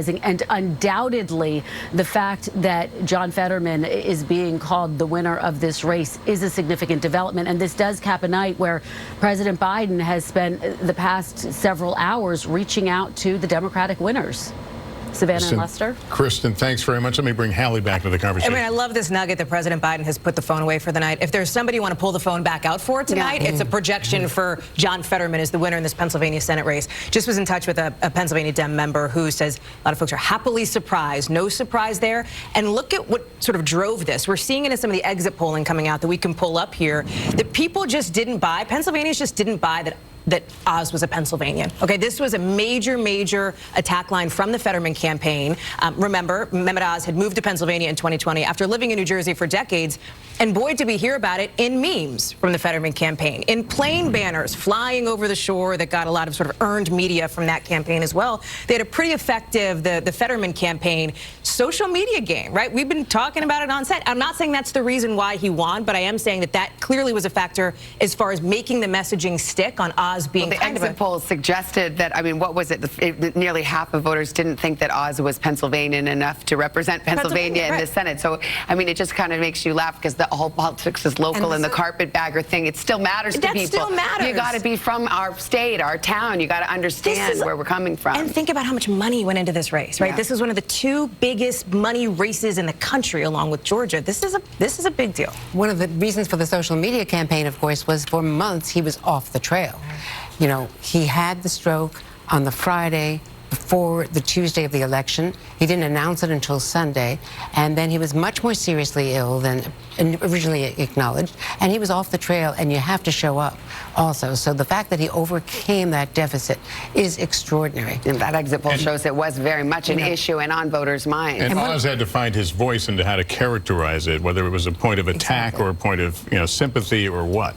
And he actually initially was mocking him, and for a doctor that created a counter reaction from Fetterman to that here you are, a doctor mocking someone who's had a stroke and who is trying to overcome that. And so I think he got some points, Fetterman, for the guts of going out. I mean, I know the debate was a disaster by, everyone's account, but the fact is there was a lot of early voting before the debate, and that he got a lot of points. Well, look, I mean, in Arizona, the governor candidate didn't even debate, the Democrat didn't even debate Kari Lake, and that is a decision that a lot of people are questioning. One quick point about it is that there is a Senate dress code on the floor. And now, I don't know if he's going to wear a Carhartt hoodie allowed. By the way, our researchers say he is not the tallest senator of all time, because Luther Strange apparently was 6'9". Okay. The Alabama senator. Fetterman at 6'8". So, we got everything covered tonight. Let's go to a couple of gentlemen who are tall in stature, metaphorically. Rich Lowry, the editor of the National Review, and David Plouffe, who was former President Obama's campaign manager. Hi, guys. So, Rich, let's talk about it. What do you think is the lesson learned for Republicans? I mean, first of all, again, to be clear, still a chance that the Republicans take the Senate. Better than even chance they take the House. So it's just not the red wave, as Lindsey Graham said. It's not the red wave we had hoped for. What do you think the takeaways are here? Well, Democrats showed up. That's a big takeaway. And this suite of issues that they were talking about that I always was pretty dismissive of, because I didn't think they were as important as the economy and inflation. Abortion, democracy, Trump clearly motivated their voters. And you had, a red wave in Florida. You had a red wave in, at least in the gubernatorial race in Georgia, J.D. Vance in Ohio. But otherwise, races that looked like they're going to be close, according to some polling. Zeldin, in New York governor, not close at all.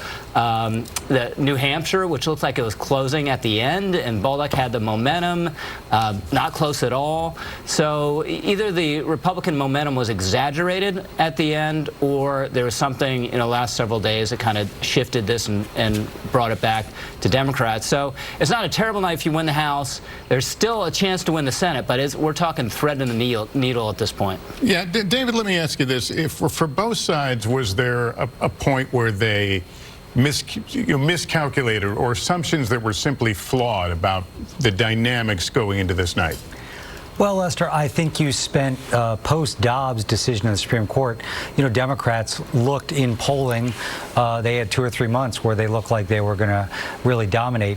Republicans came home in October, and I think probably that dynamic was over-cranked by political observers.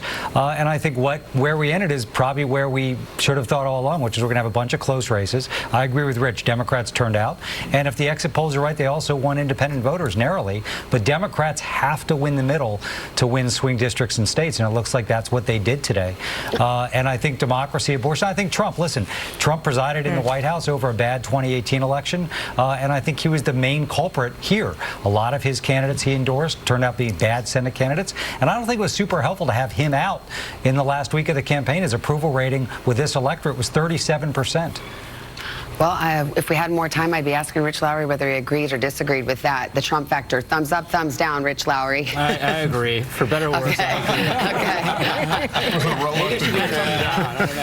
Don't worry, Mar-a-Lago noted that you were reluctant. Don't worry, he won't be coming after you. Guys, we're back. Thank you very much. Really appreciate your analysis. We're back in a couple of minutes right after this. Our coverage continues.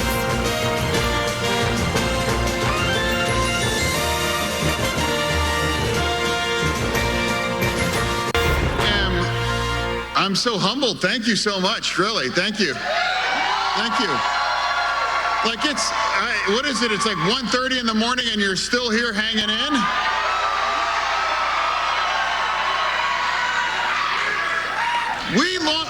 John Fetterman addressing the crowd. After NBC News project that he will win that Senate seat, a pickup for Democrats in Pennsylvania. I'm telling you, his speech pattern sounds a whole lot better in the last couple of days, tonight and that's a case in point. Well, he's senator-elect in Pennsylvania. He's got a big job ahead of him. Tom Yamas has got some of the exit polls, which may shed some light on how it is that Fetterman was able to pull this off, and also that it happened so quickly. I think we didn't expect to have a call this early in the Pennsylvania race. That's all right, Savannah, and you're right. There are some clues in the exit polls that we could possibly pull to figure out how John Fetterman won this race, because he has overcome so much and he's still recovering from that stroke, as we've mentioned. So the first question we want to ask, and I think this is important, we learned this earlier in the night, what was the most important issue in Pennsylvania? It wasn't inflation. For Pennsylvania voters that filled out our exit polls, it was abortion, the #1 issue in Pennsylvania. So revenge there, possibly from the overturning of Roe versus Wade. The other two questions that we have that we can pull from is, when did you decide for whom you were going to vote for? The timing of this. We just talked about this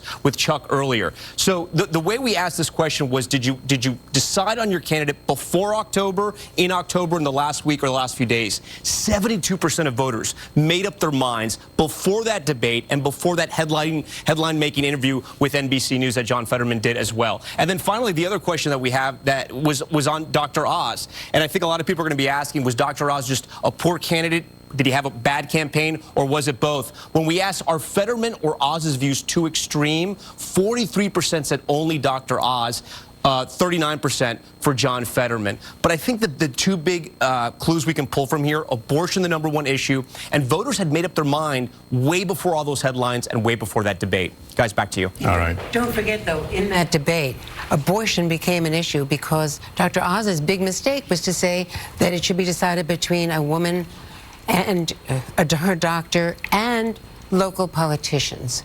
And boy, did the Fetterman campaign pick that up, and that was a campaign ad the next day. Right. Also, I'll just throw it out there.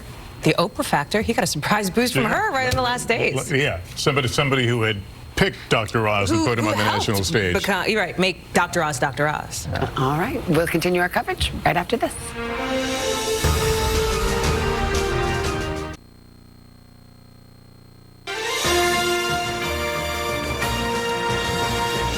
We're back with another call in a race out west in Utah, the Senate race. Mike Lee, the incumbent, will return to office. He was running against an independent in that race, Evan McMullen.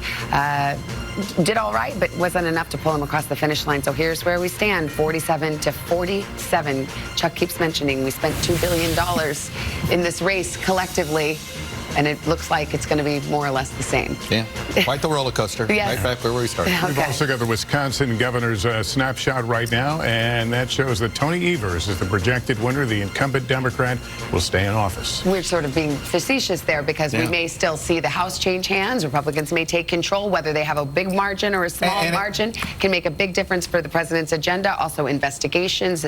It makes a huge difference who controls the House. It absolutely will. But boy, the size of the majority matters a lot if you're Kevin McCarthy and you hope to be Speaker, because you know how are you going to be able to, you know, if you the sort of Marjorie Taylor Greene wing of the House Republican Conference, the Matt Gaetzes of the world, all of that. If your majority is very narrow, they basically they have a lot more control over the leadership than if he could get to 230, 232 House members, because then you know he could sort of.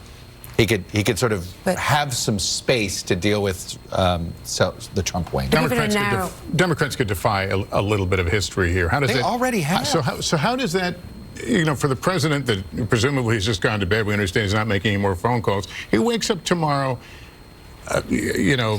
They've kept this party together. Different place. I think, look, there's a lot of people wondering, you know, had the progressive messaging really become a problem? Here was the question. What was more toxic to the middle of the voter?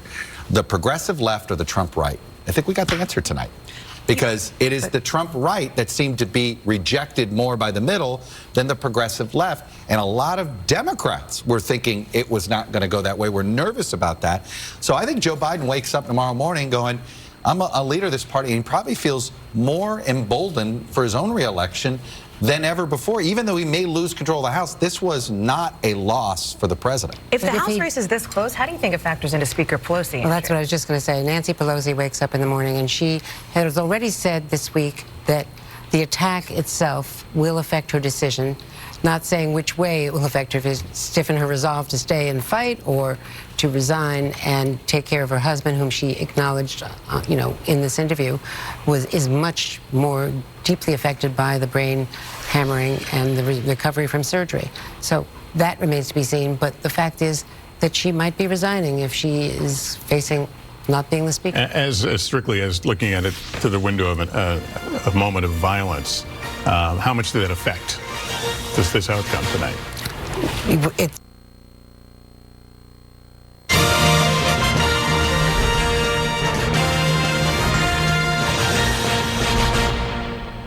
We continue our special election coverage right now. I'm Tom Yamas at NBC News election headquarters at 30 Rock in New York. And tonight, a much closer election than many people thought. The Republicans came into the evening looking to gain control of the House and the Senate, but many tight races in key battleground states have put a stop to a fast red wave. In Nevada, one of the most competitive Senate races in the country, too early to call. Take a look at this right here. I want to park on this to see where that's at. Okay, Mark Kelly, the Senate race in Arizona, also too early to call at this point in the evening, but the incumbent there leading. That high-profile race in Georgia also too close to call right now. As we move to Georgia there, the incumbent and Herschel Walker neck and neck, and the high-stakes Senate race in Wisconsin also too close to call, as we should mention Senator Ron Johnson, the incumbent there. But one big call we were able to make in the last hour, John Fetterman is the projected winner of the Senate race in Pennsylvania over Republican Mehmet Oz. That's one big pickup for Democrats, and it's hard to understate its importance, making it much harder for Republicans to gain control of the Senate. I want to bring in NBC's Rahema Ellis, who's just outside a ballot counting location in Philadelphia. Rahema, this came a lot earlier than many expected. This may be the headline of the night so far.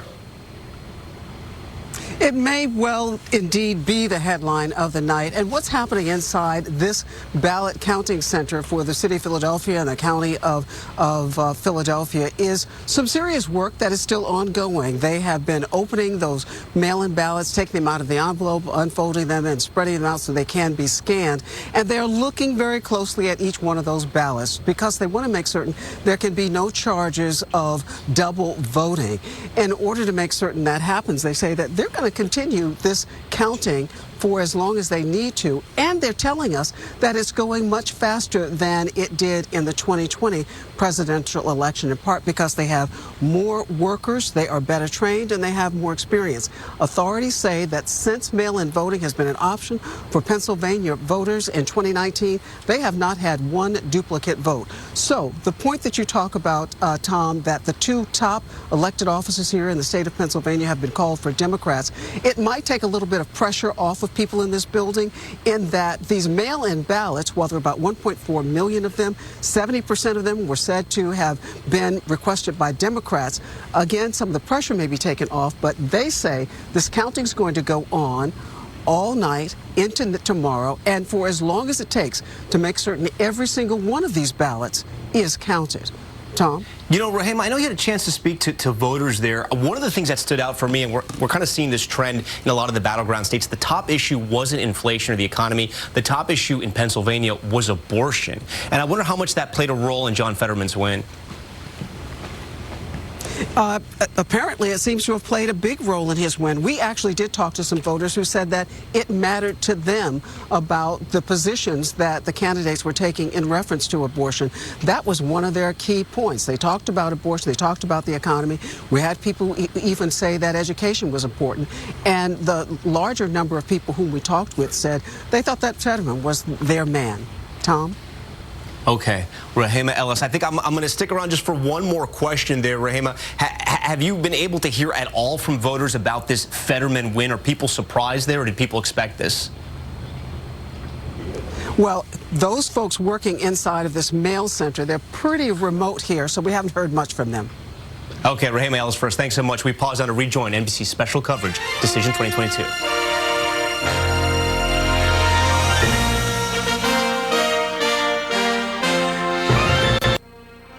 Jam them up. We held the line. I never expected that we were going to turn these red counties blue, but we did what we needed to do, and we had that conversation across every one of those counties. Democrat John Fetterman just a short while ago speaking to supporters in Pennsylvania, where NBC News projects he will win at that race for Senate at the end of the evening when the votes are counted. We want to look at some other races right now. The Georgia Senate race, that's still too close to call. That's been a nail-biter all night long, and could, again, go to a runoff if neither candidate reaches the 50% margin.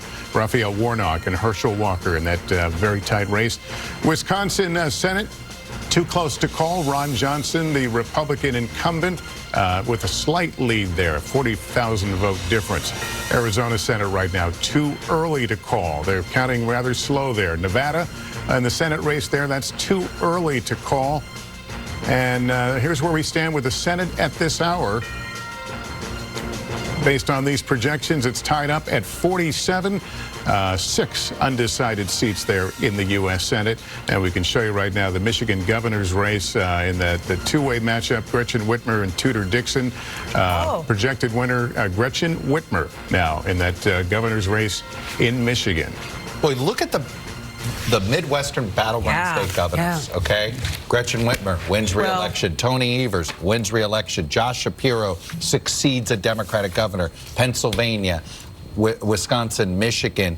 You know, when you're looking for signs at what matters in a midterm that might tell you something about 24, the fact that Democrats held serve in their battleground states here, you know, if you're them, you're feeling pretty good. And look at two big issues in Michigan that Democrats care a lot about, right? Abortion access and the threats to democracy question. Both huge factors in this Michigan race. I think when we saw where Prop 3 went, which of course is that ballot measure that essentially scrapped this long-time constitutional piece that had been on the books restricting abortion access.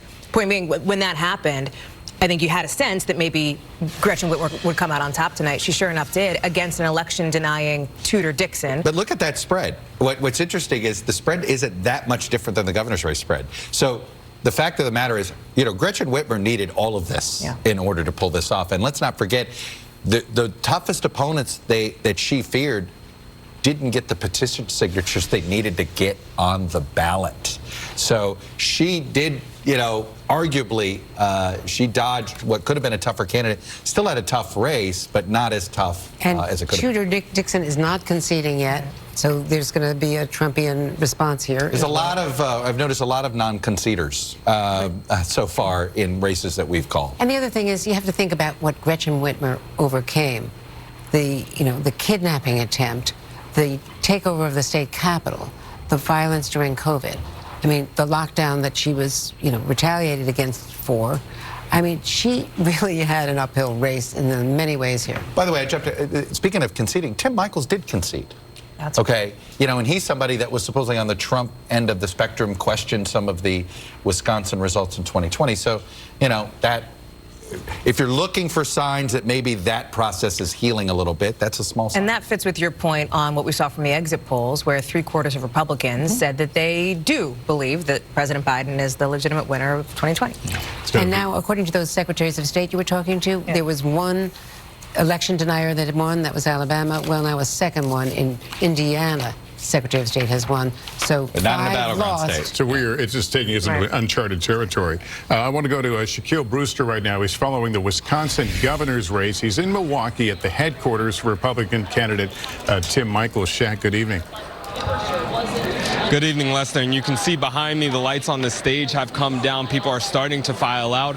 Tim Michels, the Republican gubernatorial candidate who is taking on to Governor Tony Evers, the Democrat here in Wisconsin, he conceded his race. He said that he called Governor Evers and he used the line that we heard from him on the campaign trail before as he painted himself as a businessman. He said the numbers didn't add up and it wasn't our night tonight. And look, this was almost the race that was almost understated in the state of Wisconsin. But it was a race that had huge national implications.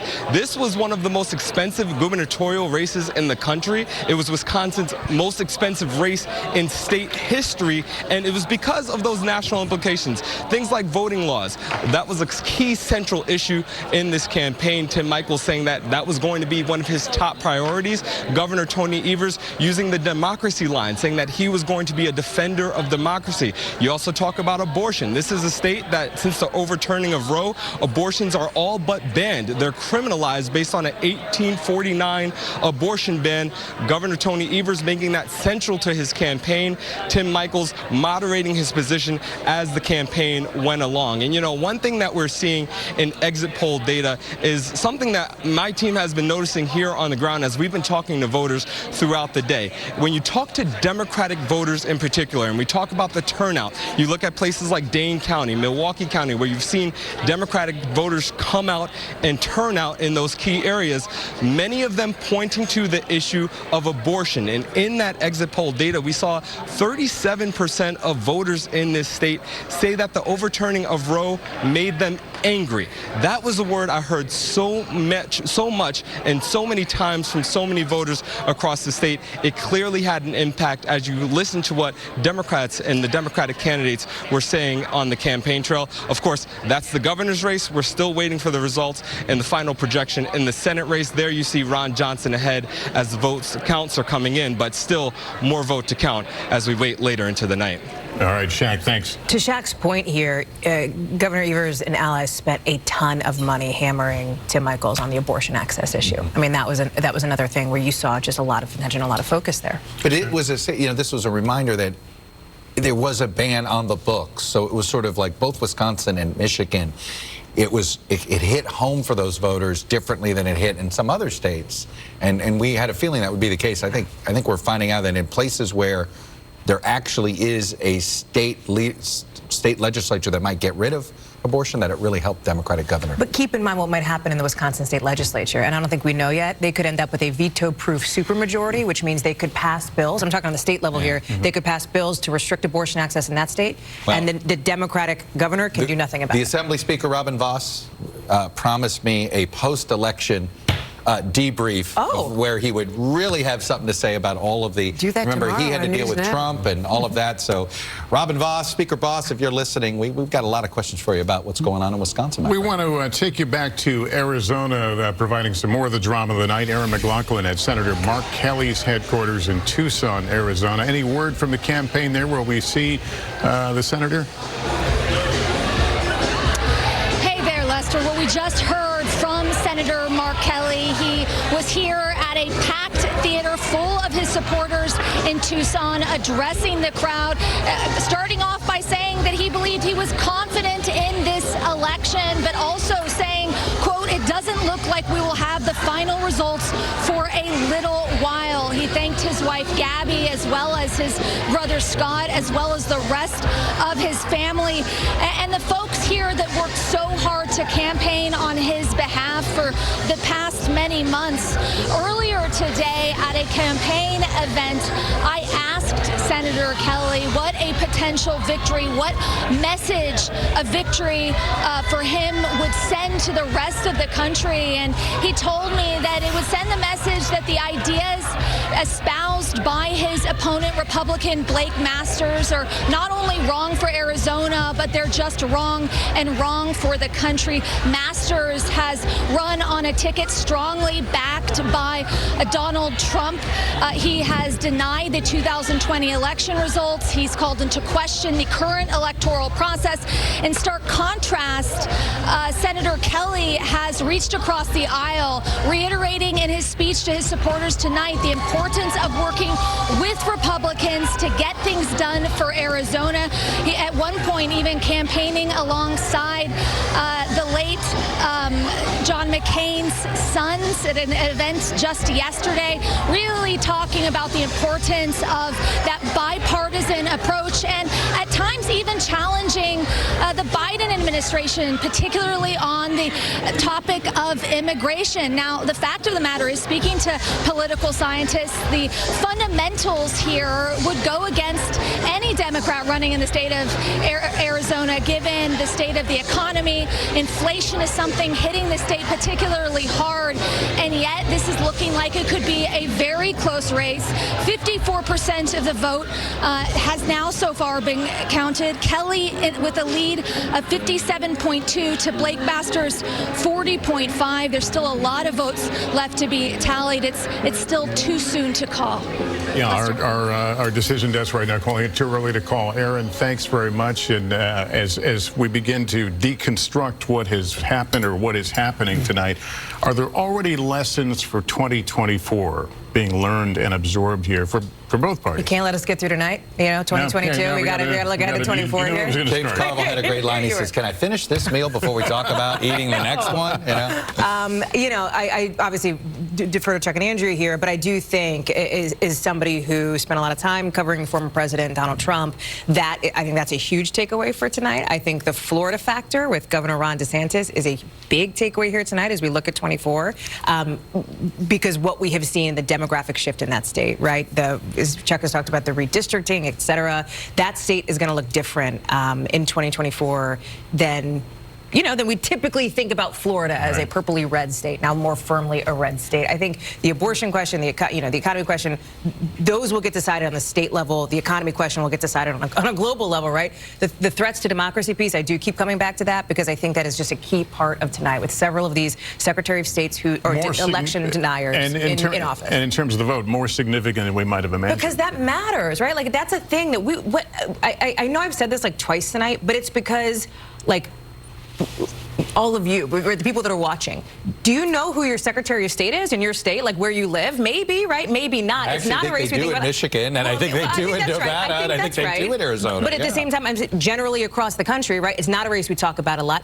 Direct impact on the vote, and it's going to stay that way in 2024. That's not something where it changes or it's one of the big takeaways is these governors. We've been talking about this, but in Michigan, Pennsylvania, and Wisconsin now, you have Democrats elected to the governor's race, and that will have a huge effect on false elector attempts and a lot of other things. And we don't know what's going to happen in some of these other states out west, but the fact that those governors have held means a very big deal in terms of battleground states for 2024. By the way, it's a reminder, one of the hardest things to do in American politics, the hardest thing to do is to beat a sitting president. The second hardest thing to do is beat a sitting governor. It's really hard. It doesn't actually happen that often. Usually we have one a cycle, two a cycle. I know Republicans were thinking they were going to maybe pick off 3 or 4 incumbent governors. It's really hard to knock off an incumbent governor because in the same way you have the trappings of the presidency, governors do, voters give their governors a bit more benefit of doubt on ideology and politics, really, than they do their federal officials. They have executive authority, National Guard, a lot of things that they can do in a disaster. And the other thing I was just going to say on abortion, the Republicans talk so much about crime. Well, the bottom line was that abortion mattered more to voters across the country than did crime. And, we have to pay attention to that as well. Because the media, key battlegrounds. A lot of people in the media, not us, but a lot of people in the media focus so much on crime, particularly, some of the other. But let's go back to how did Republicans not have a huge night in this economy? How did they not have it? There is just one answer. I really believe there's just one answer. Abortion it certainly helped get Democrats out the vote. But how did you not win over independents? How did you not win over those swing voters?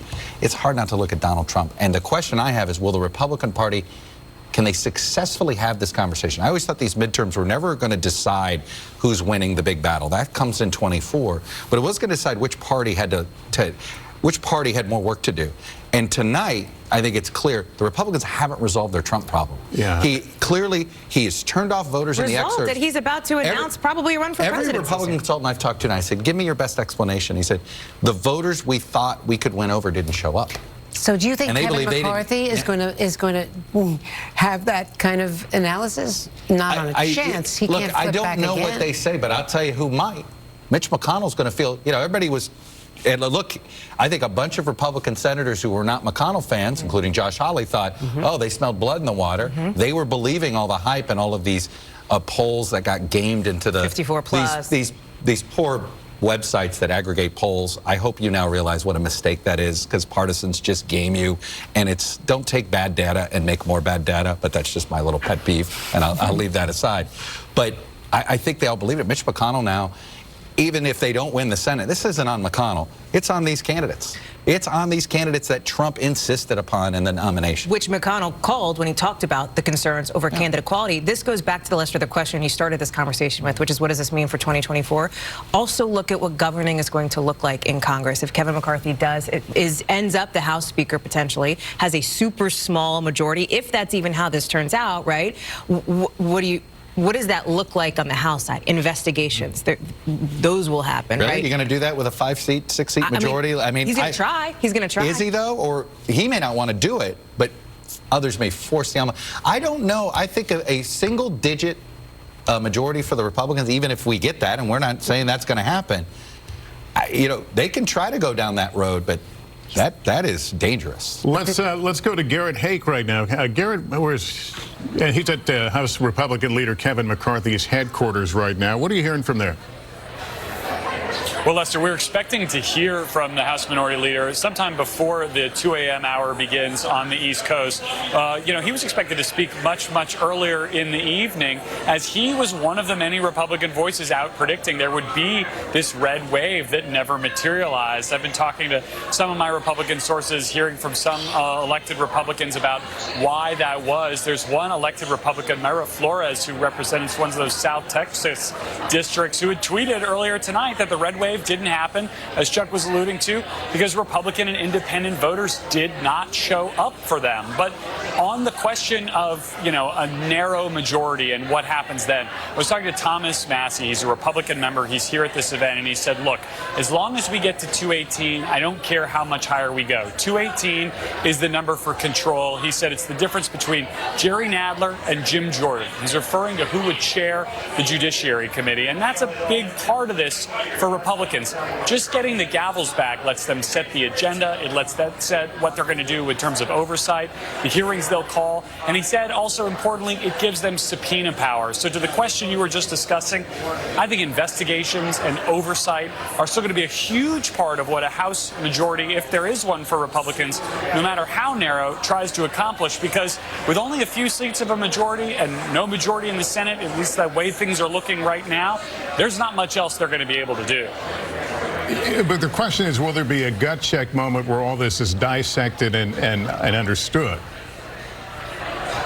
Well, there may be, and I think there's probably going to be Republicans who demand it. I've heard from one House Republican source who indicated that people are really frustrated with McCarthy within the conference. They believed their own hype that things would go a lot better tonight, and I don't think it's going to sit well with Republicans if they do end up in one of those single-digit majorities, Lester. All right, Garrett, great breakdown. Thanks very much. We're back with more of our midterm election coverage right after this.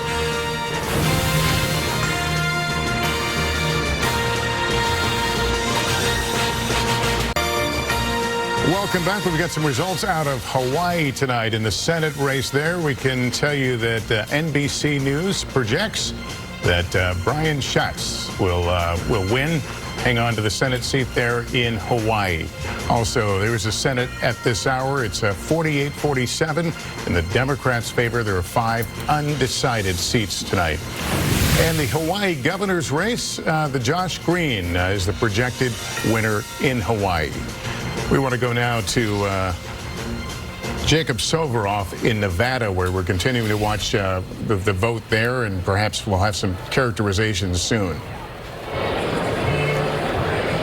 Lester, in this state and in this county where they deliberately slow count votes, where we were warned ahead of this election that you might not have a certified result out of the county in which Las Vegas is Clark County for 10 days. Catherine Cortez Masto, the senator here, came out since I talked to you last and addressed her supporters. And I want to read to you a little bit of what she said. She said, the votes are still being counted. We know this will take time. We won't have more election results for several days. I am confident in this team. I'm confident in the campaign that we have built to win. You can hear them cheering here because they continue to put up some of the results, actually, that you're seeing on the screen.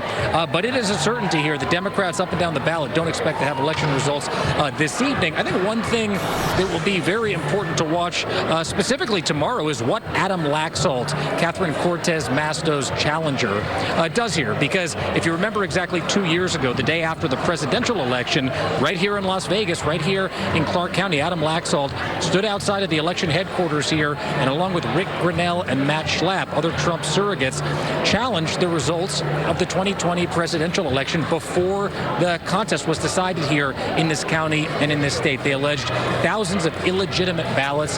It was a conspiracy theory, an election denialism theory that was debunked by independent investigations, including the Republican Secretary of State. But Adam Laxalt, the challenger in this race, has continued to question the integrity of the election here in the Las Vegas area.